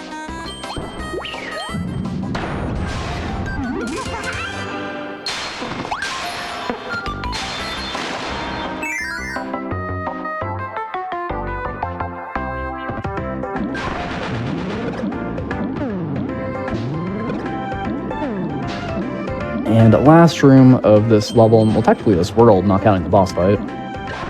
Which is nice, we'll be out of Water World soon.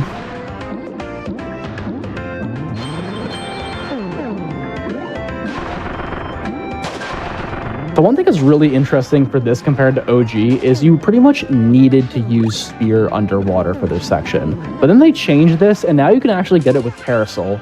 So it changes the route, so you no longer, like, Spear is completely irrelevant, whereas before it was mandatory. Which is also nice, because you can literally keep Parasol for the entire level, and then hold on to it into the boss fight. So, thanks developers.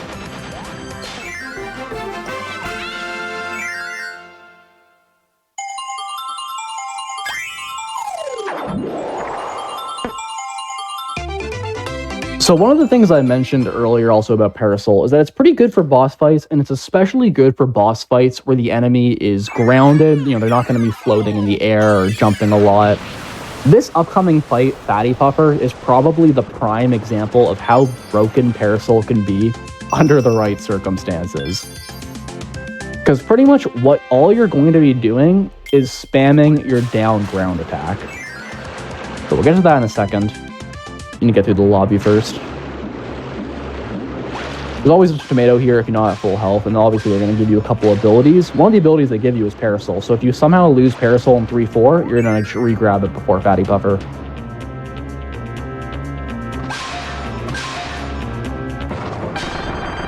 So I'm going to go straight for down attack. I'm going to force Fatty Puffer to turn around here by going to the other side, which delays this invulnerability attack so I can get him before phase 1. Then I'm going to do one hit here, another hit here before they go invulnerable again. And then I'm just, once again, going to be spamming down B. And it's done. Yeah, this is a very broken ability for bosses like this. And definitely one of the easiest, too. There's a few like minor optimizations, and the less you get hit and the better you can space, you can go a little bit faster. But it really does just boil down to I am on top of the enemy, I'm damage boosting, and I'm spamming the powerful attack.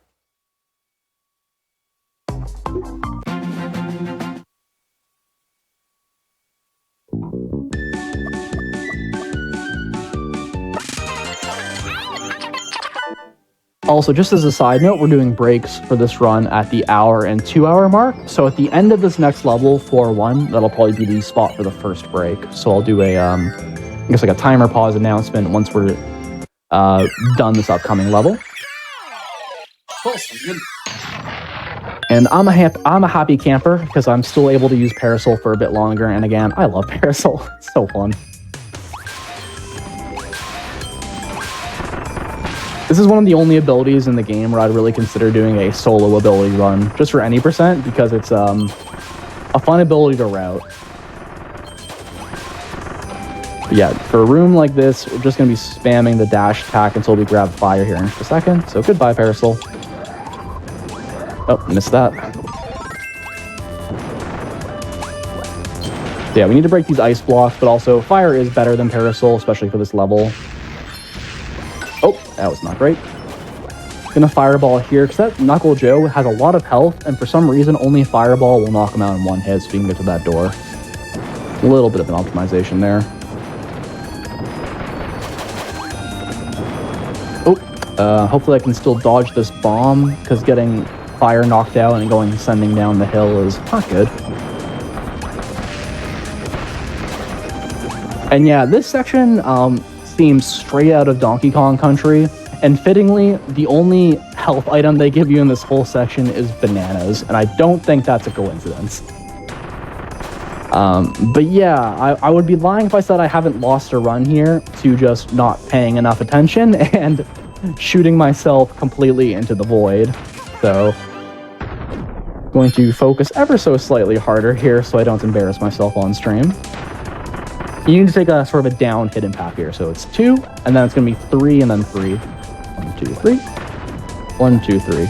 Yeah, pretty easy, except for the times where you mess it up, and then the run probably ends there.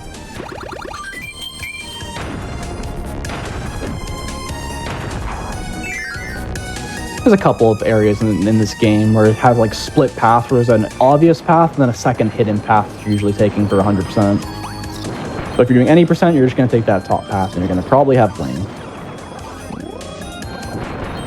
Going to do a recoil here to just launch into that, and I'm going to do a fireball to dodge these spikes. You have invulnerability.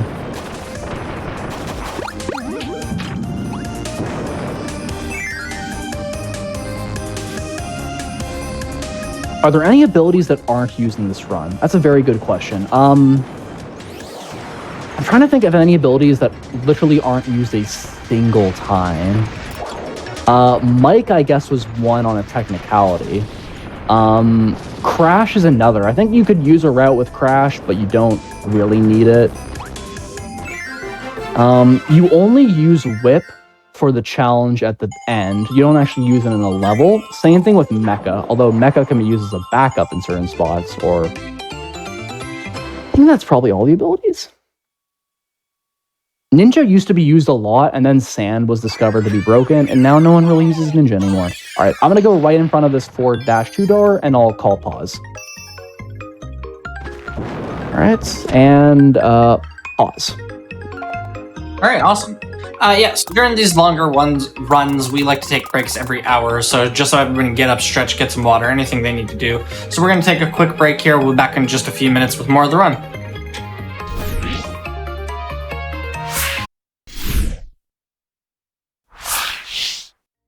Hello, everybody, and welcome back to the Games Done Quick Hotfix. Today and tomorrow, actually, we are celebrating the 20th anniversary of Kirby and the Amazing Mirror. We are in the middle of a Kirby's Return to Dreamland Deluxe speedrun.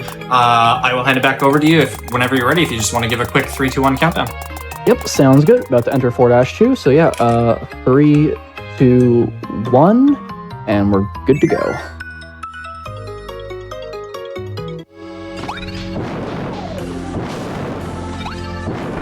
Most of this level, we're going to be using fire, so again, kind of like earlier, I'm going to try to let go of the control stick or D-pad in between burns to carry a little bit of that horizontal momentum in between burns. But I'm also trying to be careful here, because this level in particular has a lot of icicles and a lot of enemies that can actually knock out fire from you, so I'm trying my best to be careful here. Thankfully, there are fire backups if something bad happens. Oh, and that's exactly what I meant. One little also thing they changed, which I think they got from Star Allies again, is if you get into a cannon and you hold down, it actually goes faster. So it's ideal to get into the cannon as soon as possible to just save that little bit of time. Again, dodge icicles.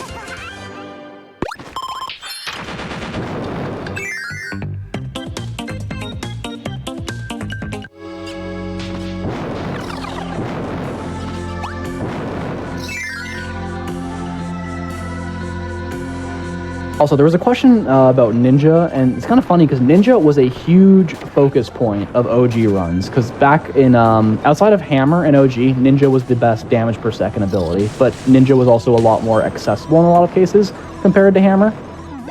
But in this run, with the current route, it's essentially only used in one puzzle room, and that's about it. And you can actually use Crash for that puzzle room too. So if you really wanted to, you could fully route out Ninja.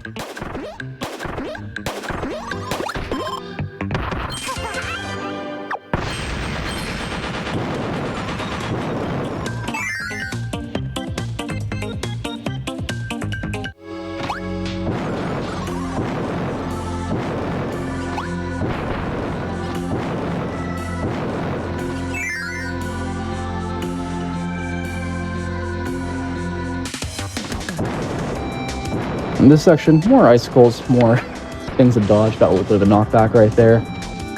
They intend for you to use stone here because you can kind of just turn into stone and slide down the entire path. But stone's also very slow, so not very ideal. I'm actually just thinking, I think this will be the first time in the run we actually get to use sand, if I remember correctly.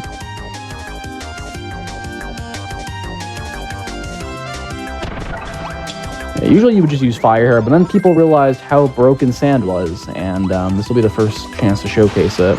So most of sand is going to be using this golem fist attack on the ground, and then using the charge attack if they're midair. Oh, didn't want to take that hit there, but no big deal. It's 2 more golem fists. I think the bosses that are in midair, where you can use the aerial attack, are probably the best example of how broken this is. My personal favorite being Landia, one of the last boss fights in the game. That gets completely destroyed in around 15 seconds or so. And also, this is the first usage of Grand Hammer. One thing about these pit sections is if I accidentally press B, I will activate Hammer, and I will go straight into the pit. So, you need to make sure I don't have a untimely misinput here. This is also one of the few RNG sections of these popping up heads, because they can kind of mess with you and it's completely random. So ideally the one on the far left is there as soon as you get there, but sometimes it'll be the far right and you try to get to it and it moves. It's like a literal game of whack-a-mole. Favorite ability for casual play? Honestly, I'd say probably Parasol. I think I was talking about it earlier, but it's one of my favorites. That plus Mecha, and I really wish Mecha was better because it's so much fun to use. But it's just not quite strong enough for bosses, and it's not quite fast enough for movement, so it doesn't really fulfill any niche. Gonna throw the key here. Nice. Call that strat swag key, and I did not come up with that, I promise. Forget who did. But yeah, the gimmick of this one would probably be lots and lots of keys. But what's really cool about this rift is it actually had a bit of a route change about a month ago.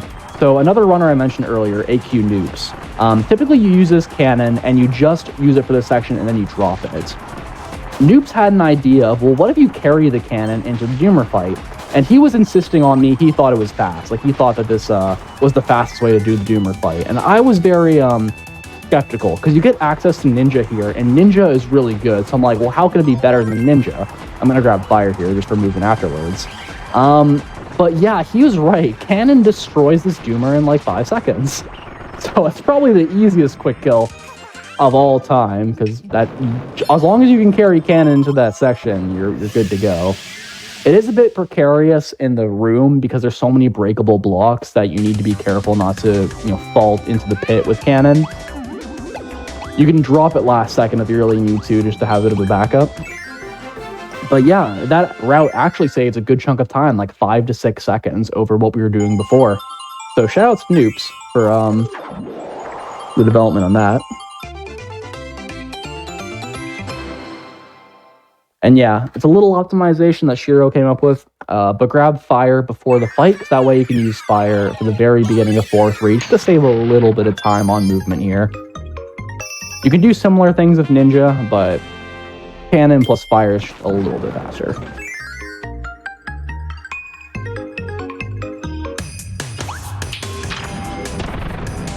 So one ability we're going to see in this run that we're only going to see here for about 5 seconds and then never again is Needle. So get excited for the Needle cameo.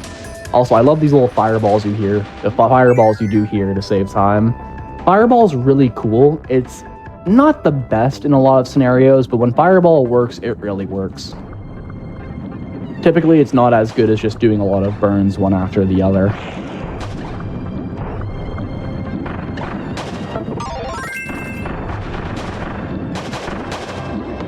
Spear is also a very funny ability within the context of this run, because you actually use Spear quite a bit throughout the whole run.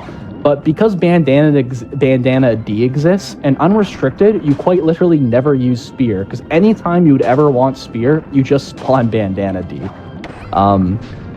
So this is an example of an ability that's very prominent in one-player routing, but completely obsolete with multiple players.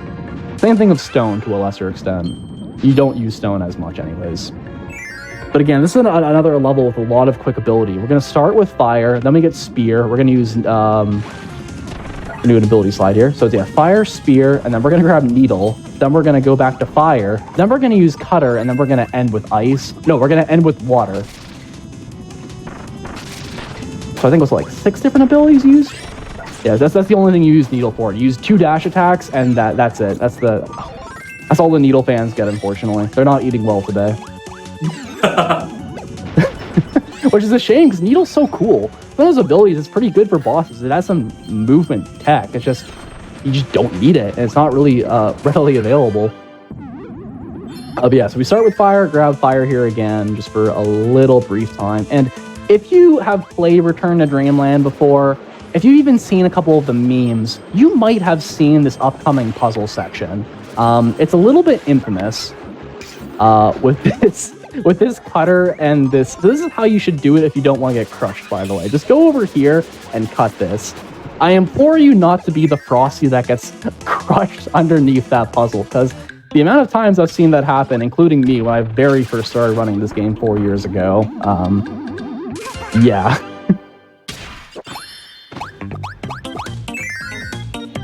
Happens too much, but it's also very funny.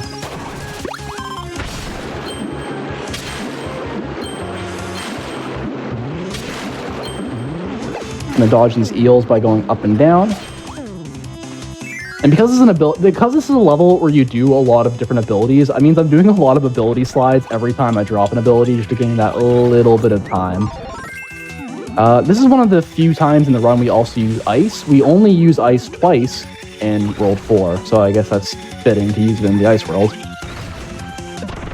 But one thing about Ice, it has a very, very broken dash attack, which I'm going to use right here. Oh, never mind, I may have messed this up. But yeah, this dash attack kind of comes out in 2 waves, and if you do it properly, you can do 6 hit off 3 dash attacks. I messed it up a little bit there, but that's okay. Still a very quick fight.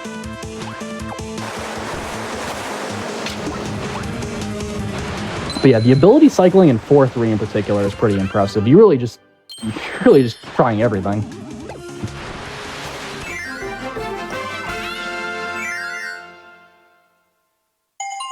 And you even get an invisibility crystal on top of all that.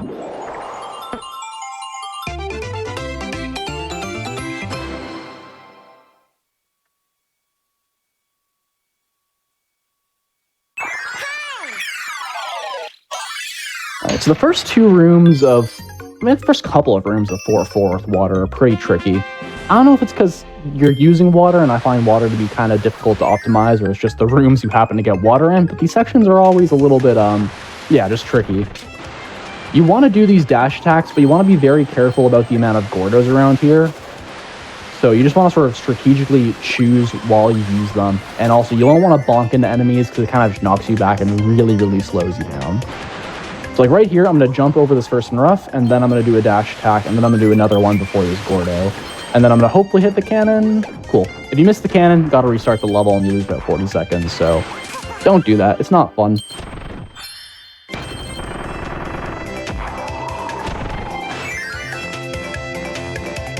Then in this upcoming room, they intend for you to grab this French horn, is the best way I can describe it, that acts as a roof or a shield.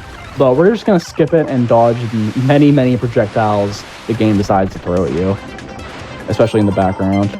Oh, messed that up, but it's all good.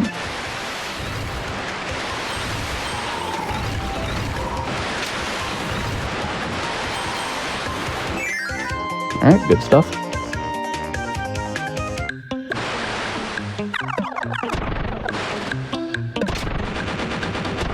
So this area is just a ton of fast falls. Slide, fast fall, slide, fast fall.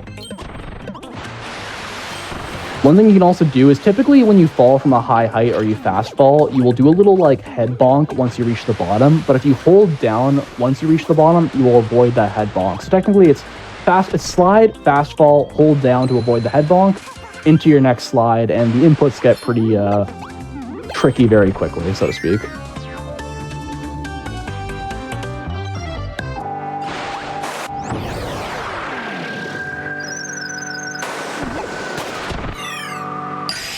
So another snowball section. So again, you're going to shake the controller to kind of charge it up. You're going to hear my voice stutter a little bit. I can't get around. I can't shake the controller and not have my voice stutter. And then you're going to kind of spam jump, and you're going to hopefully knock down all these bowling balls.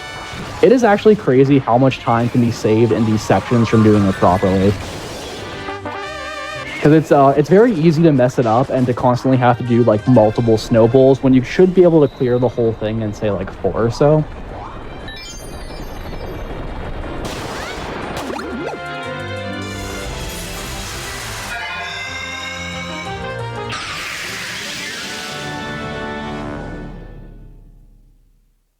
And if there was a gimmick to this rift, I would say icy floors and a lot of falling blocks. I don't know, this one's all kind of all over the place.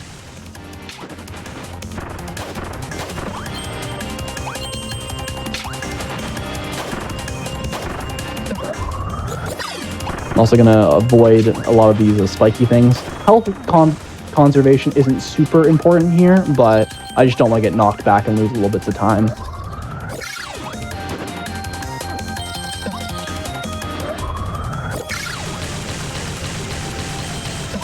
Here I'm going to stagger slightly so I can get under that one and then, you know, dodge this one. And I think one of the toughest Doomer quick kills in the game is coming up. At least I think it's one of the toughest ones. It involves Cutter, and it involves a weird property of Cutter where you can essentially do a mid-air attack that you can then cancel and spam over and over again.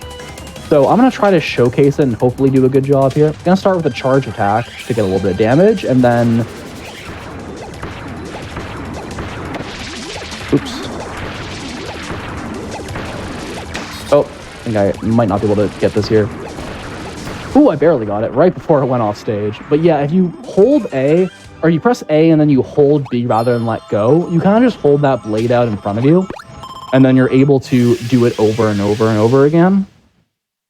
But the inputs are pretty tricky, and then you also need to hope that the Doomer doesn't hit you. Yeah, have some good spacing there.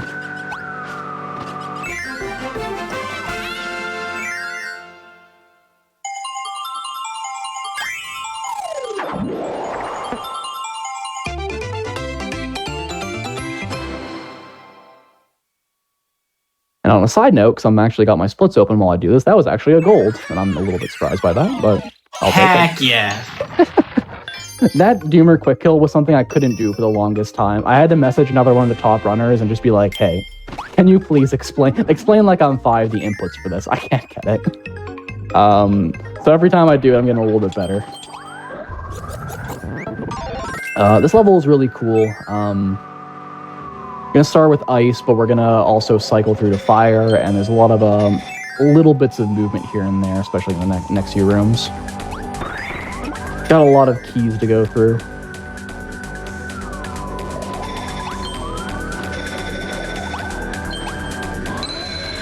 And also probably one of the nicest songs in the game, honestly. One of the ones that I wish appeared a little bit more often. This game's soundtrack as a whole, as I gotta say, is one of my favorites, and I have a lot of strong bias, but the music in Return to Dreamland and Deluxe is fantastic.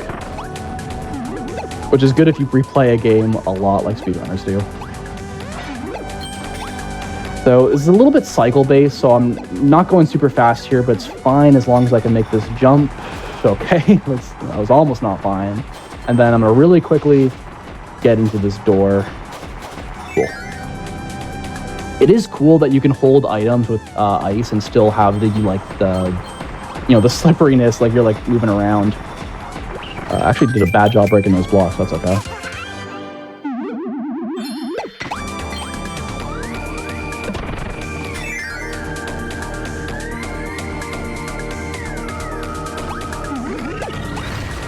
And then I'm gonna really quickly grab fire here. I find it really difficult to not get burned by that Galibro while I try to grab fire.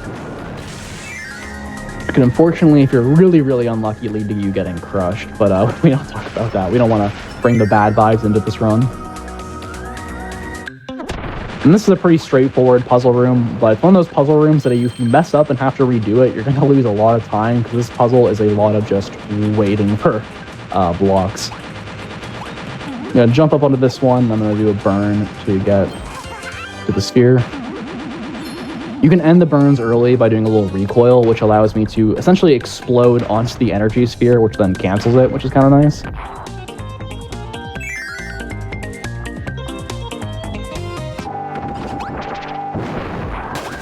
See, there's an opportunity to grab Mecha there, and if Mecha was a better ability, it would be really cool to add it into the run, but it's just not quite fast enough. It kind of feels like Jet from other Kirby games, like it clearly takes influence from that ability, but Jet was always amazing for movement in like Kirby Superstar and Superstar Ultra, and even in Planet Robobot, and unfortunately just not quite up to snuff in this one.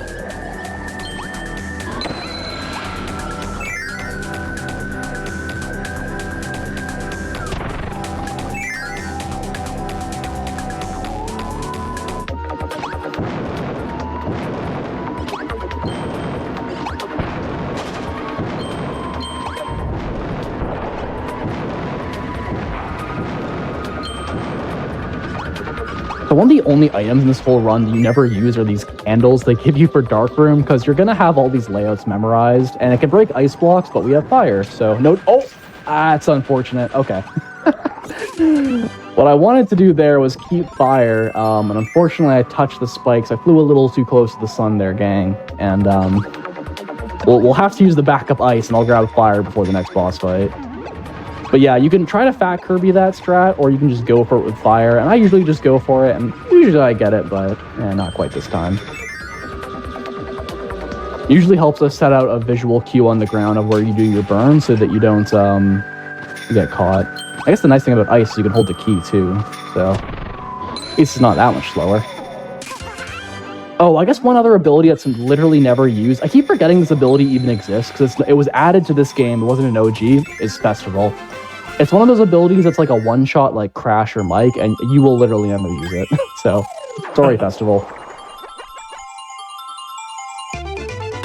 On a side note, Kirby with Festival really looks like Quaquaval from Pokemon. Do with that information what you will.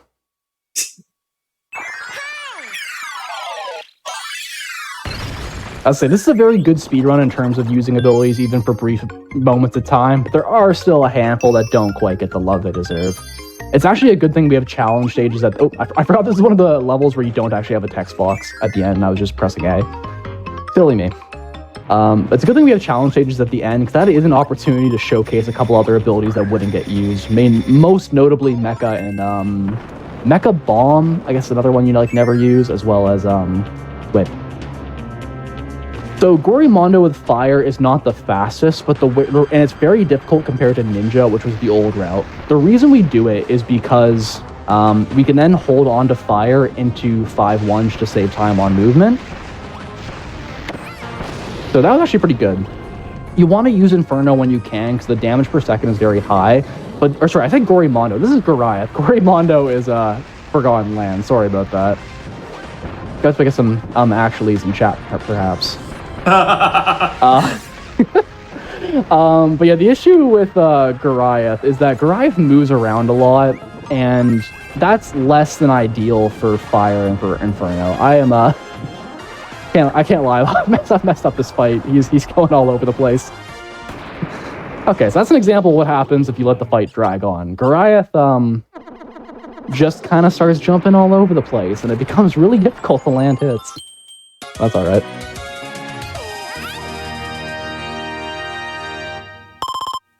But yeah, so typically you can do the actual boss fight faster with Ninja, and probably with Sand too, which the game gives you in the lobby, but you want to use Fire just because you want to keep it for level movement until you get Wing in 5-1.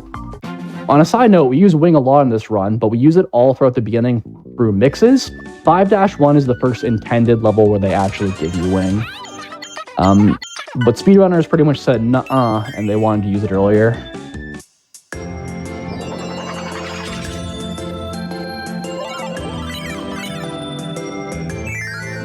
Nutty Noon's a very cool world. It's one of the shorter ones, actually, despite being World 5. And the aesthetic of starting in the day and then going to the afternoon and ending the world in night is very cool. It's a very neat idea.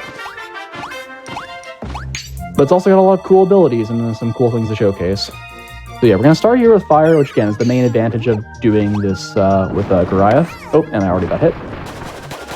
And then at the end of this room, off to a hot start here, no pun intended. But yeah, we'll grab wing at the end of this room.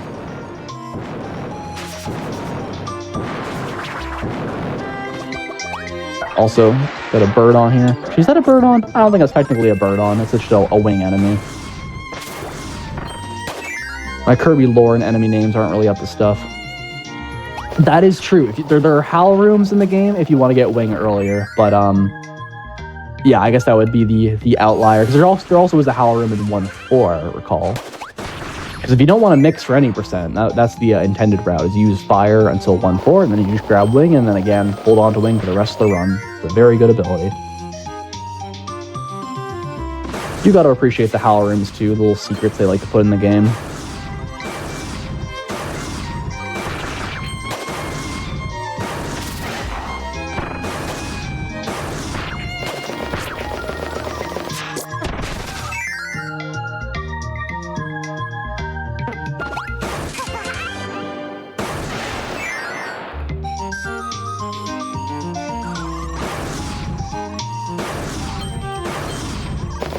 And 5.6 actually, I think 5.1 actually might be the shortest level in the game, barring maybe like anything in World 1 essentially.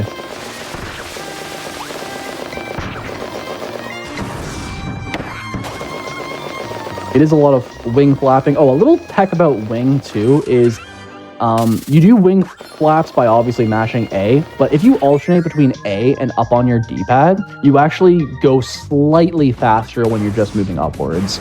There's a little thing, but whenever I'm just, flapping upwards, I'm trying to alternate between A and up on the D-pad. Gonna damage boost off its whip enemy just to get through the boulders a little safer. You don't need to, but try not to mess around with the boulders in this game. They do a very good job of instantly destroying your ability with no backup.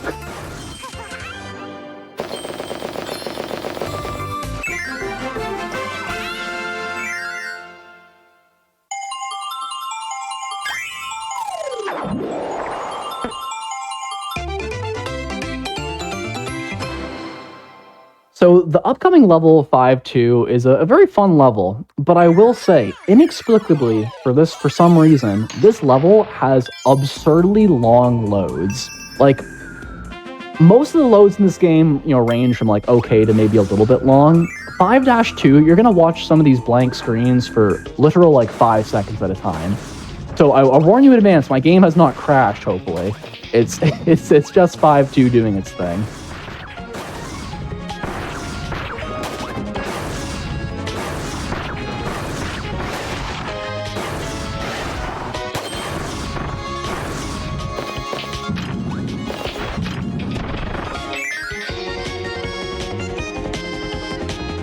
So yes, the lows in this are ridiculous. It honestly makes me think every time I do this level, like, oh, did my game freeze? Do I need the audio one? I would honestly think so otherwise. I'd also probably do a better job of minding my health. I will get some health later, but I'm probably going to take a few hits in the meantime, including right here where I need to do a damage boost. So this is a puzzle room where they intend for you to grab bomb, and again, we kind of just tell the game, nuh-uh, and do it with wing instead, so I need to open that door, I need to do a really quick wing dash to get inside there before it closes on me. Thankfully, if the door closes on you, it doesn't actually crush you, you just need to try again. But if you're unlucky, you'll bonk it and land directly into the spikes, and that can be a little problematic.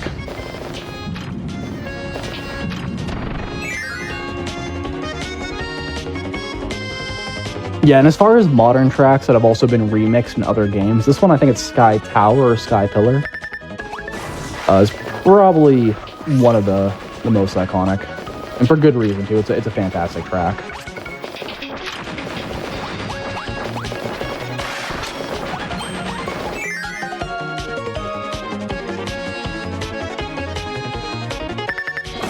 Okay, so I can probably afford to get hit one single time on this upcoming Moundo fight and not take a death here. So I'm going to be very... I'm going to take a very safe, to say the least.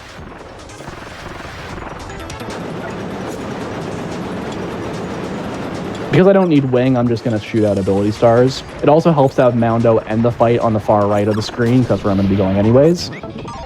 And if you have played a Kirby game before, pretty much any of them, chances are you've seen this puzzle before. If there was a Kirby final exam, it would probably just be this puzzle. I'm not going to grab the third stump. I'm not falling for its trickery. But yeah, we're going to use stone there just to break those, and then we're good to go.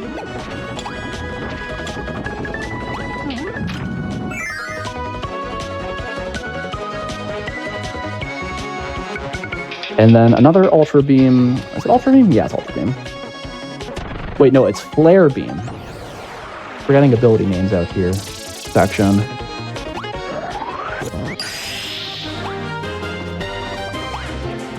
I try to do a lot of short hops with super abilities, especially when you go up hills. I think it ends up speeding you up, like, marginally.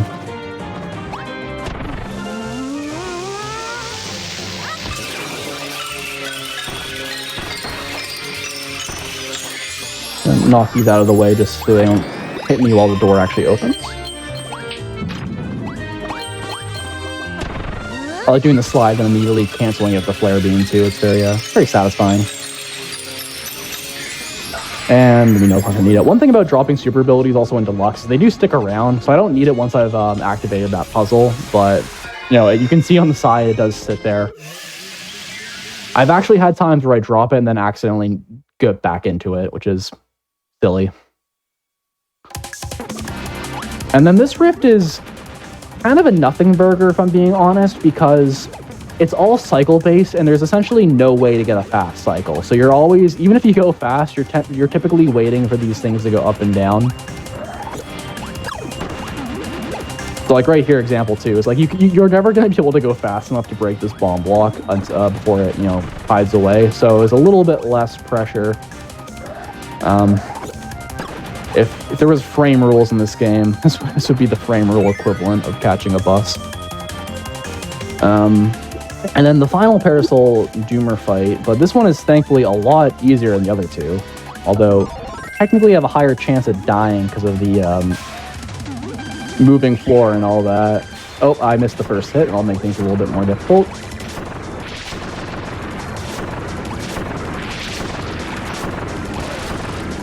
These electric doomers are a lot more manageable than some of the other ones because their attack that they do before they go off stage takes a lot more time. So like, you can see I messed up that fight. I didn't get enough damage off to start it, but I was still able to get them before they went off screen just because it takes so long. Whereas the fire doomers, for example, in like the beginning of the game are a lot less generous. And then you have the ice doomers once you get into Halakondra. And it's also really cool in Halakondra that a lot of the enemies change. Like they're the same type of enemies, but they have different designs, which makes sense because you're in a different world.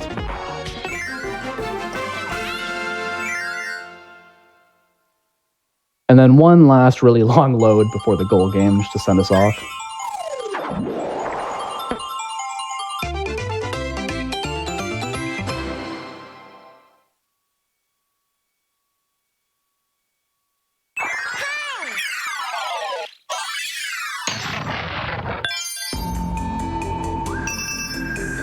Alright, so 5-3 is a pretty good level. It's one of the only levels in this game that is a lot more vertically based than it is horizontal.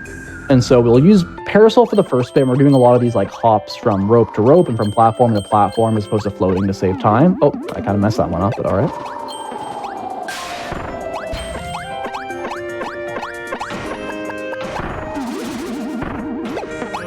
You save little bits of time here if you can float less and do more of these little short hops, which can be a little bit tricky to do at times. And yeah, I don't know if I mentioned it, but this is another one of the levels we end with wing, but we also get high jump for a good chunk of it, and it's fun. There actually is a mix you can do to get high jump at the beginning, but it only saves about 1 second. And considering how risky mixes can be and how easy it is to mess them up, it's probably not worth doing unless you're really trying to optimize everything to the absolute highest degree.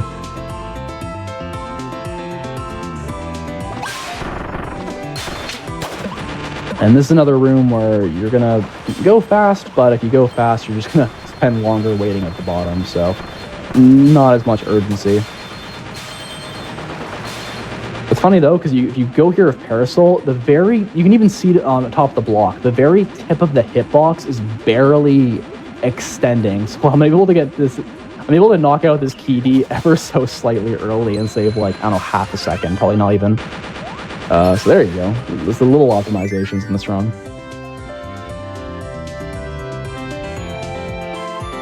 Also, this song being a remix of Grave Garden is also just fantastic.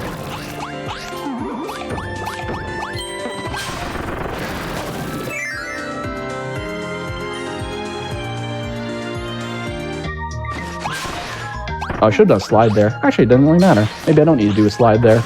Don't mind me, I'm just talking about potential movement options out loud while I do a run of, maybe I don't need to do that. One thing I'll actually mention, because I haven't talked about this entire run, is, so we do one thing every year called the Kirby Relay, which is now called K-Star, which is a relay race between typically 2 to 3 Japanese teams and 2 Western teams of 13 or 14 Kirby games. So this year, 5 teams, 14 games, there's 70 runners, and it's pretty much a baton pass style relay from one game to the next. It's not chronological order, they change the games and the categories every year. But this year, the relay is happening end of April, and I'm actually running Return to Dreamland Deluxe 100%. So not only am I doing it for this hotfix, but I've been kind of grinding this game like crazy because I'm trying to get the best time possible in advance of this Kirby relay. And it's been really cool because there's more activity for this game than there has been for like 10 months pretty much. And there's been a lot of little optimizations here for routing, like that cannon strat I was talking about in 4-2 found by AQ Noops. It's a very exciting time for all the games that are in the Kirby Relay or K-Star because there's a high amount of focus on it. You got a lot of people doing PB attempts, and it's just very exciting. So, if you are interested, there's a Kirby Speedrun Twitch, and this will be happening end of April, so a couple weeks away. But it's a very cool relay, and a couple of the people you've actually seen already today, like Glitch Aston. As well as Beam Queen Soul. She's doing her run tomorrow. They'll also be participating in Relay, so, Oh, on a side note, that split was also a gold, and I'm even more surprised that split was a gold, because that didn't feel very good, if I'm being honest. But I'll take it. Hey, a gold is a gold. Listen, 3 seconds of gold is much more than I was expecting for this type of no reset, if I'm being honest. That's fair. I'll take it though. I'm glad I had the splits open literally just for that. Gotta get that sum of best down. And I'm gonna be honest, 5-4 is a cool level. It also is probably my least favorite level in this game because it's probably... There are a few levels where I've lost so many runs to so many different ways as 5-4. This boot section right here is not bad at all, but there have been 2 different times I have missed that sphere and the boot goes away and I have to redo the whole room, which costs like 30 seconds. But it also has, I think, the absolute worst doomer fight in this game, and I will stand by that. There are probably ones that are more difficult, but this one is probably a ridiculously high chance to die every time you do it, and the quick kill is difficult, so get to that in a few minutes.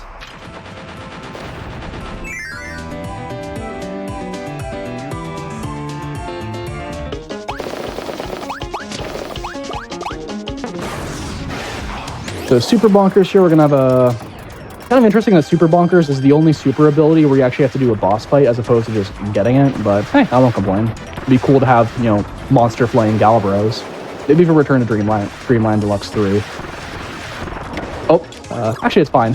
Getting Wing knocked out there and just finishing the fight off powerless is pretty A-okay. In certain situations, it's probably faster, actually.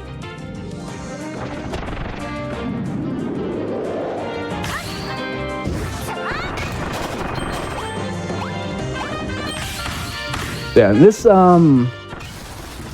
this whole sequence, there's a lot of waiting around as you move for these blocks to move, and I'm just going to be doing short hops whenever possible, just to save little bits of time. Some of these hammer pegs, you do need to fully charge hammer for it to go all the way down. Other ones, like in other puzzles, you don't, so whenever you do have to do fully charge, I'm just shaking the Pro Controller as hard as I possibly can.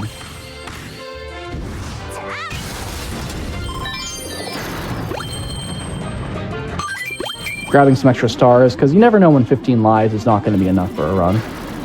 Things might really fall apart in the back game. Hopefully not, though.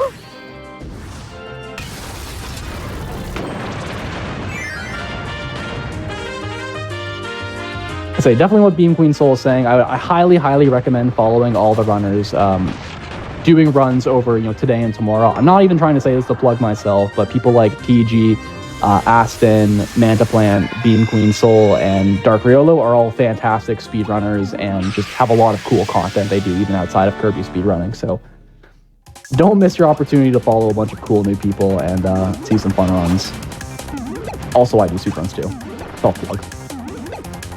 This rift, you can technically make a very fast cycle here, but you essentially need nearly perfect movement, and I typically have at least one hiccup whenever I do this first section. It's kind of precise, and if you are barely there but not quite, you get crushed. So I'm not going to stress over not getting that one too much. There's a lot of other opportunities in this rift to get crushed.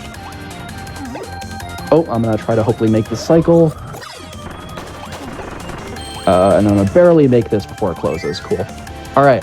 This quick kill with spear is not good. The fastest way to do it is the spear dash attack while you're throwing it hits in midair is pretty powerful, but these moving platforms are kind of the worst. If the Doomer hits you, if they can have large amounts of hits done, and then you'll just fall into a pit if you're not careful. Oh, that wasn't ideal. I don't think I'm getting this. I'm not getting this. Cool, that works. This is also a fight where you want to take an intentional death afterwards, so because I'm too slow, I actually am just going to have to wait this out. But it's still faster than going to the end of the rift. Because also, one thing about the rifts is if you complete them, not only do you have to go to the end of the rift, then Kirby does a little bit of a dance animation, which, wastes like a singular second, so if you're ever at a rift where you have a chance to take a KO and you don't need whatever ability you have, it's usually better just to do that.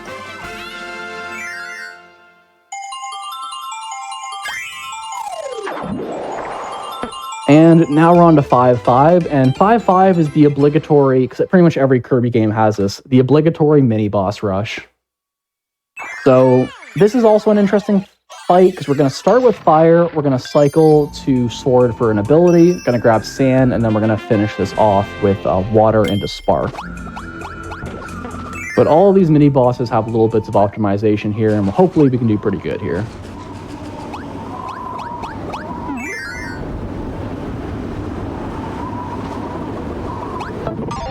Noops was actually experimenting with doing this first fight with bomb, but it looks like it ends up being the same amount as an optimal fire fight, so I'm just going to stick with fire. I'm going to start off with a slide here to get the positioning space, or the proper positioning, and then cool. If you set up an Inferno with the right time and spacing, you're able to pretty much take out that Gigant Edge very easily without them ever able to attack you. Because Inferno has some invincibility frames, but you need to have the proper... You need to activate it at the proper time, and you need to have the proper distance from the actual fight, too. Don't actually need swords, you need to cut the rope, so I'm just going to do an ability boost and grab sand, because, as I said before, sand is ridiculously broken for bosses and mini-bosses, so whenever you can use it.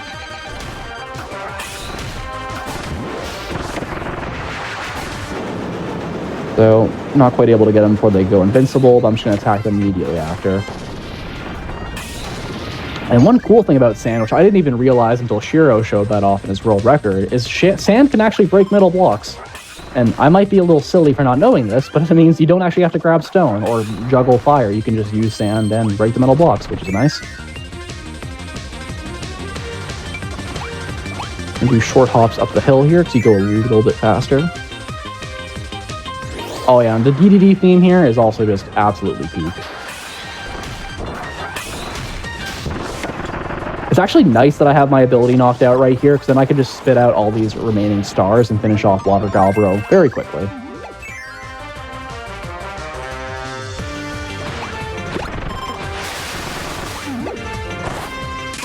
Yeah, use water here. Oops. Gotta be careful. Sometimes you burn yourself in the block and then you lose water, and water is very good for this upcoming mini-boss, and the other options are not quite as good. What's funny about Dubier is you pretty much stand under Dubier and then you spam this attack a couple of times, and the pattern they give you is perfect for this attack. They just start above you and go to your right, and the whole time they're vulnerable. And then use the plasma function of Spark to kind of do a charge shot there. You can also do a down air attack, but the charge shot's a little bit faster.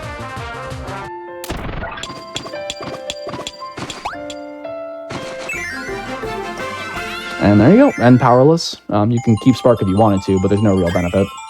We're gonna grab Wing at the beginning of the boss fight. All right, we'll chalk that up to gold 3 of the run.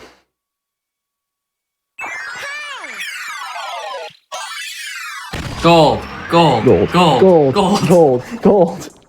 Hey! All right, Grand Doomer is, I will say, when I first started speedrunning this game in OG, it was one of my least favorite boss fights because I found it so ridiculously difficult. But after doing this fight for literally years, it has become one of my favorite. It's very fast-paced for the first part at least, and it shows how good Wing is, especially on boss fights that are like floating in midair, for lack of a better descriptive term. It's going to be a lot of shuttle looping, which is when you're sort of doing that like spam attack in midair, like such.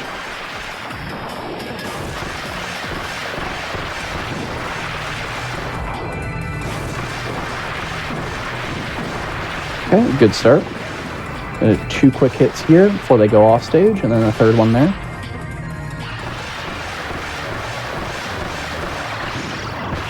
That was a really good fight. Nice.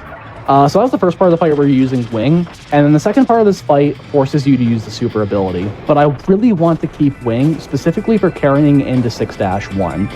So what I'm going to be doing with this super ability section is I'm going to keep essentially ability juggling Wing by keeping it above my head and then dropping it when I need to use Sword. Rush. You also can technically hit Doomer while they're doing those warps, but it can only happen on the last warp, and it's very difficult. So it's something I have barely even be able to do in practice, so I'm not going to mess around with that. Doomer can warp anywhere from 4 to 7 times, so a little bit of RNG. You obviously just want them to warp less and waste less time when possible. So 1, 2, 3, 4, 5. That was like a full 7 warps. The one before that was only 4. So it's a bit of a give and a take.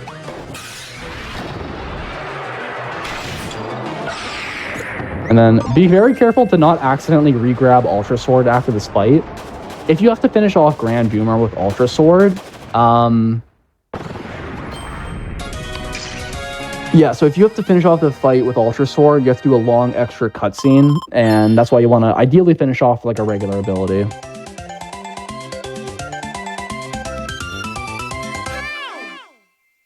Huh, somehow that was also a gold.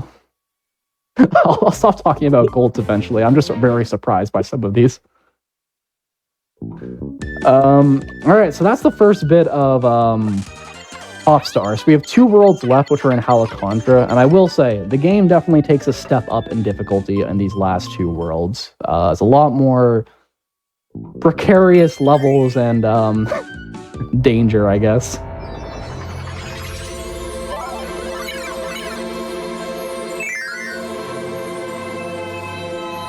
6-1 in particular, the first bit of this level has a lot of sleep stands, and then you have a cannon section where you're gonna really hope not to get crushed, so.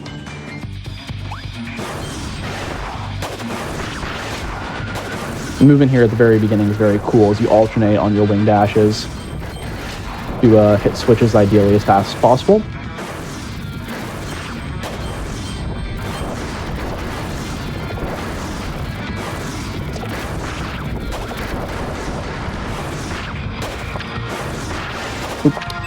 Didn't quite hit the door there. I tried to cancel it a little bit too early, so I flapped above it. So a whole lot of sleep stands here. Gonna try my best to be careful.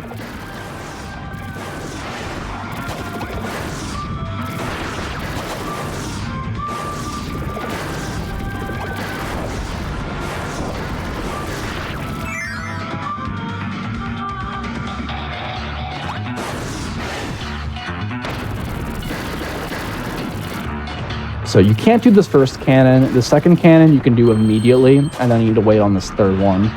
And then for this one, for 100%, you need to time it so you bonk off it when it closes so you can get in this door. Like such. Messing that up is really bad just because there's no real good backup. You're going to be stuck in the cannon. You pretty much have to redo the level or take an intentional death, which loses wings. So it becomes kind of pick your poison if you mess up. So just, don't mess up. And then I'm going to skip the section right here, go right in this cannon, which allows me to barely, well, not really barely, but allows me to get this one one cycle earlier, which is nice. So off to a good start so far.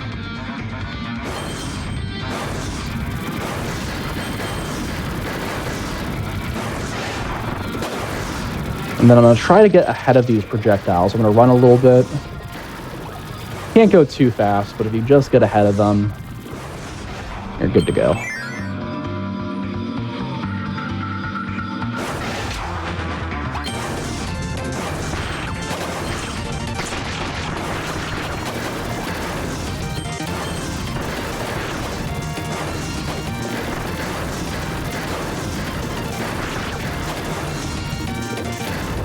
Alright, so now we got a monster flame section. It's a little bit tricky because you're going to end up doing a lot of damage boost and you want to mind your health, but there's a couple fast cycles you can make with a lot of these twisty arm type things. I don't really know how to even... Oh! Okay, so there's a glitch in this game which just happened, which is if you have candy and then you grab a super ability, you no longer have posted invincibility, so you can see I got hit 3 times in rapid succession, so... That's not great because you take a lot of damage, and it's a weird glitch that doesn't appear to happen in the original, which is funny. But yeah, that's why that's why I'm talking about health conservation, because I'm already pretty low, and those spikes in particular that shoot out do a lot more damage than usual. So I'm not quite getting a fast cycle here. I had to wait on some of those, but that's okay. Better than taking a death.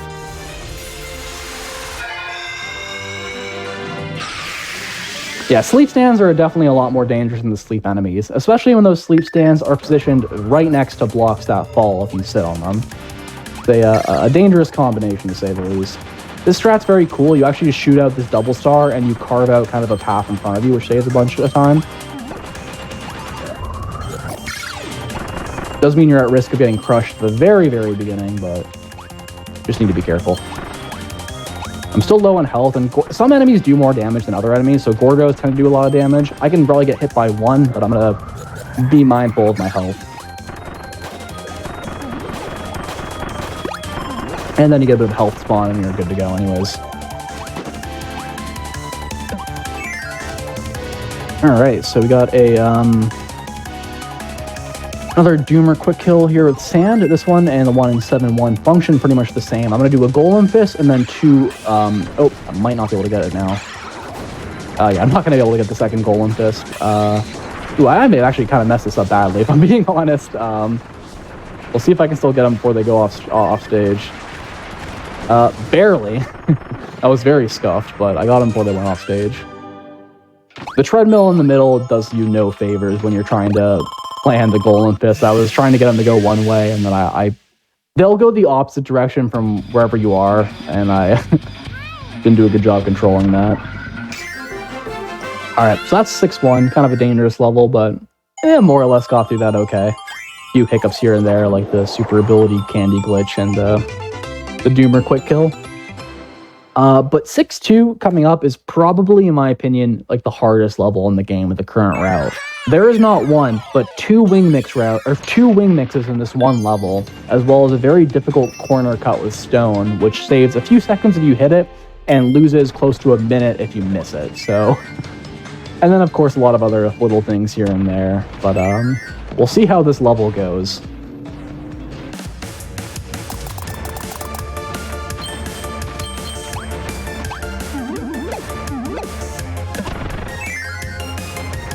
Two wing mixes. The second one's more important, but we're still going to try to hit this one. Nice. So the reason that we do this wing mix is because, as I said, something that exists in this game that doesn't exist in OG is that you can use wing to cool off fire blocks. So before you'd have to use parasol, water, or ice, but now you can actually use wing, so you actually have incentive to do a wing mix there at the beginning. And then you'll see us use it in just a second here.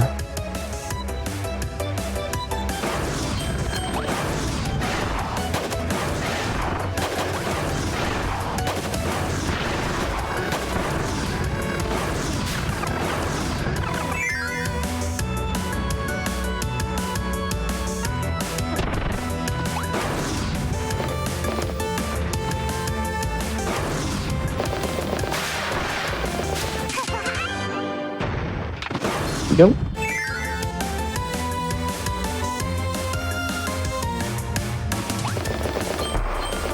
So yeah, it is kind of funny because mixing is so much more difficult in OG because you need 3 enemies instead of 2, and because both the roulette order and the starting point are both random, it's very difficult to incorporate mixes into the route in OG because they're just so inconsistent. You only really use it in areas where mixing for a wing or something else would save you large amounts of time. But for Deluxe, it's a lot more viable because although the the starting point's different, the roulette order is always the same. So it's a lot more viable to do mixes for like just brief periods of time, which is why you do 2 mixes here. Okay, that corner cut was very close. It always is close though. Touching one of these, spiky boulders or metal gears underwater will knock out stone, and then you'll have to go back to the beginning of the room to re-grab it. Do a quick little ability slide here, just because they're always fun, even if they barely save anything. And then we have another mix here.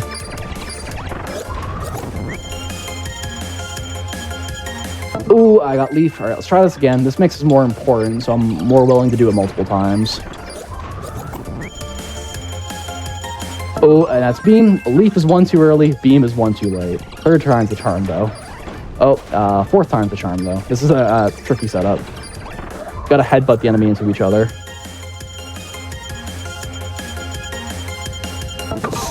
I will get it one of these times, I promise.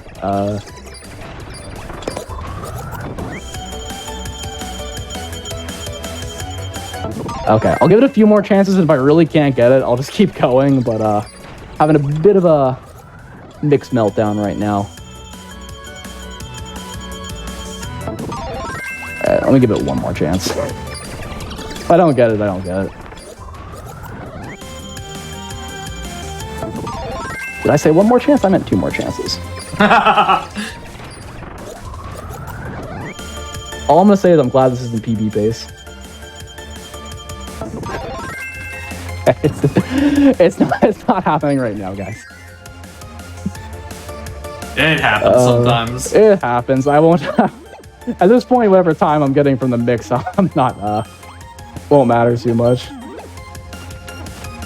But yeah, mixes are really consistent until they're not.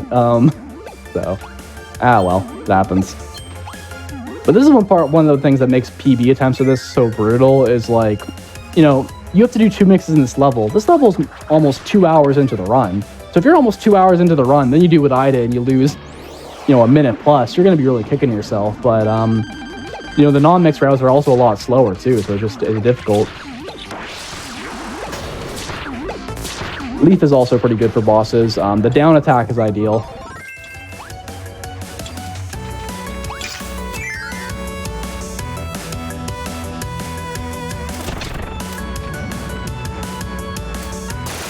Oh, I missed that one. I think it's the 3rd one I need, so I think I'm fine if I missed the 1st one, aren't I? I'll find out in just a second here. Okay, good. So I missed the one that had tomato, so that's not a big deal.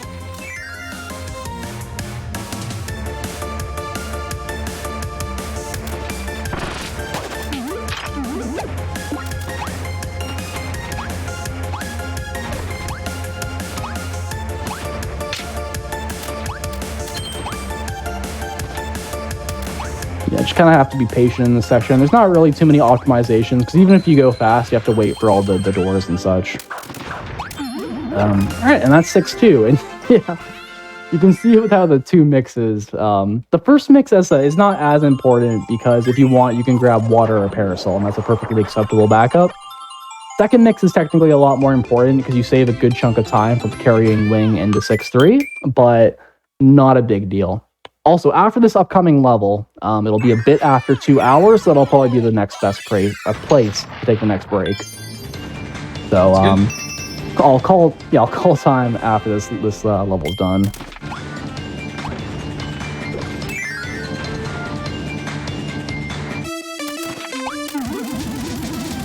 So yeah, if you're not using wing and you are going to take sparking this level, it is still helpful to just keep it charged, because there's quite a few enemies, and as long as you kind of keep this plasma shield surrounding you, you can just sprint on the treadmill and not have to worry about anything.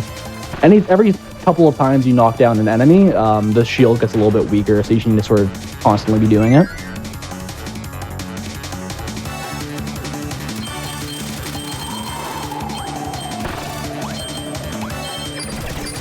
especially with the crash enemies, which can be a little bit dicey.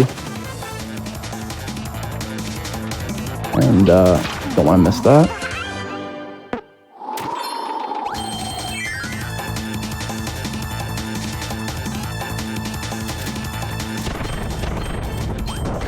So if you're not using, if you are not using, okay, so what I intended to do there was grab Parasol from the Waddle Dee. What I did completely accidentally is I mixed for Hammer. Hammer is actually not bad for boss fights. So this is a happy little accident we just had here. This is some on-the-fly routing, if I'm being completely honest.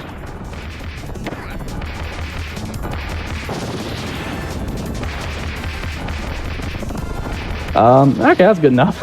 That's good enough. Parasol's also nice because you can use it for movement too, but Hammer gets the job done.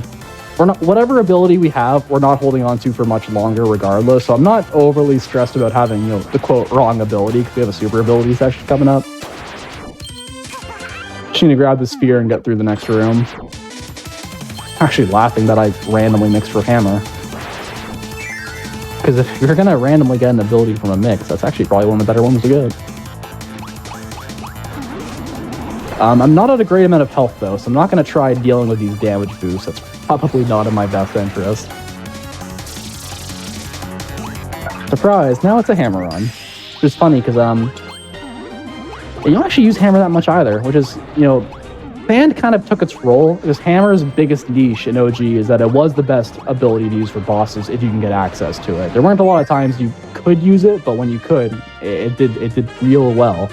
Typically it was Ninja, which had the best mix of good for boss fights and actually readily available throughout the game. And now Sand exists, and it's actually all over the place. They clearly wanted people to use the new abilities, so they put Sand and Mecha like all over the run. And I said Sand is almost comically broken. But yeah, because we have a super ability, it's not like whatever ability you get, you're going to hold on to for long stretches, so not a big deal. This is probably the most annoying rift in the game because it's kind of similar to some of the ones earlier with a lot of in and out of water, but it's a lot more tight. I'm trying to damage boost forward on these cannons and other sections, but you know, sections like that I get knocked back. At least I got knocked forward there. There we go. And again. And then you got these Gordos too, so it's a lot of threading the needle, so to speak, between not doing a very good job. There's a lot of threading the needle, trying to go in between the Gordos and the spikes like such.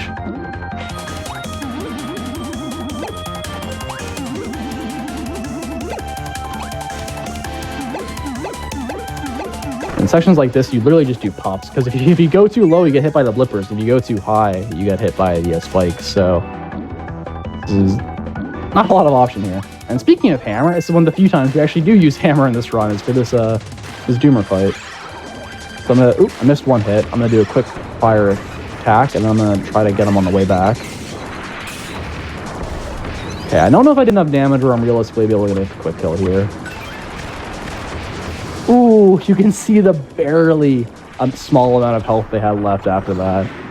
There was one extra attack I wanted to do at the beginning before they warped, and I think because I missed that, that was the difference maker.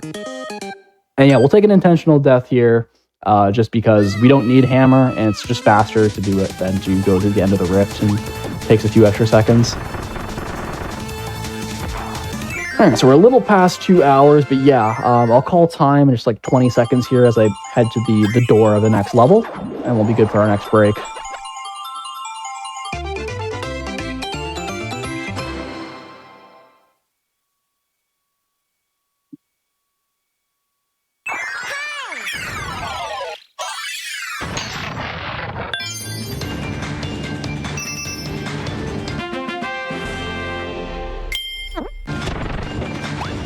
And time.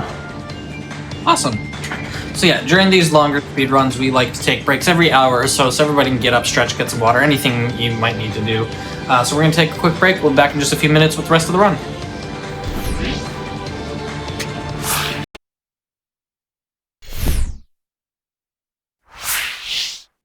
Hello, everybody, and welcome back to the Games Doing Quick Hotfix. Today, we are celebrating the 20th anniversary of Kirby and the Amazing Mirror. We're actually celebrating today and tomorrow. We've got a bunch of Kirby games lined up for you to celebrate. We are in the middle of a Kirby's Return to Dreamland Deluxe run. I'll hand it right back over to you whenever you're ready. You just want to get the quick countdown. Yep, good to go. All right, 3, 2, 1, unpause, and into 6-4.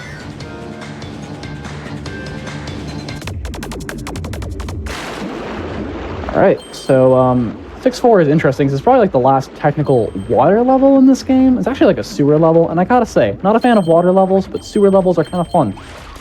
So more of that in video games.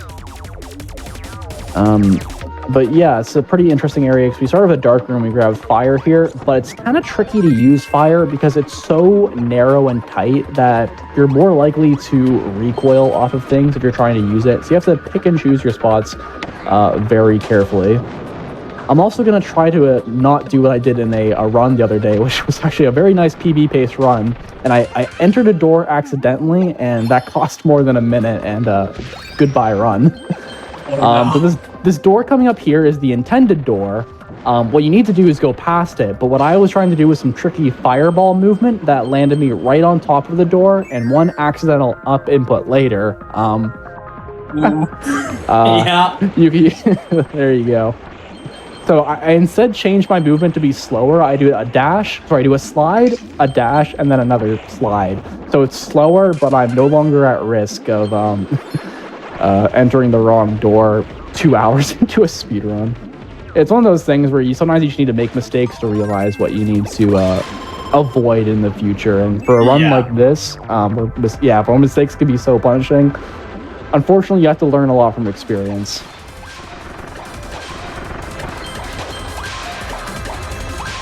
Another great fight to show how broken Parasol is on the ground is I'm just going to stand in this one spot and not really move, and goodbye, boss.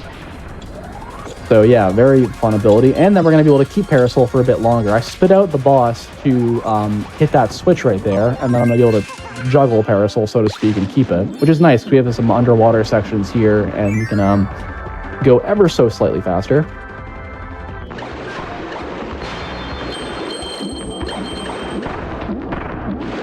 Also, the top of Parasol actually does kind of shield you from projectile, like that one glunk right there. Very niche, but hey, it's got an application. Also, pretty mild thing, but from this point onward, like this level onwards, every single level will have 5 energy spheres. So they really ramp it up towards the end of the game.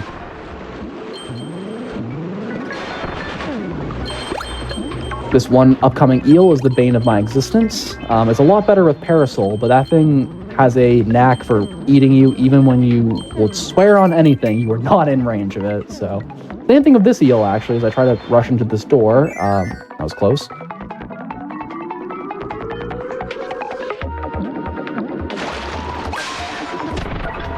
I like that movement of doing a Parasol dash, and then you do an ability slide, and then you get this with the spark. Use a visual cue of that little star block on the ground to know where I need to do the spark to actually hit the bomb block. Yeah, for a level though where you get 5 energy spheres, it's actually pretty quick. It only takes about 4 minutes. So, pretty fun one.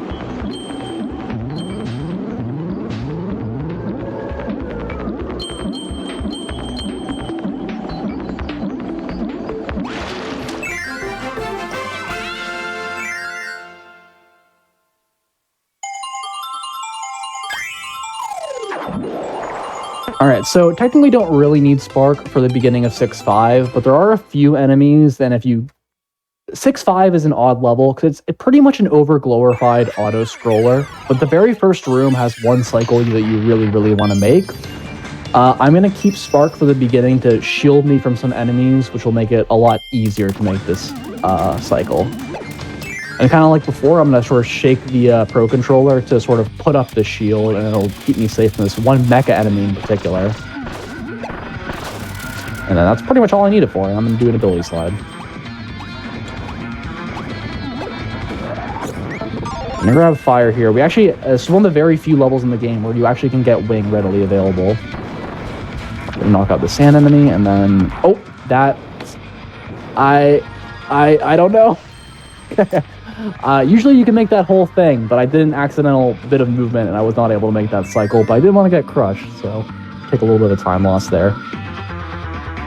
I was a little bit scuffed. I got a little bit nervous there for a second.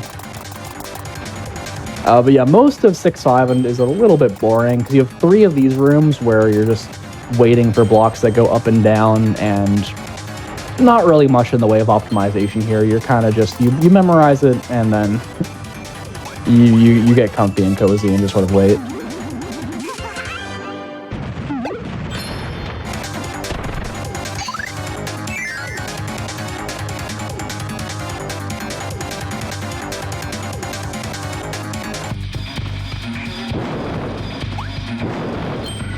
You want to be careful in this room, so I want to grab wing, but there's a lot of treadmills and a bunch of pits, and I want to make sure I don't.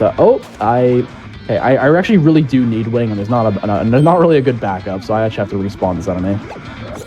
There we go. This wing is particularly important because you're going to keep this wing into the boss fight, which you're then going to keep into 7-1. So it's one thing if you grab it for just a few little bits and you don't really need it, but this is one of the times where you actually do hopefully get in to hold on to it. So I'm going to respawn the enemy and make sure we go there. And then this puzzle room, I'm going to drop the key as close as I can to the Gordos and then just dash through. If you feel like testing your 50-50 odds, you can just run through the Gordos and hope you keep wing, but that's a strategy that can backfire half the time.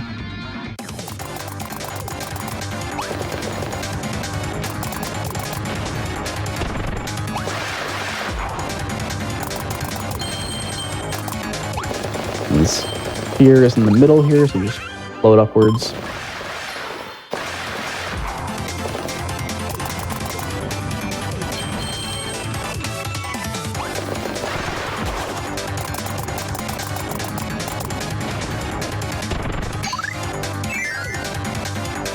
Alright, I think this is the last room in the game that has an invisibility crystal you're actually using. Which is pretty nice, because you needed to get the energy sphere, but there's a lot of enemies in this section, and it's nice to have the invulnerability.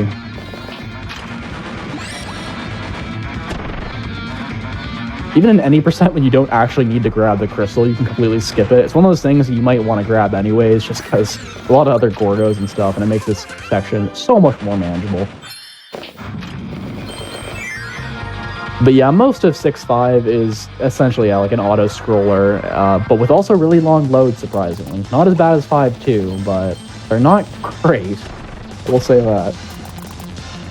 Also, shoutouts to whoever decided to put the Heavy Lobster theme in here, because it's not in the original. Absolute perfection. It's a cherry on top moment.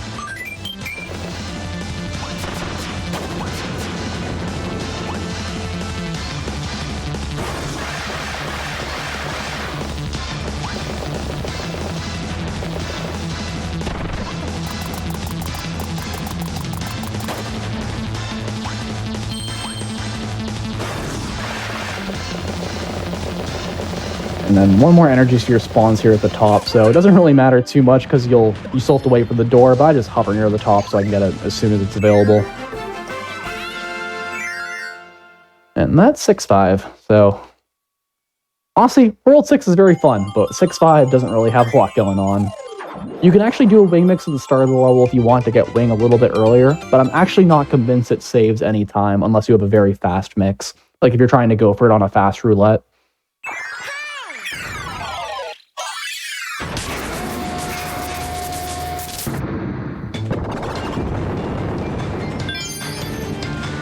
An upcoming boss, Metal General, probably one of the harder bosses in the game, honestly. It's one of those fights that's not bad when everything goes according to plan, but the more the fight drags on, the worse things get pretty quickly. Very similar to Goliath in that sense. Also, if you do this, you can mess up the camera, which is cool and useless.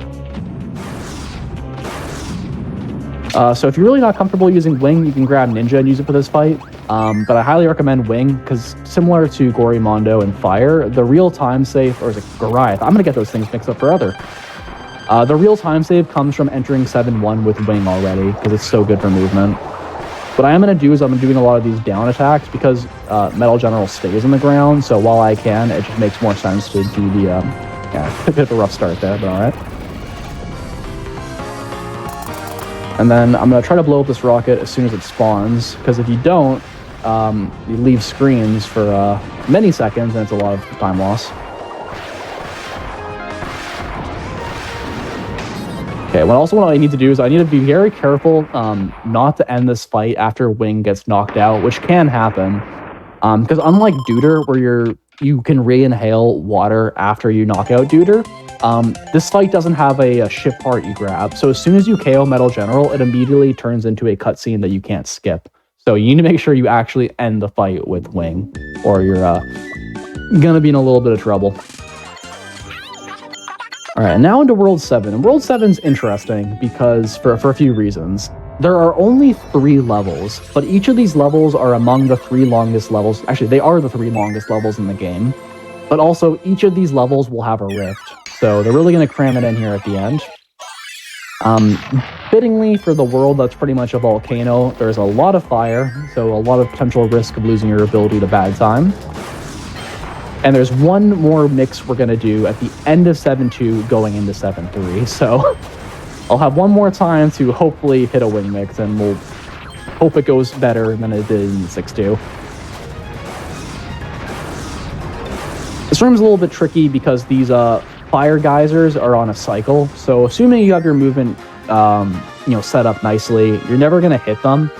But if you get knocked back or like lose a little bit of time, you're going to end up on a bad cycle where you're likely to just wing right into some fire pillars, and that's not going to be great for you.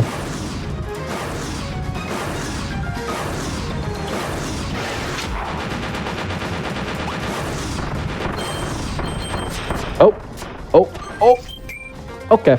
Well, that was not what I wanted to have happen, but it's not a big deal. I'm not going to keep Wing for that much longer, so it's not a big deal. There actually is a route where you can keep Wing for an extended period of time, but I wasn't really planning on doing it because it's essentially the opposite of a marathon safe run, or a marathon safe strat. So that's all good. I'm going to grab sand right here. I'm going to use sand for the Galbro fight. But yeah, I got stuck and I started shooting out feather dunks. I think I lost my momentum, and then when that boulder crushed me, it was not a great situation. Not a great situation.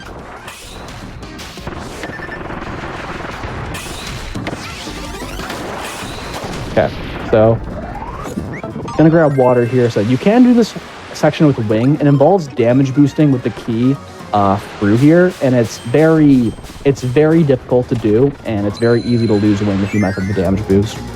So the intended strat of water is typically pretty A-okay, honestly, and the Wing route only saves, I think, around 6 seconds, which isn't a lot for a strategy that risky and that far at the end of the run. Okay.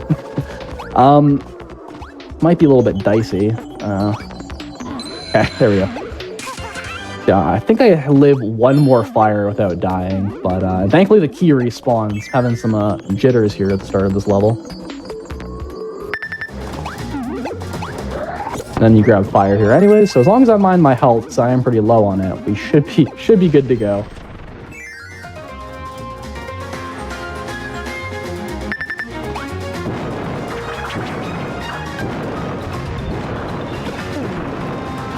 Need to be careful in this section because you have a couple of these eels as well as some more fire geysers. So I'm just kind of trying to stagger my movement best as possible to avoid that, even if it means going slower in certain sections. And right here I do a little bit of a recoil to break open that bomb block a little bit sooner. And then once the eels have done their grab attack, you can actually just walk right through them. So I kind of bait it out, break the bomb block, and then I just go for it.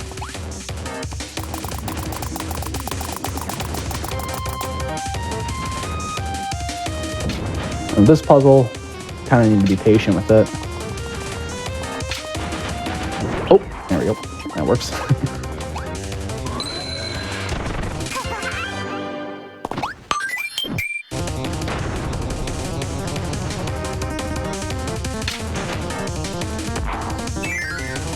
All right, so not bad. Yeah, so the intended route is to use fire, or you can do Wing if you're optimal. Essentially, if you keep Wing after that key section, you can keep it all the way until you reach the super ability. Yeah, I was never really planning on going for that anyways, because I don't typically do it in runs currently, and it's not very as a marathon safe. So last snowball section, and like I said, I love snowball, so have some fun with this one.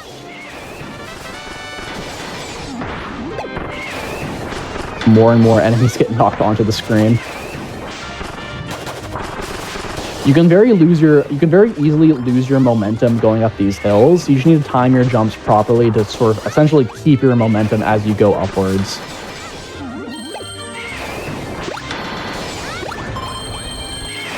In this one, you don't get a lot of momentum, so I should do another one in mid-air, and then this takes me to the top of the volcano, at which point we are good to go.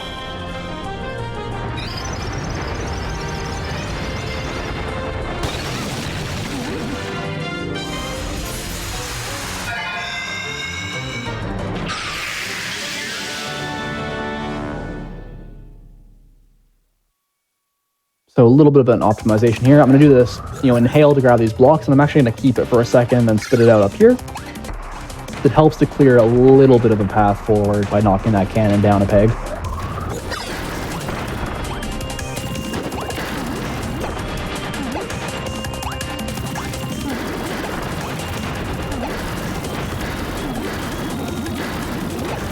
I'm going to jump on top of this block, so... Oh, no, I messed it up. I was going to say I was going to jump on top of that block, so as I inhale it, I'll just fall right through. And then I'm just going to damage boost through this cannon. There was a little bit of a risky strat ahead that I'm not going to do, because I'm not confident in it at all, but it saves like a second. I'll point it out. So you hit these switches and these things activate. On this switch, you can actually hit this and then slide into that little gap where the meat bone is. I'm not going to try it because it saves like 1 second, and it's very, very easy to get crushed. So, not really worth it. And then one little other optimization is that rather than spit this out, I'm just going to enter the door, and it'll automatically spit out the block while I'm going through it. Probably saves like half a second or something like that. So they give you 2 abilities, and they also give you sleep, which is a little bit of trolling by the developer. So again, for this Doomer quick kill, I'm going to knock him to a little bit above 50%, and then I'm going to go for the kill here as they do their charge up attack. Nice. Then you don't need sand anymore, so I'm just going to do an ability drop to get a little bit of a speed boost.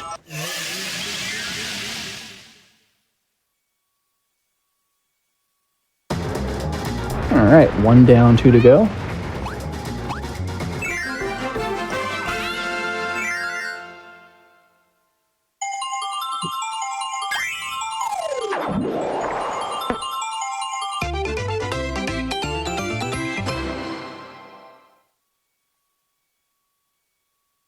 Alright, so 7-2 is actually the single longest level in the game. It clocks in at around 8 minutes. It starts with an auto-scroller, and the level is going to end with a wing mix for 7-3. Technically for this wing mix too, a big thing about OG is if you couldn't get wing, the roulette order was always completely random. Getting fire or tornado was also like acceptable. Like it wasn't as good as wing, but it kind of got the job done. Because the roulette is set in this one, it really makes more sense to just intentionally go for a wing no matter what you want to do. One route I've been interested in theorizing is completely skipping the mix and then grabbing a mecha at the start of 7-3 and then using that. I think it would probably still lose time, but it would be like a safe backup if you didn't want to bother with the wing mix.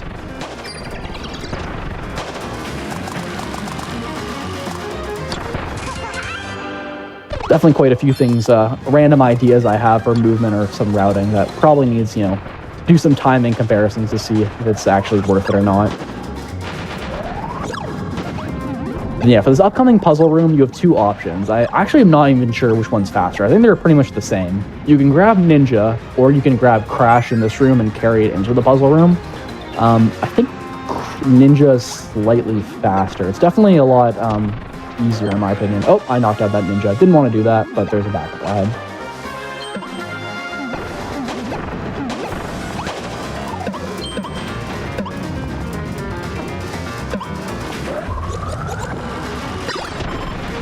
Yeah, if you accidentally KO that Ninja like I did, if you're being a little bit silly, you can just grab one here. You have to fall to the bottom and then go up here, but it's not a big deal.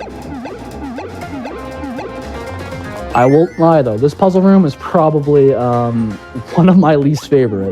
You have to time this with... There we go. Okay, got that first try. That's not bad. One of those things that should be really easy, but I swear there are some runs where I just can't seem to hit it, and I'm getting like 4th or 5th try as, the clock keeps ticking. And quickly drop down here to get into this cycle. And you're good to go.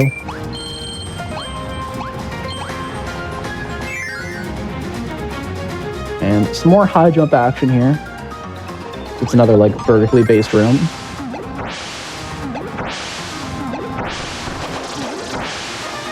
Gonna play this a little bit safe. Not try to go for it too quickly. So if you're really fast, I think you can get that in a slightly earlier cycle, but the chance to get crushed is fairly high, and not gonna try anything too risky. Gonna keep high jump for this dark room, because it is more horizontally based, but you can still get some leverage, because there's a whole water section here. With some use of high jump, you can also skip through these spikes, like such.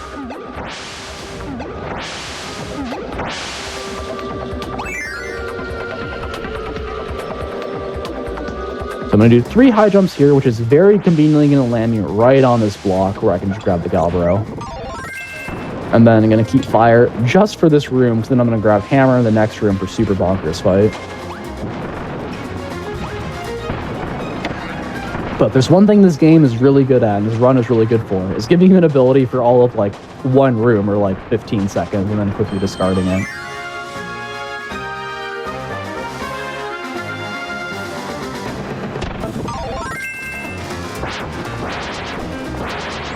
Alright, so hammer versus hammer. I'm going to start on the far right and do a charge hit here. And then I'm pretty much doing these like, I guess neutral air is like the smash equivalent of explaining it, where I'm just kind of doing short hops and then spamming this attack over and over again. Whenever possible, it's nice to end these fights on the far right side of the screen, because you then have less walking to do once a bonkers drops the super hammer. Whereas if you're on the far left side of the screen, for example, you're going to have to actually traverse through there, and it's going to waste little bits of time.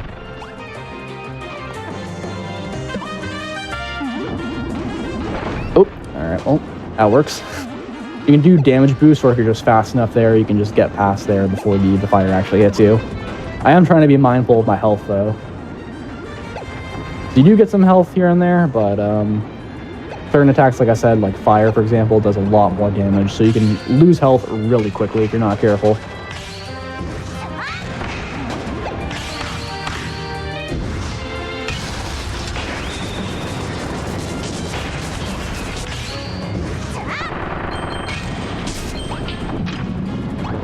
Speaking of being careful, I'm just going to wait this out. If you're very tricky, you can do a damage boost off some of those like bee bird enemies and then get in there even when the fire is running. But pretty niche, not going to bother with that.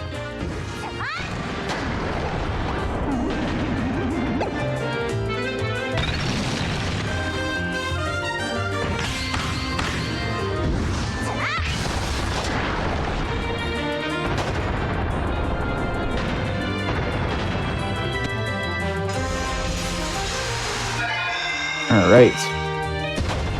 Definitely thinking about these last 3 dimensional rifts in 7.1, 7.2, and 7.3 is they're also quite a bit longer than a lot of the average rifts. Oops.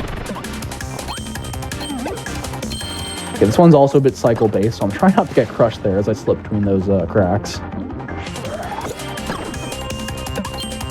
And slip between this one too.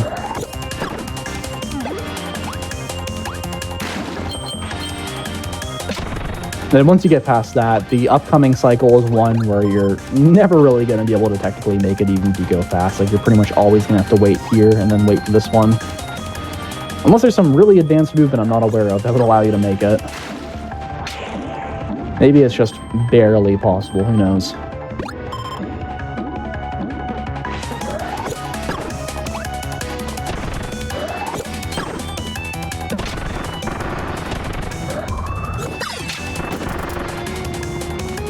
Oh, didn't want to touch those spikes. Not a big deal, but there you go. Alright, so this quick kill is with Leaf. It's mainly involves spamming the down air attack with one singular use of like the up air. It's a little bit tricky, so we'll see how this goes.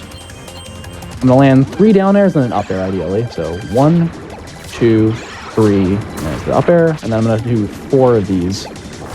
Well, ideally you can do 4 there. I'm a little bit slow, so I have to do more. There we go. If you do them fast enough, the Doomer doesn't have like the health buff it has, so you can like actually make it KO it with 4. But if you're slow like I am, you're probably gonna have to do 5 or 6 because their health is a little bit tighter and you're doing less damage.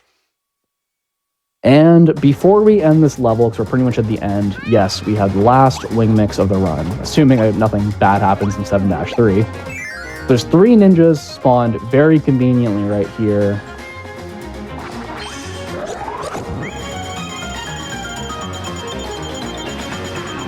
Okay. I am going to take an intentional death here because it's actually faster to do this, and you need to respawn the ninjas. There's a backup you can do in 7-3, but I'm just going to see if I can get this one. Okay, there we go. So I was having some issues with mixes. The first half of this run was pretty good, and then things were falling a little bit apart in the second half. As I said, my reaction time for mixes is not great, so even on the slower roulettes, I'm not as consistent as I would like to be. But it doesn't help that this is a mix that saves a lot of time, 2.5 hours into the run, essentially. So it can be a little bit nerve-wracking if you're on a good pace and you need to hit it to keep that pace going. And now we have 7-3, and pretty difficult level. There's a lot that goes into it, so we'll just break it one step at a time. But it's a lot of precise wing movements and a couple of scary sections, so to speak. And it is like a solid 7.5 minute level.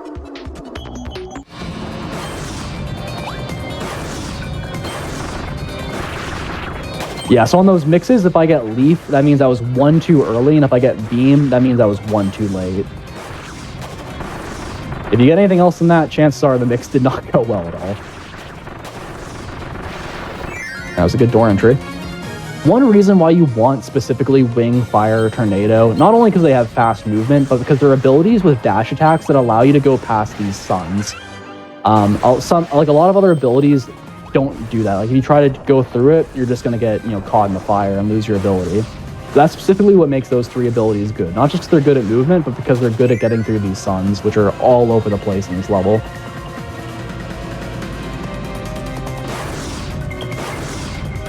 It's also one of the reasons why I'm not as confident in the mecha backup, because they can't really do that as well. And that's such a big part of this level. Oh, there goes my wing.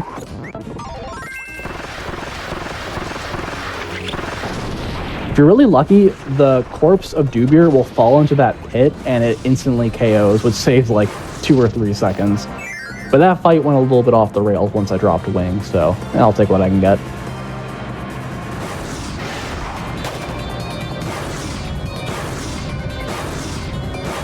There also is wings in this room and the next room, so in case you lose it or you don't want to mix, you'll be able to get it here. I'm gonna try to do this into the sun.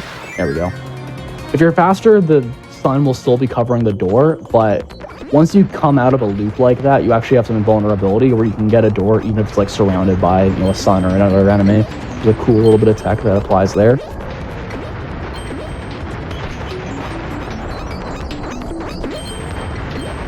This boot section is also pretty straightforward because it always seems like if you're fast enough, you can barely make an earlier cycle of these suns, but I promise you, you cannot. You essentially will always have to wait for this one and then the next one upcoming.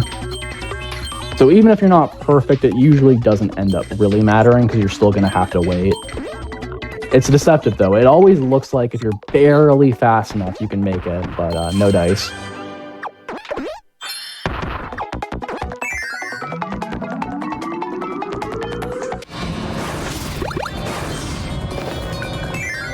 Alright, and not this room, but the room upcoming is probably one of the best reasons why the estimate for this run should be a lot longer than what your PB is, because if I mess up the key section in the next room, which, knock on wood, I haven't done for a long time, but I have, especially when I was learning this game, you have to redo the level from scratch, which will take about 4 minutes.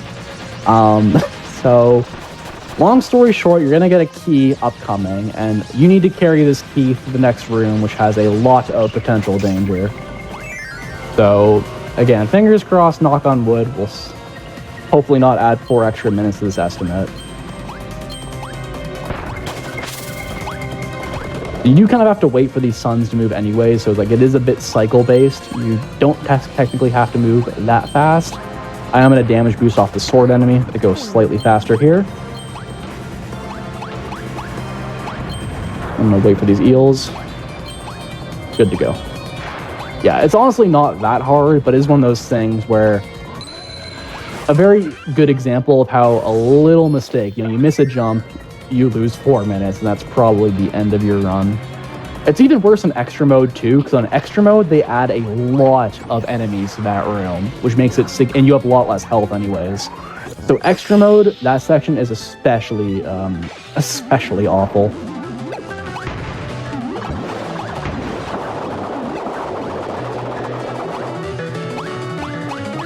And last, actually, not the last super ability section. Last super ability section, not counting the final boss, I should say.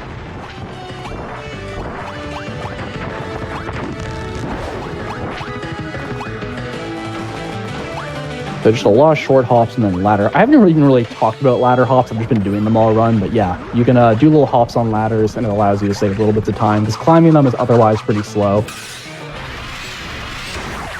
And then a very niche little bit of movement right here is I'm going to do an ability slide, dropping the super ability. Then I'm going to do a second slide, and I'm going to fast fall into this rift right here, like so.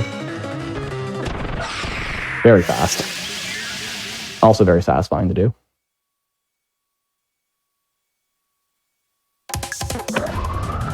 So, last rift of the game, honestly probably not the most difficult, but definitely the longest, and kind of like the rest of the level, the gimmick is lots of these floating suns, or balls of fire, which I guess the sun is, or gas.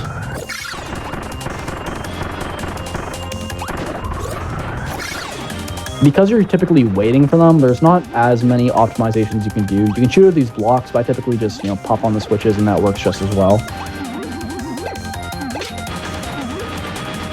You just need to be careful, especially in some of these sections, because getting hit by the suns has lots of hit lag. So if you're over, say, like a pit or another area, it's very possible to get hit by a sun and be stuck in such hit lag that you just sort of fall to your death, and obviously want to avoid that.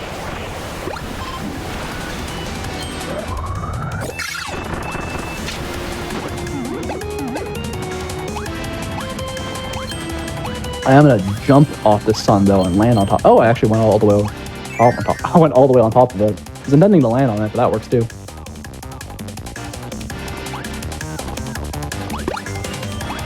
And then, yeah, we're going to grab water here. If you really wanted to, you could probably try the roulette to grab a more optimal ability. But water does a pretty good job here, and then no fun to mess around with a random.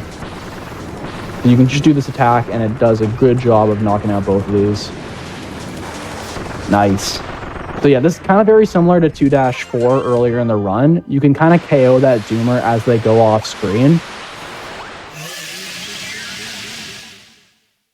So, I get most of the damage. I KO one of them before they go off screen. And then while that second one is actually off screen, but not behind it, I'm able to sort of shoot a water projectile and finish them off.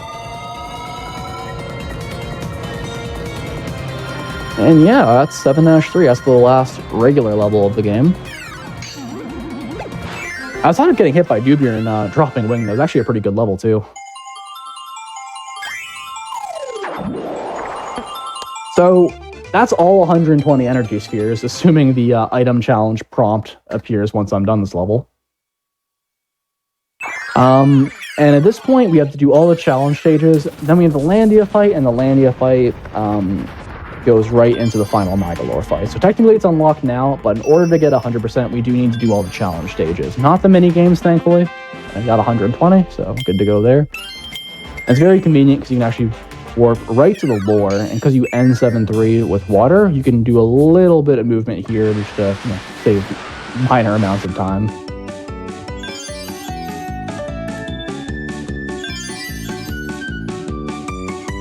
So yeah, although we do unlock all these challenges all throughout the game, it typically just makes sense to do them all at the very end once you've unlocked all of them. You don't really have much of a benefit, and it would lose time to, go do them as you unlock. Technically, it could open up the routing potential of, say, grabbing Wing at a good time, which you kind of do in Kirby Master runs. I won't get into the specifics of it. Yeah, still, it's typically just better to leave all until the end. Overall, these challenges are pretty straightforward. A couple of them, in particular, bomb, water, item, and even, I think, high jump, are a little bit more precarious. The chance of dying is a bit higher just because of the strategies you go for.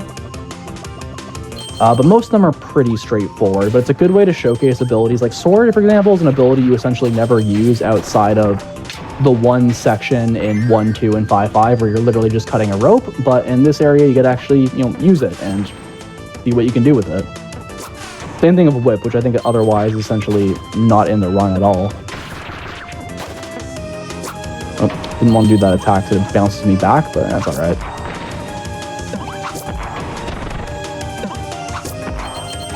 Oh, and third time's the charm.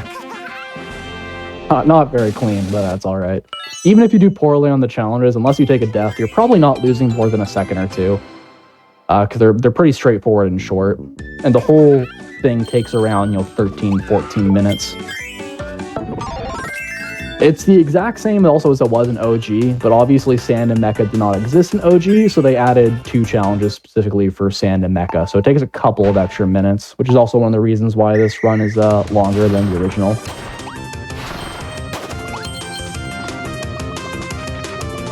So yeah, you don't really use Sand a lot for movement in this run, you use it a lot for boss fights. So a couple things to showcase is this dash attack just to knock out enemies. The dash attack is slower than just running, so I'm only going to use it to clear a path in front of me. And Sand kind of has like a bit of a built-in high jump, which is a little bit slow, but for vertical sections can actually be used. We'll showcase at the very end of this. Do like the Sand tornado attack to break blocks above me and dash back here. So yeah, the section at the end where you're going from platform to platform, you can do this shield, like, it's very similar to high jump. You just have, shorter range. And allows you to save little bits of time on those platforms. And then at that point, I just float upwards. Oops.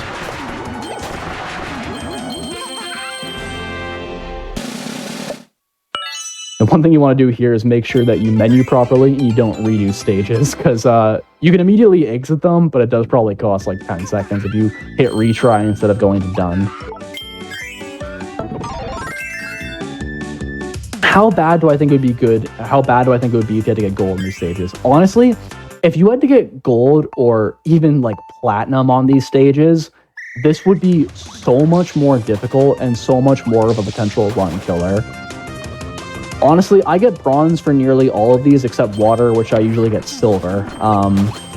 It would be a lot more work even just to get gold, let alone platinum. Especially because, you can't unlock some of these like items till the very end of the run. So it's not like you'd be able to route it and do it earlier. You'd still have to wait till things are pretty much done.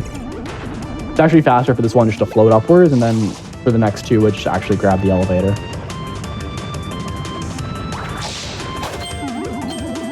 Some people might know this, but Kirby's Dream Collection, which has the original 6 retro titles, also has some built-in challenge stages, and there are speedruns for those challenge stages, as well as doing all the challenge stages with Platinum. So if you're interested in these challenges, but don't want to do a whole Return to Dreamland 100% run, I'd actually recommend taking a look at Kirby's Dream Collection Special Edition, all challenge speedruns. They're like 20, 25 minutes. All you do is the challenge stages. They're pretty short and simple, but fun.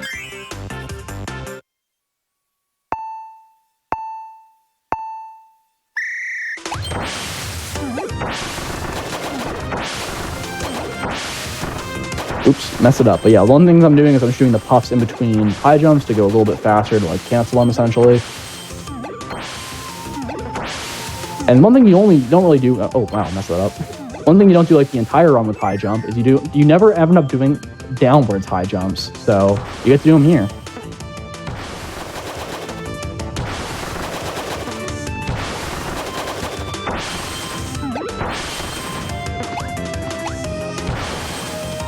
High jump is a little bit precarious because there's a few areas like here where you can get crushed by some of these moving platforms if you get unlucky or just, your movement's not tight enough. So not one of the more dangerous challenges. I don't get as nervous on high jump as I do for item challenges, so to speak. But you do want to be careful.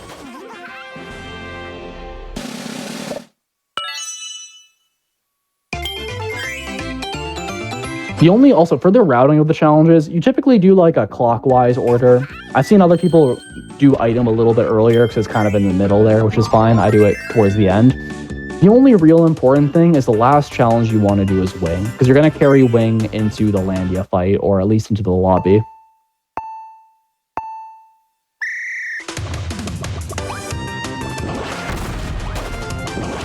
Yeah, I think this is the only time in the game you use bomb, unless you use it for a couple boss fights, which has been routed out, especially by noobs.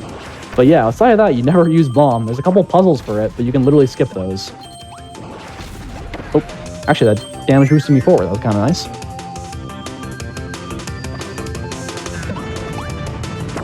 So it's actually faster with bomb to alternate doing this bomb drop, which gives you little bits of momentum, as you can see, then go through the platform. I kind of got hit backwards, so it's a little bit slower. But if you do it properly, it's actually faster than just waiting on the platform just to jump ahead. I'm going to do it again here.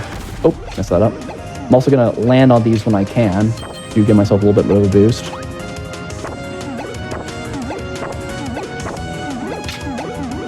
Nice. It's tough though because you go low to the screen, so if you accidentally don't do a bomb drop but instead like throw a bomb, there's a very high chance you are going to die and before you have a chance to react.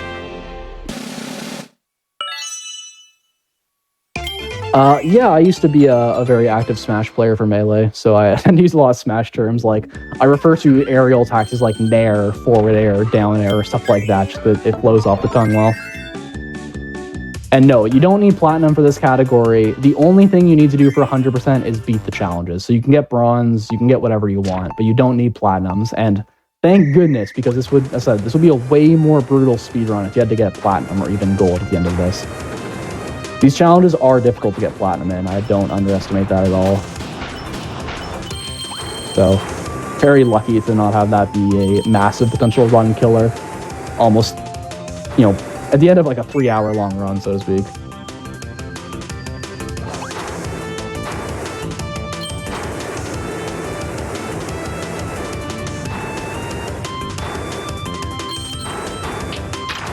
So yeah, with the current route, yes, the mecha's not really represented very well, unfortunately. So this is pretty much the only chance you have to use it in this challenge stage. So I guess it's a good thing it exists. If someone wanted to, you could probably do like a true 100% where you do everything else in this category, but then you get Platinums at the very end. I'm telling you now, though, I'm not going to be the one to route that. That sounds brutal. Because yeah, for context, for Platinums, you need to go fast. You need to get every coin. You essentially can't get hit by an enemy, and there's a whole bunch of extra rooms to do. You quite literally need to be perfect with almost no wiggle room. The Kirby's Dream Collection All Challenges speedrun has the Platinum/King's Trophy option, and that's one of the most brutal optimized runs I've seen, because one little mistake on all these challenge stages, and that's it, you're done. Getting a good run pretty much boils down to not just optimizing it, but just doing everything first try, which is already dummy hard. But anyways, on to this actual game. I find Water Challenge to be one of the harder challenges to do, just there's a lot of enemies, and as I said, you can bounce off them pretty easily if you're not careful.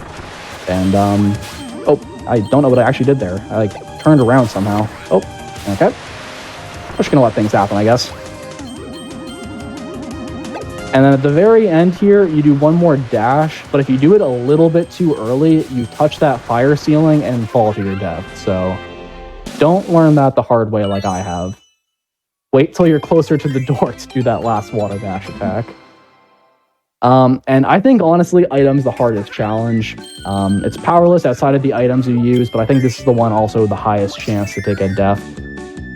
Honestly, I'm going to go ahead and make a bold statement and say you're not a true Return to Dreamland 100% runner if you've never had a death and item challenge on PB pace. Because I have seen this happen to, like, at least once, to pretty much every Return to Dreamland runner, both OG and Deluxe, and that includes myself.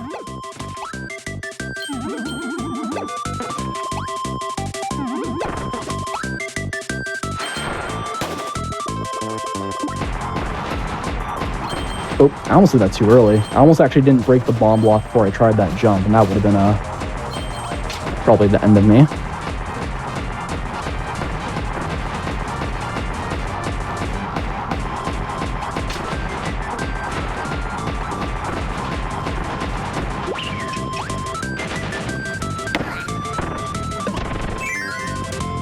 Alright, so that cannon section is kind of the most scary, because if you miss a few cannon shots, which is surprisingly easy considering how erratic they are, you just get crushed while you're moving upwards, or if you lose cannon from hitting a Gordo, you also will get crushed.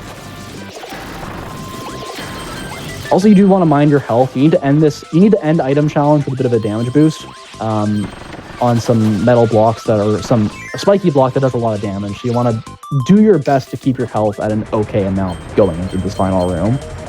You can actually get up here really quickly if you're careful and kind of save a little bit of time.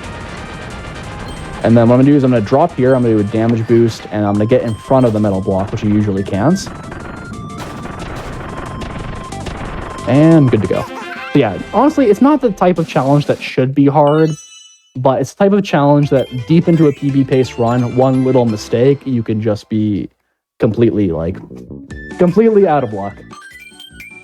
But if it ever happens to you, consider yourself a true honorary Return to Dreamland speedrunner. And yeah, we're going to end with Wing Challenge. It's very convenient because it's also, I said, we do kind of a clockwise order, and that's at the very end of it. But the most important thing is you want to end with Wing so that you can use it for lobby movement. There are two main routes you can do throughout the end game. What I do is I do sand for both Landia and Magalore. I think what World Record does, it does Wing for Landia, and then you grab sand for Magalore in the Magalore lobby. But I just find sand to be significantly better for Landia, and I'll show that off in a second. Landia is a bit RNG. Actually, the final two bosses, despite not having much RNG throughout the whole game, the final two bosses are kind of RNG, or they have elements to it, so... Right here, you can actually skip the switch and just damage boost, or didn't even damage boost, I just went right through the cannon. That's nice.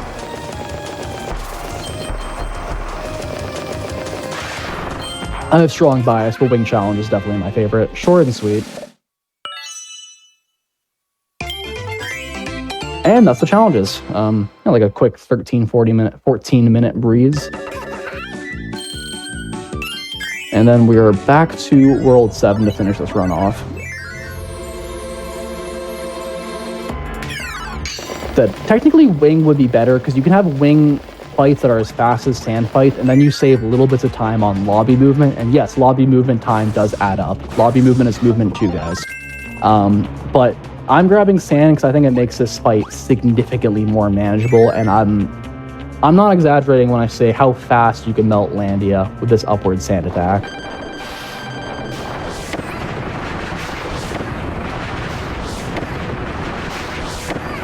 It is a lot of damage boosting. I'm already at half health. Also, you want to aim for the crown here. The crown one takes more damage. It's a huge thing. And that's it. There we go. So now we're on to Magalore, and this whole section is going to start in true Kirby fashion with a space shooting auto-scroller. Seems like they always need to have at least one of these. Also, the reason that Landia is RNG is because those little dragons that spawn can kind of go in any direction, and obviously you want to be hitting, as I said, the one with the crown because it does more damage, but things can kind of go awry if you get weird patterns. Also, while you obviously don't want to die in the auto-scroller, if you do, you can re-grab sand before Magalore anyway, so at least you have an accessible backup. A big thing about OG is the abilities they give you before Magalore are kind of bad, so if you take a death beforehand or in the fight and need to start the fight from scratch, you typically have to use a not-so-good ability.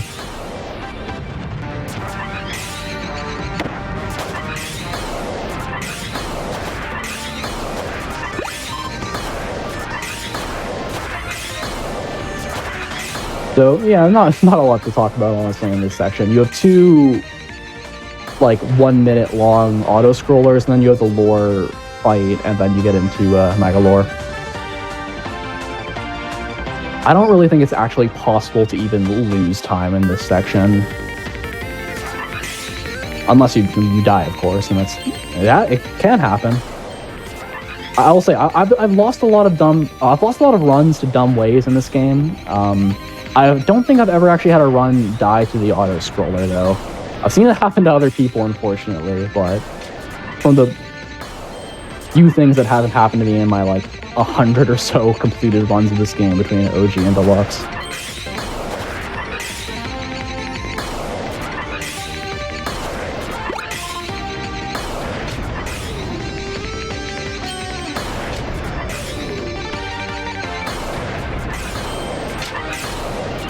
Also, because I am shaking my Pro controller to do these charge shots, if you hear my voice, again, stuttering a little bit, it's especially in this upcoming lore fight where I'm going to be shaking my controller like there's no tomorrow. Don't sound surprised if my voice sounds weird.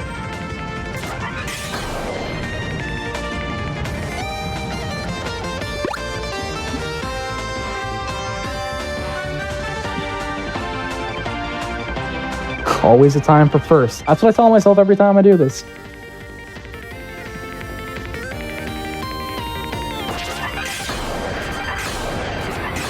So yeah, just gonna do a lot of charge hits. Where lore goes is actually preset. It looks random, but it's not. And the charge shots do a lot more than the regular shots, so I'm just trying to get as many of those as possible. Now, I'm not going to be able to KO lore before they go off stage, but I want to get them in range where 2 charge attacks, when they reappear, will knock them out. Okay, that should be good. So they're going to go off stage, they're going to appear to the left, and rather than use a charge shot, what I'm going to use is this like dash attack, which actually does do damage, and that's good stuff. Yeah, 2 dash attacks should be able to KO them. It's a little bit slower than just the charge shots usually, so you only really use them in situations like that at the very end. And double check, but yeah, I still have sand. Sometimes I lose sand at the end of the Landia fight and don't even notice, and I have to re-grab sand here, which, I mean, is easily accessible. There also is a mixed roulette if you want to try getting any random ability, but sand is quite literally the best ability for this, so there's no point. So a big thing about this Nagalore fight across all the phases is I'm going to do a lot of damage boosting with sand. So I need to do my absolute best job to minimize the amount of damage I'm taking. Otherwise, the back half of this fight is going to get very, very dicey. The jump attack I'm doing works best when you're directly in Magalore's hitbox, but if you target to sort of the side, you will be able to do damage without hurting yourself. So like actually where I am right now, you can see I'm doing damage, but I'm not getting hurt, and that's ideal. Well, it took a little bit, but anyways. And the other big thing about this fight is, throughout this entire super ability section, I want to juggle sand so that I can keep it.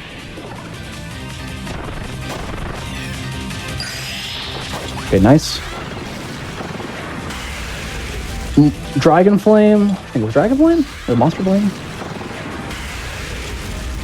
Monster Flame, sorry. This section is not too bad, and same with the beam section. The Ultra Sword is like a quick hit that's very, very difficult. So this section's a little bit easier because you can just sort of wait. You're going to wait for Mag. He's going to be on the off screen, and then he's going to move to the right. Oh, I didn't want to take that hit from the spear enemy right there. That was kind of unfortunate. These enemies also can drop health if they're really nice, which makes things a lot more manageable and safe, but I wouldn't get your hopes up. Okay. Whether Magalore spawns right or left is completely RNG. I'm going to hope it's right. He doesn't like me though. He doesn't like me very much today. He spawned left. If there's any consistency to that, I don't know. I'm like almost positive it's RNG. Okay. Hopefully Sword spawns in the middle. That's not the middle, that's the right. Hopefully Magalore spawns to the right. He does. I get the quick hit. Nice. That saves like 8 seconds over not getting it, so that's pretty cool. And rather than have a long animation by finishing off Magalore with a super ability, you just finish him off a regular ability and you skip that cutscene. And you can actually now skip the cutscene right into Magalore's soul. So this is where the damage boosting gets really crazy. Watch out, there's a Gordo appearing. Oh boy, okay. Watch out for the Gordos, sometimes they spawn. I'm going to try to mix in some Golem Fists here when he appears briefly. But yeah, I should be very mindful of my health as I am to be taking a lot of damage as I damage boost here. Time will end. I'll yell it out. Time's going to end when this fight ends. As soon as that health bar gets down, it'll be in a couple of seconds. Time. All right. GG. GG.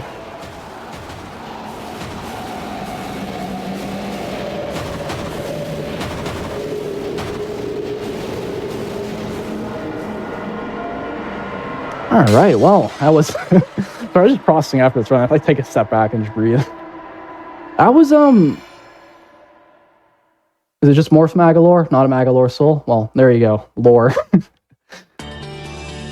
Yeah, that's Return to Dreamland 100%. I am quickly going to skip through these cutscenes, which is a little anticlimactic, just to get to the menu to show that off. That's actually 100%. As long as you got all 120 energy spheres and you do the challenges, you'll get 100%. And you also can't do item challenge unless you get all 100 energy spheres. So compared to Amazing Mirror earlier, it's pretty difficult to actually miss 100%, but do want to verify anyways. All in all, that was a pretty good run. Quite honestly, if I didn't lose around 2 minutes to the wing mix shenanigans in World 6, this would have only been like a minute off my PB, so that's not bad at all. Yeah, I think that's probably all for me, honestly, as I go through the menus. Yeah, thank you so much for being here, for showcasing the game. Definitely, everybody should go check out all of the runners we've had today. Everybody we've had on is a great Kirby speedrunner, and you should definitely check everybody out. We do have more Kirby tomorrow. We don't have anything else for you tonight, but we will have more Kirby games tomorrow. We're going to be starting at 1 p.m. Eastern. We've actually got the Dreamland trilogy in a back-to-back run. Then after that, we're going to have Kirby's Epic Yarn and Kirby and the Forgotten Land. So y'all should come back tomorrow, 1 p.m. Eastern, and we'll celebrate more Kirby. And one last reminder before you go tonight, Summer Games Done Quick is live from Minneapolis, Minnesota, June 30th through July 6th. And our on-site volunteer applications are open now through the 14th. You can go to gamesdonequick.com to apply to be an on-site volunteer and to get more information on the event in general. Again, huge shout out to everybody who ran today. Thank you all so much for helping put on the show, and we'll see you tomorrow, everybody.